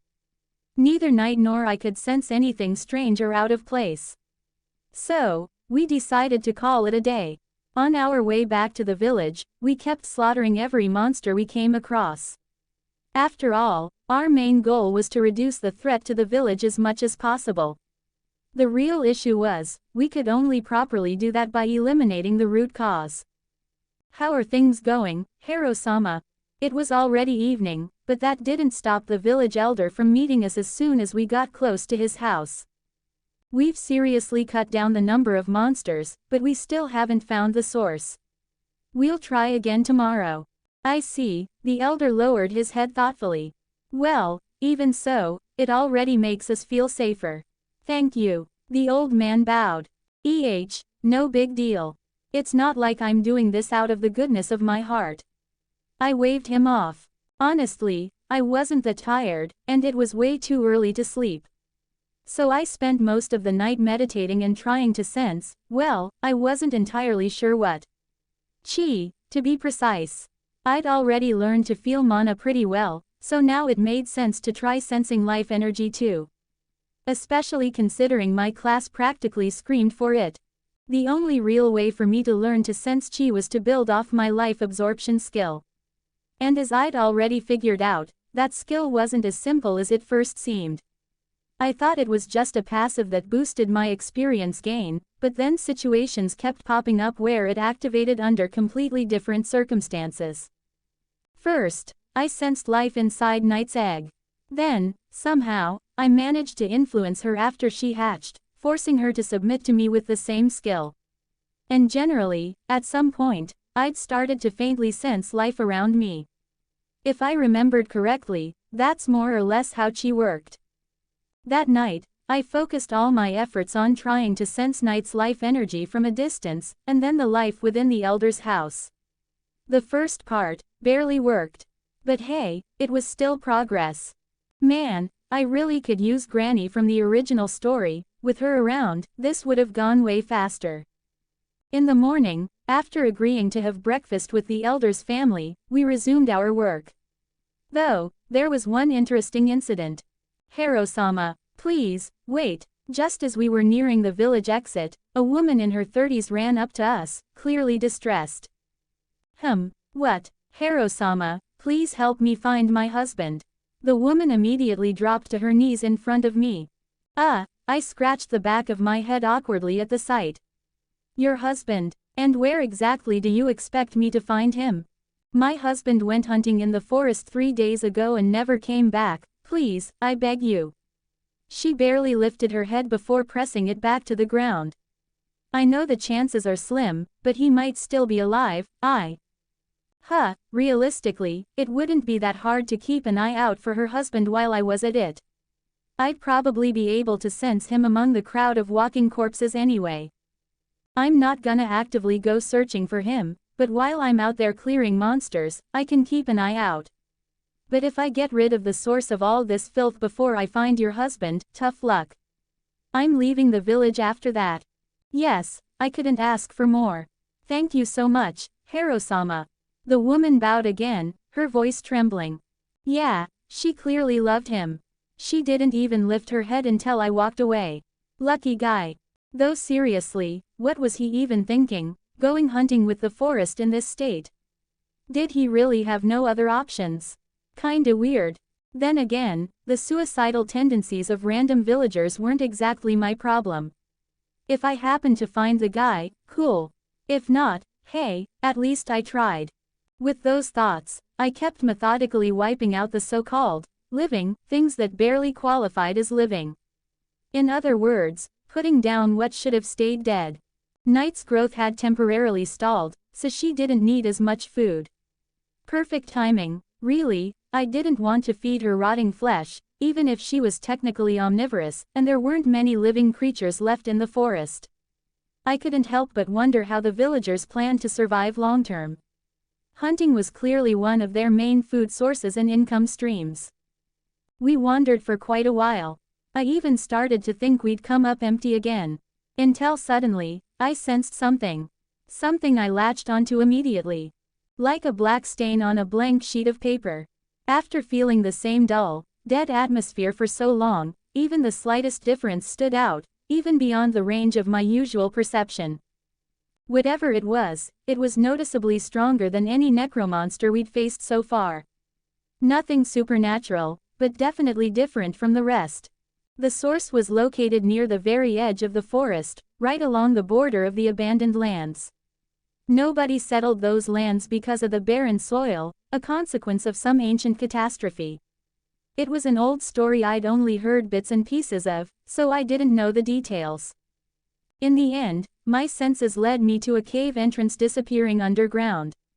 Guarding the entrance was what I'd sensed earlier. Or rather, who? On either side of the cave mouth lay two massive lizards.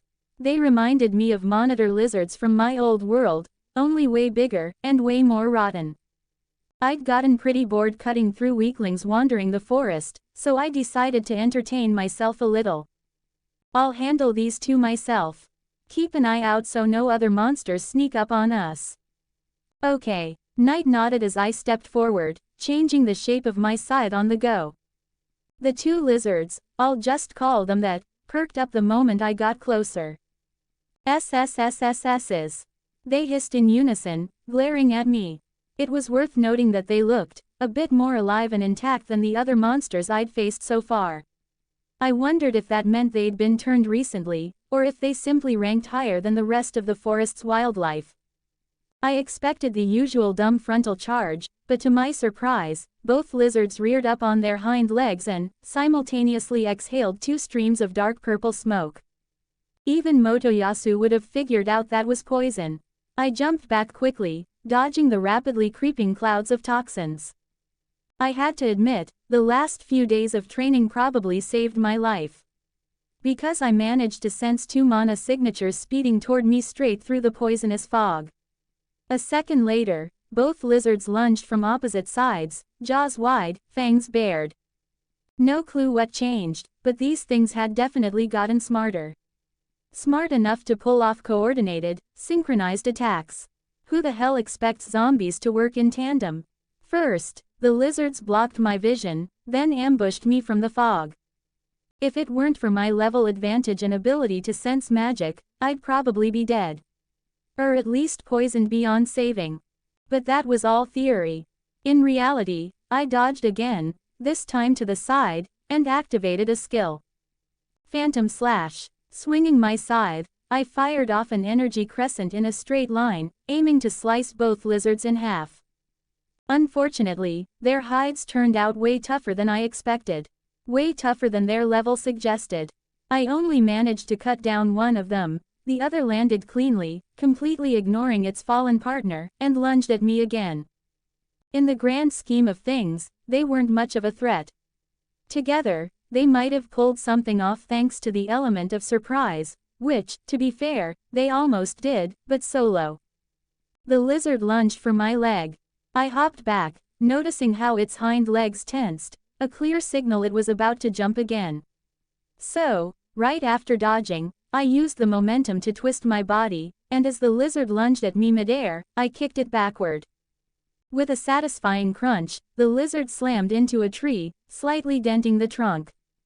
Phantom Scythe. Swinging my scythe upward, I summoned a phantom blade and pinned the lizard to the tree.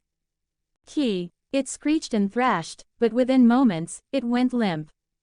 Man, these skills really are convenient. They don't just create static objects, they also account for momentum and direction from before they appear. Like right now. By creating the initial impulse with the upward swing, I passed it on to the summoned phantom scythe.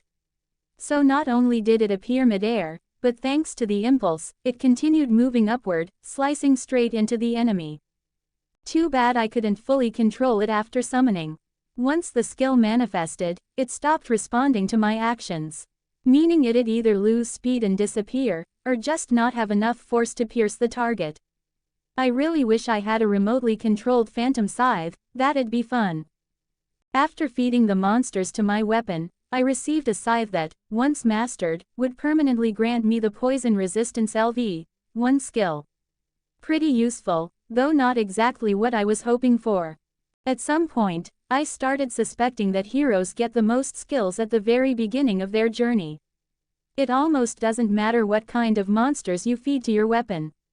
Early on, your chances of gaining new skills are practically guaranteed. The type of monster only affects what skill you get. Otherwise, I can't explain how I got such strong, useful skills from low-level monsters, but for weeks now, I've gotten nothing useful from higher-level ones. I decided to master the skill immediately. Better to spend a few hours learning it than to risk getting caught off guard. Especially now, with necromonsters gaining new abilities and intelligence, it made sense to play it safe. Because as I approached the cave the two lizards had been guarding, I started feeling something else.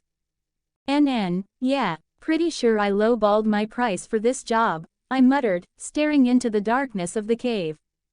Seems like I really had found the root of the problem.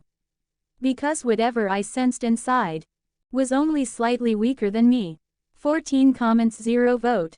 Chapter 23. While I was mastering the scythe with poison resistance, Knight and I kept exterminating monsters in the area. Even if the experience they gave was minimal, it was still something, and I didn't see the point in sitting around doing nothing.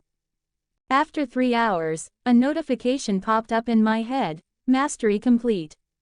And, finally, I managed to level up. Now I was level 65. That meant I'd passed the halfway mark to the next 10-level threshold.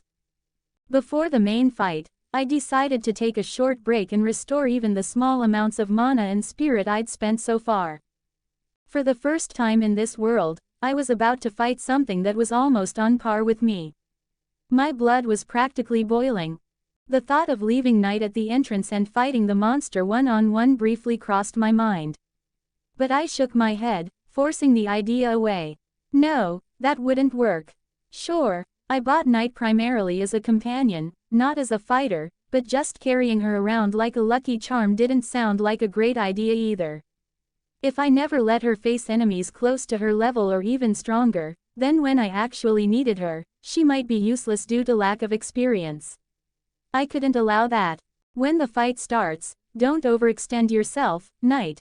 I gently ran my hand through her silky hair. It calmed me down. This monster is much stronger than you. Provide support, but don't take unnecessary risks. I understand, Master. Knight closed her eyes contentedly. She clearly enjoyed the attention. All right, time to go. Nodding to myself, I stood up and headed into the cave. Naturally, Knight followed close behind. The moment my foot crossed the threshold of the cave, all my sensory abilities practically screamed at me about just how corrupted this place was. I could literally feel that the whole area was soaked in the stench of death.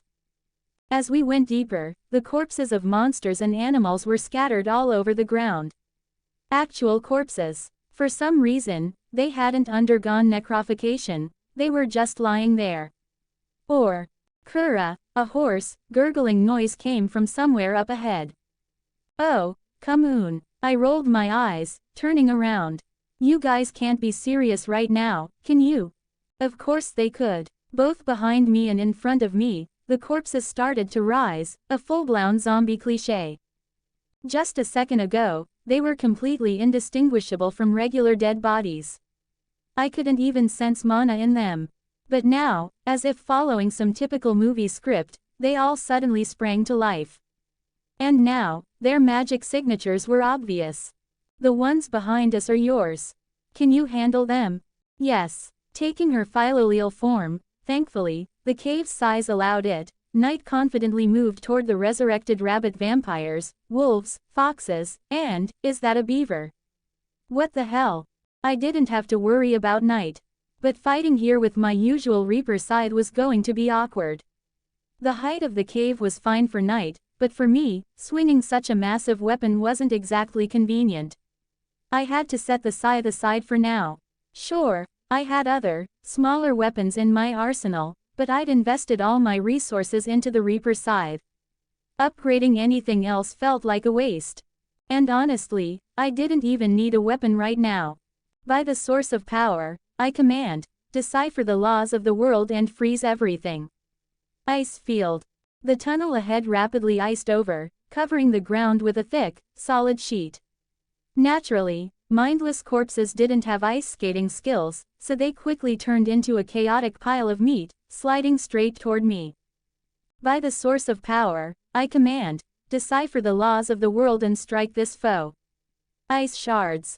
Touching the frozen ground beneath my feet, I unleashed the spell. A moment later, sharp ice spikes exploded upward from the surface.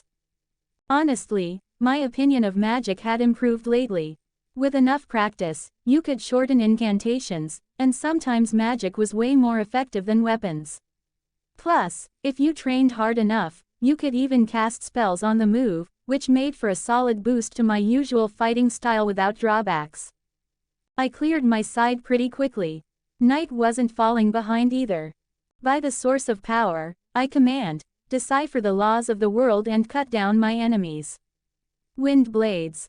Flapping her wings, Knight unleashed visible crescent blades of wind like a machine gun, slicing the weaker monsters in half and shredding the tougher ones. By the source of power, I command, decipher the laws of the world and blow them away. Wind burst. A strong gust instantly formed behind Knight and exploded, launching her forward. Right in midair, she shifted back into her philolial form, spun like a drill, and practically tore through everything in her path. Damn, impressive. Practice clearly showed we were both making solid progress with magic. Ever since I learned to properly read, studying new spells had gotten a lot easier, which wasn't surprising. The only problem was that truly powerful, worthwhile spells started from Drit level. Those could actually hit a wide area. Meanwhile, the first and second levels, Erst and Zweit, were more suited for single targets. There was also the fourth level, Liberation, but I barely knew anything about that. It was only briefly mentioned in the canon. Most people in this world didn't even know such spells existed. I'm done, Master. After finishing off a few lucky survivors, Knight ran up to me, her expression making her intentions pretty obvious. Good job. You handled that perfectly. The bird happily closed her eyes as I patted her head. She really was so simple. And at the same time, ridiculously cute. Ahem. Clearing my throat and forcing my thoughts back in order, I gave the signal to keep moving deeper into the cave. Nothing else came at us from behind, but we did run into a few more waves of revived corpses. At this point, it wasn't surprising anymore. And they weren't exactly strong, so it wasn't a problem. At least, not until we entered what looked like a hall. Up to this point, the cave looked completely ordinary, rough stone walls, stalactites, typical cave stuff. But the space that opened up ahead looked strangely artificial. The walls were smoother, almost polished. The floor was more symmetrical, perfectly even. I would have thought it was someone's secret base or laboratory, but the place was completely empty. There was absolutely nothing inside. Except for the dark hole at the far end of the hall. Thump. Something rumbled. Then came the sound of shuffling, scraping against stone. Thump, thump, thump. And then, from that very dark hole, came the sound of heavy, barefoot footsteps. Very large, barefoot footsteps. A few seconds later, the source of the noise appeared. Glue, the thing groaned. An ogre. A full-blown Necruger. Pale, corpse-like skin. A bald head with patches where the flesh had simply peeled off. Sunken eyes staring in different directions. A gaping, twisted mouth, releasing faint wisps of purple mist, obviously poisonous. The thing was at least 5 meters tall. Maybe more, I was never great at judging distance. And in its hands, a massive wooden club. Seriously, where do these mobs always get clubs? Are they born holding them or what? Whoa, oh, the ogre tilted its head toward us. 1 second, 2, oh, whoo. It roared with all the might of its rotting throat. I could have sworn a chunk of decayed flesh flew out of its mouth. With an earth-shaking crash, the monster charged at us. Moving so fast it crossed the entire hall in seconds, raising its club and bringing it down with terrifying force. Dodging to the side wasn't difficult, not for me, not for Knight. But the downward smash wasn't the end of it. That miracle club, honestly, I can't think of a better name for this legendary weapon, not only withstood the impact with the stone floor, but shattered it, sending sharp fragments of rock flying straight at us. Ow! Knight flinched, instinctively grabbing at a pretty nasty cut left by a flying shard. Don't stick your neck out, Knight. Support me with dark magic. Okay. She hesitated for a moment, but then nodded. Good girl. Swinging my Reaper scythe, I lunged toward the monster. Unlike all the others, this was the first one I could actually feel life inside. But life so twisted and distorted, it made you wonder if it wouldn't be better not to live at all than to exist like that. The monster, still lifting its club, spotted me charging in. Apparently, sizing up its options, it decided not to lift the club completely, but instead dragged it across the floor with brutal force, aiming to sweep me off my feet. I avoided the attack easily enough by simply jumping over it, but my assault stalled right there. The ogre, using the momentum, started spinning wildly, swinging his club in every direction. Decipher the laws of the world and strike this foe, Ice Spike. A sharp shard of ice shot from my hand with a whistle, and I poured as much magic into it as I could, but... Crack! The icicle shattered uselessly against the monster's leg, not even leaving a scratch. Great. Knight. Yes, master. No need for extra words. The bird knew exactly what I expected from her. Her lips moved soundlessly while the ogre kept spinning, gradually burning through its momentum. Just a few more seconds and it would attack again. Burst speed reducing, burst defense reducing. Knight whispered, casting dark element spells in succession. Too bad that's all she'd managed to learn so far. But even lowering the enemy's speed and defense gave me a solid advantage. The ogre finally stopped spinning and immediately locked eyes on me. After twirling around like a top, you'd think it'd be dizzy, but, yeah, that wasn't happening. Undead perks. Gooooh. Roaring, the ogre charged me again. Even as it moved, it was swinging its club chaotically in front of itself, trying to prevent me from getting close. For its size, it was surprisingly agile. But so were we. Erst Phantom Scythe. Using the monster's own speed against it, I summoned a phantom scythe beneath its feet. In my mind, the momentum and the sharpness of the scythe would slice its leg clean off, but... Whoo! In the end, the thing just tripped and faceplanted into the floor. The ridiculousness of the scene made me freeze for a moment, but I quickly snapped out of it, determined to take advantage of the situation.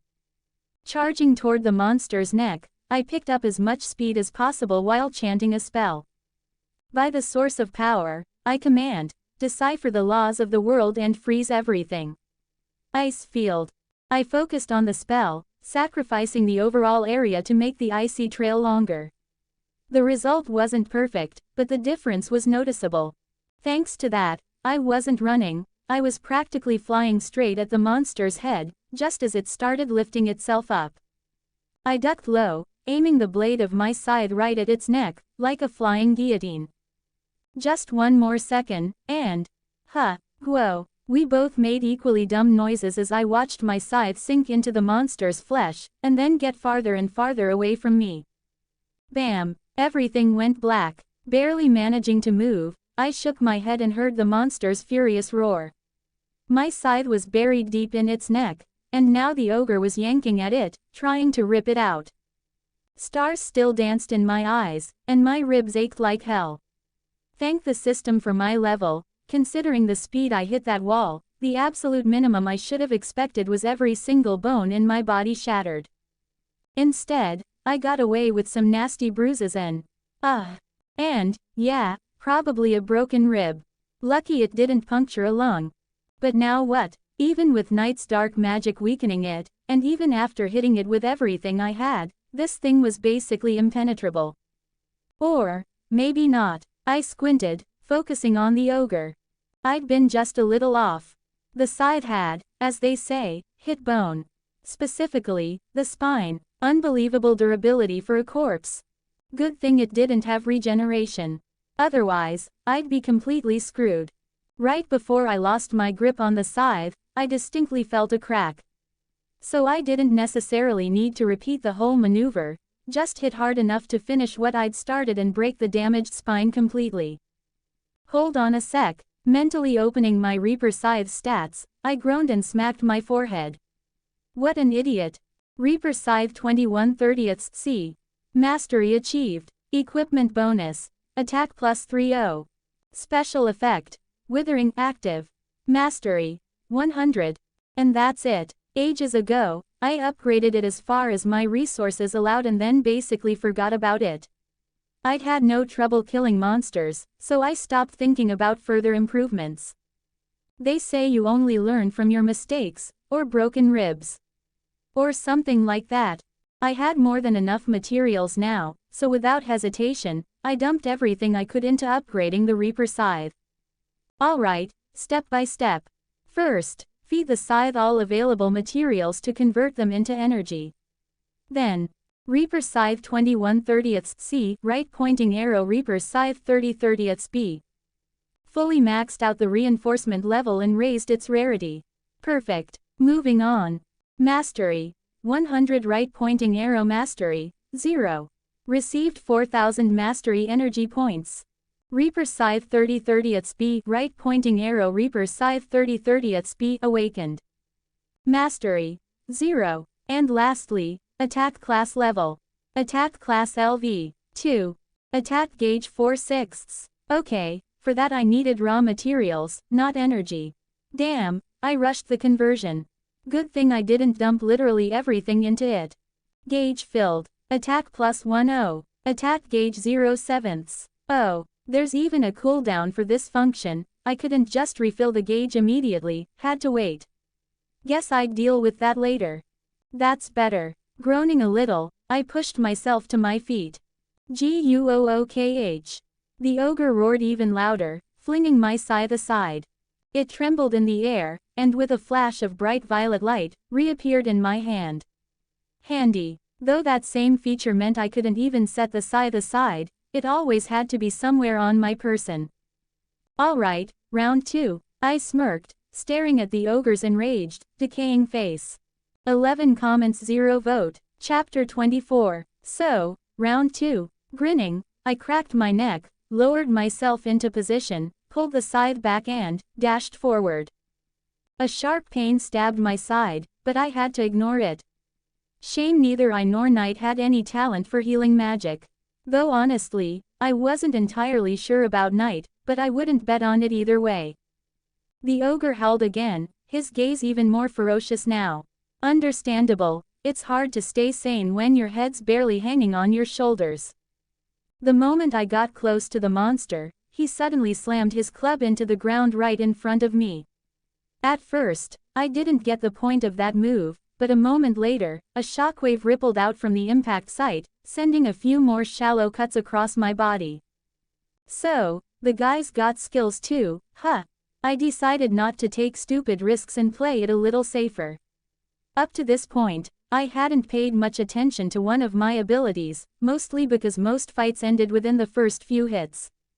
But now, going up against a monster roughly my level, I figured it was time to be more cautious. From the very start of the fight, the Reaper's scythe had only managed to land a single hit on the enemy.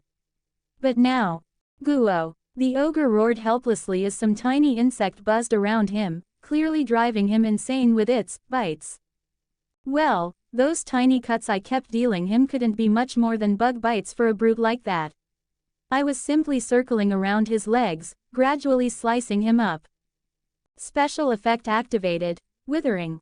Enemy stats reduced by 2%. Another slash. Special effect activated, withering. Enemy stats reduced by 2%. The Reaper's scythe had a special effect, withering. On paper, it sounded absurdly overpowered, making the enemy practically helpless. But in reality, it wasn't nearly as broken as it seemed. First of all, to trigger the effect, you had to deal direct damage with the Reaper's scythe. The blade had to cut the enemy's flesh, anything else wouldn't count. No magic, no skills, no grazing their armor or clothes.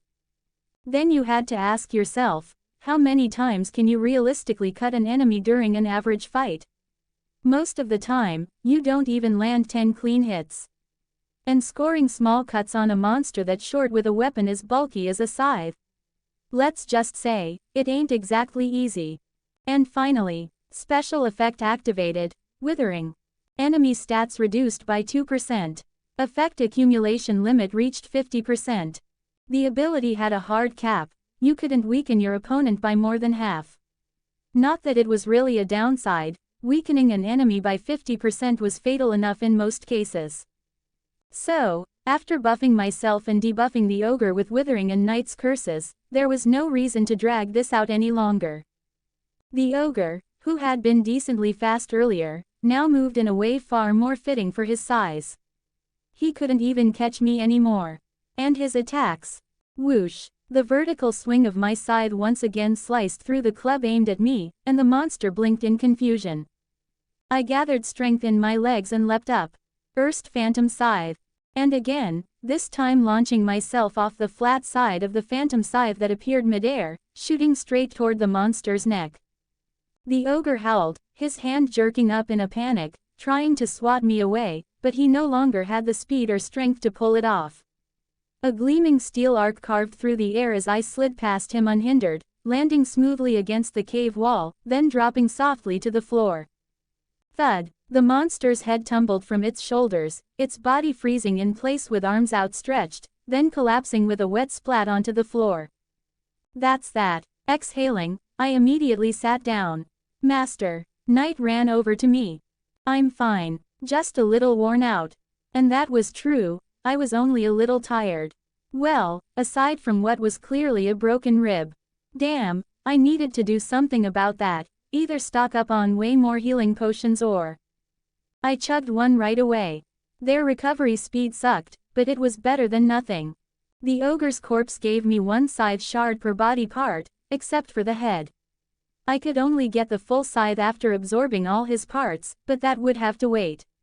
I needed to keep the head for the village elder as proof. No need to deal with extra questions or suspicion. I wasn't in the mood for arguments or wasting energy. After resting a bit, Knight and I decided to explore the cave further. Although calling it exploration was a stretch.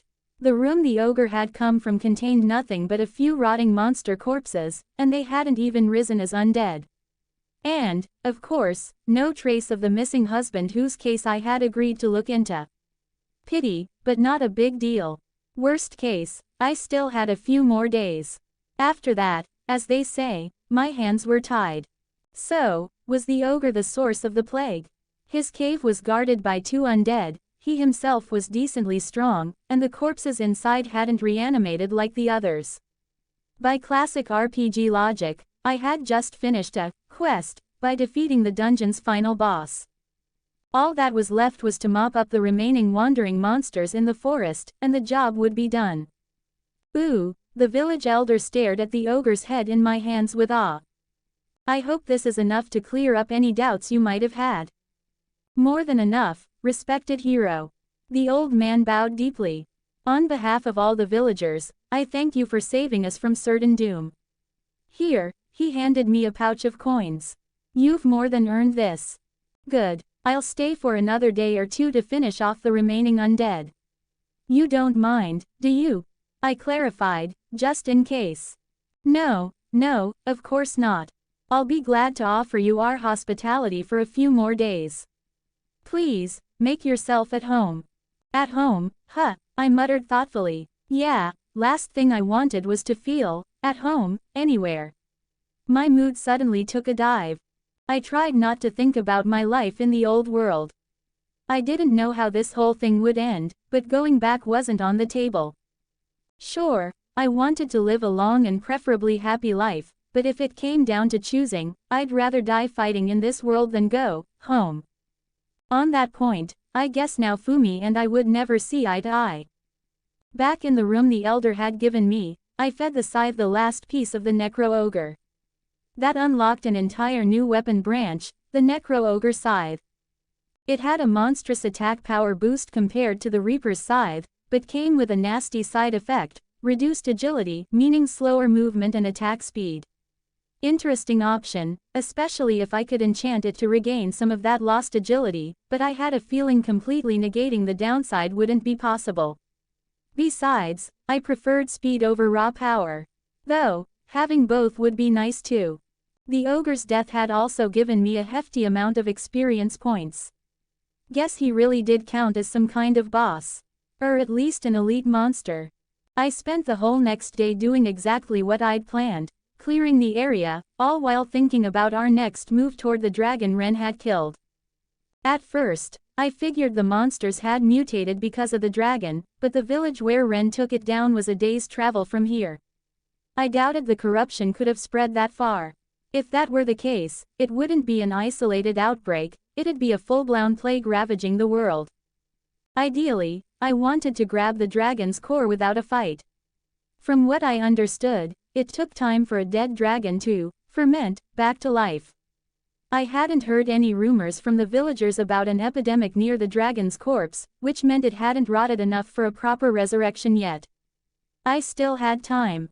Night had started fighting in her human form more often, using her tiny fists for attacks. Fists that hit way harder than her fragile appearance suggested. I suspected her chi mastery was progressing fast. Sometimes her punches outright ruptured weaker monsters from the inside. At the same time, she kept weakening enemies with dark magic and boosting herself with wind spells. At this point, I wasn't even sure if I needed to get her a weapon. Maybe I should buy her some clawed gloves or combat gauntlets. But then there was the issue of her shapeshifting. Weapons would just get in the way. The ideal solution for Night was to master chi completely and ditch weapons altogether. That way, neither of us would have to waste time inventing gimmicks like her clothes that vanish during transformations, but for weapons instead. My own training had stalled a bit. My scythe mastery hadn't improved in a while, and I could feel I was missing something to break through. Maybe I just needed more combat experience. But I fought constantly, and sparring with Night didn't help. She simply couldn't push me hard enough to make it worthwhile. Sigh. Looked like I'd have to head to Zeltbol soon, the land of mercenaries and colosseums. If anywhere had opponents strong enough to help me grow, it was there. The morning of the second day, that woman came to visit. Her face showed a faint glimmer of hope that maybe, just maybe, the hero had brought her news. But, I'm sorry, I didn't find anything that could be your husband. Oh, her eyes emptied, her shoulders slumped, her face pale, with heavy dark circles under her eyes. And yet, she was still beautiful. The stress of the past few days had dulled her natural beauty, but couldn't snuff it out entirely. Most surprising though, there wasn't even a hint of anger or resentment in her eyes. I was ready for her to suddenly lash out, but it didn't happen. She simply stepped aside and slid down to the ground, leaning weakly against the house wall. I'll be leaving the village tomorrow. I'll try to look for him today, but like I said, I can't promise anything. Yes, thank you, hero. As expected, I didn't find anything that day. And the woman didn't show up again, probably having lost all hope completely. I'd never experienced the pain of losing a loved one, so I couldn't understand her feelings. But for her sake, I hoped she'd stop tormenting herself and move on as soon as possible. From midday to evening, we didn't run into a single undead. Even if some remained, the villagers could handle them. They'd survived this long without me, after all. They weren't completely helpless. At night, as usual, I didn't sleep, preferring to spend time studying another ice magic spell from my grimoire.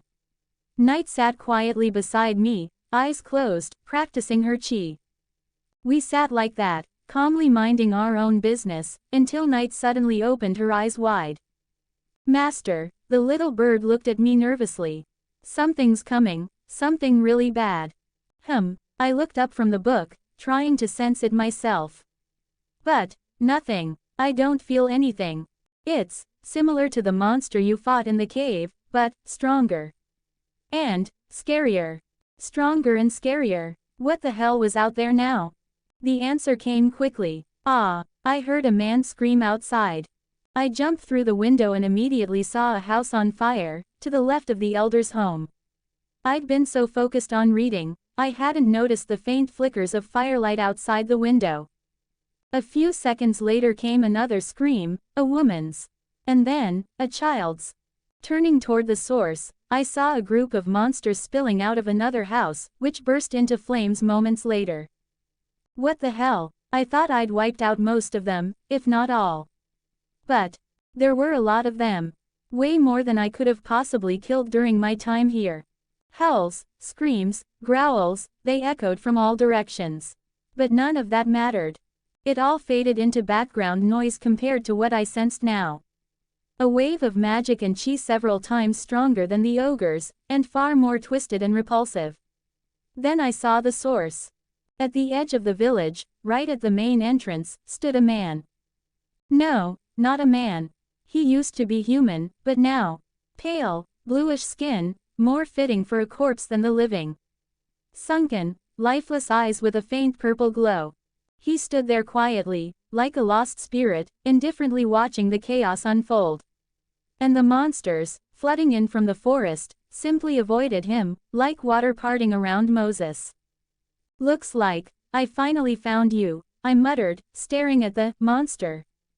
Digging in my pocket, I pulled out the necklace the woman had given me. Then I looked back at the monster.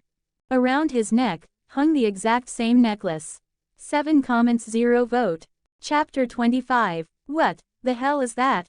I muttered in shock, staring at the zombie. And how the hell is he that strong? Wasn't the ogre supposed to be the boss? I mean, I followed all the rules, took down the guards, slaughtered a bunch of small fry, then showed up to face the boss. Textbook. And now it turns out there's some hidden boss after all. It's all so much like a game, yet at the same time, so damn annoyingly unlike one. Knight, take care of the small ones. Kill as many as you can, as fast as you can, but don't risk your life. You're way more important to me than they are. Understood. She nodded and shot off toward the center of the village. Good. So, what do I do with you? Plagued undead. A nameplate popped into my head. I usually didn't pay much attention to those, but every monster had a name. Though most of the time it was boring as hell, like, Necro Wolf. But this guy was different. His name wasn't that plain.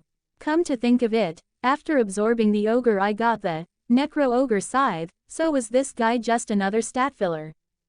The undead, for now, just stood there, staring blankly into space.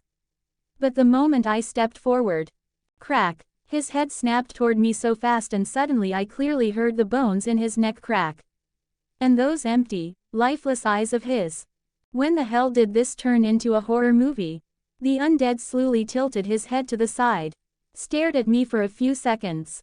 Then just as slowly, began crouching toward the ground, like a beast preparing to pounce. I shifted my scythe into combat form. This wasn't going to be easy. The only thing that could really help me right now was withering. But could I even land enough hits to weaken him from impossible to at least insane? Enough. No more useless thoughts. Even when I fought the ogre, I wasn't this focused. Now, there was only one thing in front of me. Everything else faded away. The undead lunged. His speed was just shy of blurring out of sight. I could still track his movements, but reacting was tough. And in that instant, I finally understood what I'd been lacking to advance my scythe mastery. I had no real experience fighting humans. People, as weird as it sounds, have completely different body structure, completely different attack patterns. All this time, I'd mostly fought monsters moving on all fours. Only occasionally, very rarely, did I come across upright ones. Nowhere near enough to build real experience or understanding. Not to mention that in actual human fights, I'd barely had any. The city guards during the first wave. Motoyasu, let's be real, those weren't fights. That was more like playing around than real combat. And now, I felt it in full force. The undead unleashed lightning-fast strikes with his hands, the nails on them crooked, cracked, and sharp as hell. Their uneven shape made them, pun intended, a real pain. Sometimes, instead of scratching, they tore jagged wounds. Luckily, for now, they were nothing more than an annoying discomfort. At least Elhart's custom armor came in handy. With reinforced inserts along the forearms, I could block attacks not just with my scythe, but with my arms too. Otherwise, those wounds would have gone way past annoying. I wasn't even going to try for serious damage yet. His flesh clearly wasn't as tough as the ogre's, but his speed made proper swings almost impossible. So I leaned heavily on the Reaper's scythe passive. Illusionary double. Blocking another strike, I split into two copies, dodging right and left, confusing the monster for a brief moment. Phantom slash. My double and I launched twin crescent blades at him, then darted diagonally toward him. Predictably, the enemy dodged with a quick leap back. Just what I was waiting for. In perfect sync, we unleashed another skill. Phantom grip. Illusion-based skills don't do real damage, but the enemy doesn't know that, right? Phantom grip normally leaves enough gaps in the blade cage for a fast enemy like this to slip through. But with a double, I could layer the skills, increasing the blade count and density. The enemy might look human, but his instincts were pure monster. So he didn't hesitate, he jumped to avoid the attack. And that was exactly what I wanted. I leapt into the air a moment before him, spinning like a damn top mid-flight. God, I hope no one's watching this. Special effect activated. Withering. Enemy stats reduced by 2%. Special effect activated. Withering. Enemy stats reduced by 2%. Special effect activated. 6 hits. That's how many times I managed to graze him. Good thing the Reaper's scythe is sharpened on both edges. Makes sense, given its passive.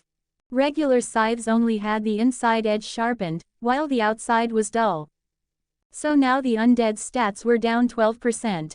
The real question, how much weaker would that make him in practice? I probably wouldn't get another chance to pull the same trick twice. The undead stared blankly at the fading illusion of my double, then looked down at himself, seemed to listen to something, and then, unless I imagined it, he even slightly frowned, before launching another attack. Getting ready to block it with my armor, I noticed that the monster had indeed gotten a little slower. Still fast, but now keeping up with him was much easier. But apparently, I'd left myself too open. After I blocked the attack, the undead grabbed my extended arm and, with monstrous strength, hurled me backwards. Crashing through a not too thick but still solid stone wall of one of the houses, I groaned, trying to get up. And he's doing this while weakened by 1/10. What the hell is this creature? My whole body ached unpleasantly, but it didn't affect my combat ability. Good thing I sent Night away. Her debuffs might have helped, but she could have gotten killed applying them. That thing's too fast for her. I wouldn't be able to protect her, and I might have gotten myself killed trying. The creature, still staring at me with those empty eyes, suddenly crouched slightly and charged at me like he was planning to just bulldoze right through. I braced my scythe for the impact, but it never came. Defying all laws of physics, the monster came to an abrupt halt and Kia, he howled so violently, he tore his own mouth open. GHH. I reflexively grabbed my ears. The screech was so loud it felt like my eardrums would burst. My head buzzed, and my vision blurred and doubled. While I was disoriented, the monster dashed at me again, swinging his clawed hand and smacking me hard, sending me flying once more. This time I smashed through the side wall of the house. Damn it, I barely managed to stand back up. And almost collapsed again. A deep, though not fatal, gash ran across my chest, pouring blood like a faucet. My vision darkened for a moment. On what little strength I had left, I activated camouflage. Not sure it'd help, but I pinned my hopes on the skill being level 6 and the dust still hanging in the air from the broken wall. With any luck, the monster would lose track of me for a while. Hiding in one of the rooms, I pulled out a healing potion and poured it down my throat.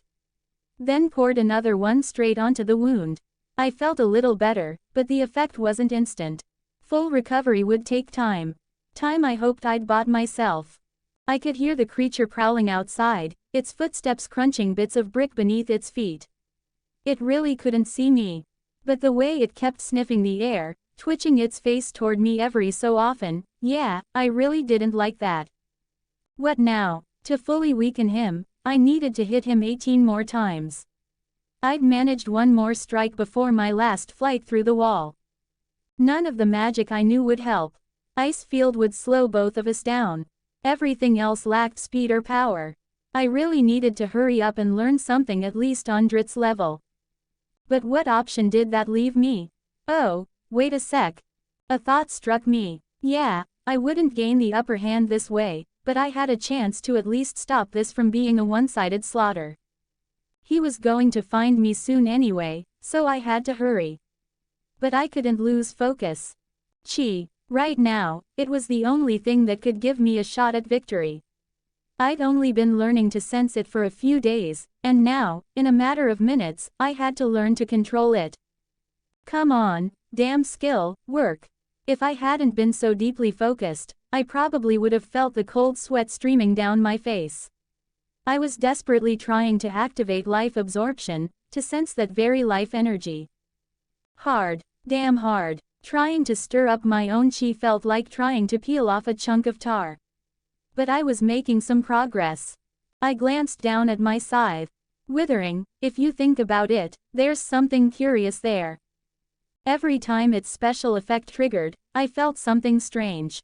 As if the weapon was drawing something out, sucking a piece of the enemy's strength away. Strength comes from the body. The body is life. Life is chi, and chi is life. Could it be that the Reaper's scythe slowly drains the chi from my enemies? Creak. I literally felt something inside me shift with a rusty creak. Like opening a door that hasn't been touched in years. Yeah, so that's how it is. Could this be chi? It was a bit cliché, but life energy really did feel warm. While mana was more cold. And spirit had a kind of fresh note to it, like a pleasant breeze. It felt foreign, different from both mana and chi. Which made sense. Spirit was unique to heroes and, in a way, alien to this world. KKcha. The monster groaned nearby. Seemed like he'd picked up my trail and was slowly making his way toward me. Almost there. I already understood the basics. I just needed to lock it in. Key. But the bastard clearly wasn't planning to give me the time I needed. He screamed again, charging straight at me. I managed to dodge at the last second, earning another cut in the process. What the hell's your problem? I spat angrily. The undead swung at me, but this time I wasn't going to repeat my mistakes. Using the shaft of my scythe like a staff, I grabbed the joint between the blade and the pole, shoved the weapon forward, and struck his arm upward, throwing him off balance. Without losing a moment, I twisted the blade around. Special effect activated. Withering. Enemy stats reduced by 2%. 16%. A shallow cut didn't slow him down, so he was still off balance from my shove. I shifted my grip, kept the scythe spinning, and transitioned into a horizontal spin, managing to twist around twice. Special effect activated. Withering. Enemy stats reduced by 2%. 20%. Couldn't push it further. So using my own momentum, on the third spin I launched a kick at the bastard, sending him flying. Phantom slash. A vertical crescent blade shot after him. I still couldn't control chi properly, but I could stir it up, make it flow stronger, and that was working. The world pulsed, like a heartbeat. My reaction speed sharpened, the monster's movements started to seem just a little slower. Erst Phantom Scythe. The slash wasn't aimed dead center. I deliberately sent it slightly to the right. Predictably, the monster dodged left, where the Phantom Scythe was already waiting. The undead had now lost a full fifth of his stats, and that last dodge was far too hasty, so. Gyeek. He howled at the sky as his arm hit the ground with a wet splat. Shame I only managed to hit the arm, the bastard's instincts were insane. Somehow, he twisted his body midair, leaving only his arm exposed to the strike. But even that was a decent result. Unlike the monster, I was already breathing heavily, my breath ragged.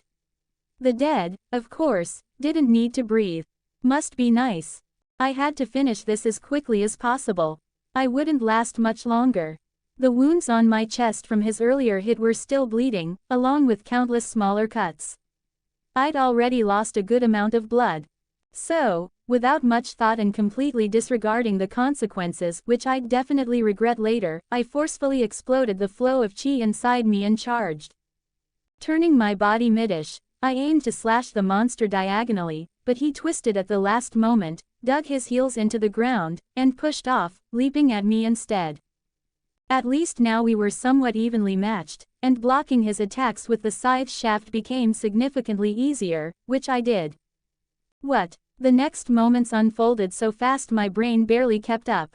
Instead of attacking, the bastard grabbed onto the scythe with both hands, and then, tossing his head back, puffed out his cheeks.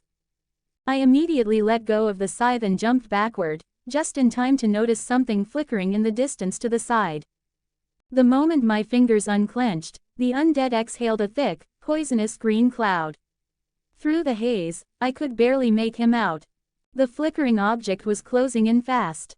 And in the next instant, I recognized it.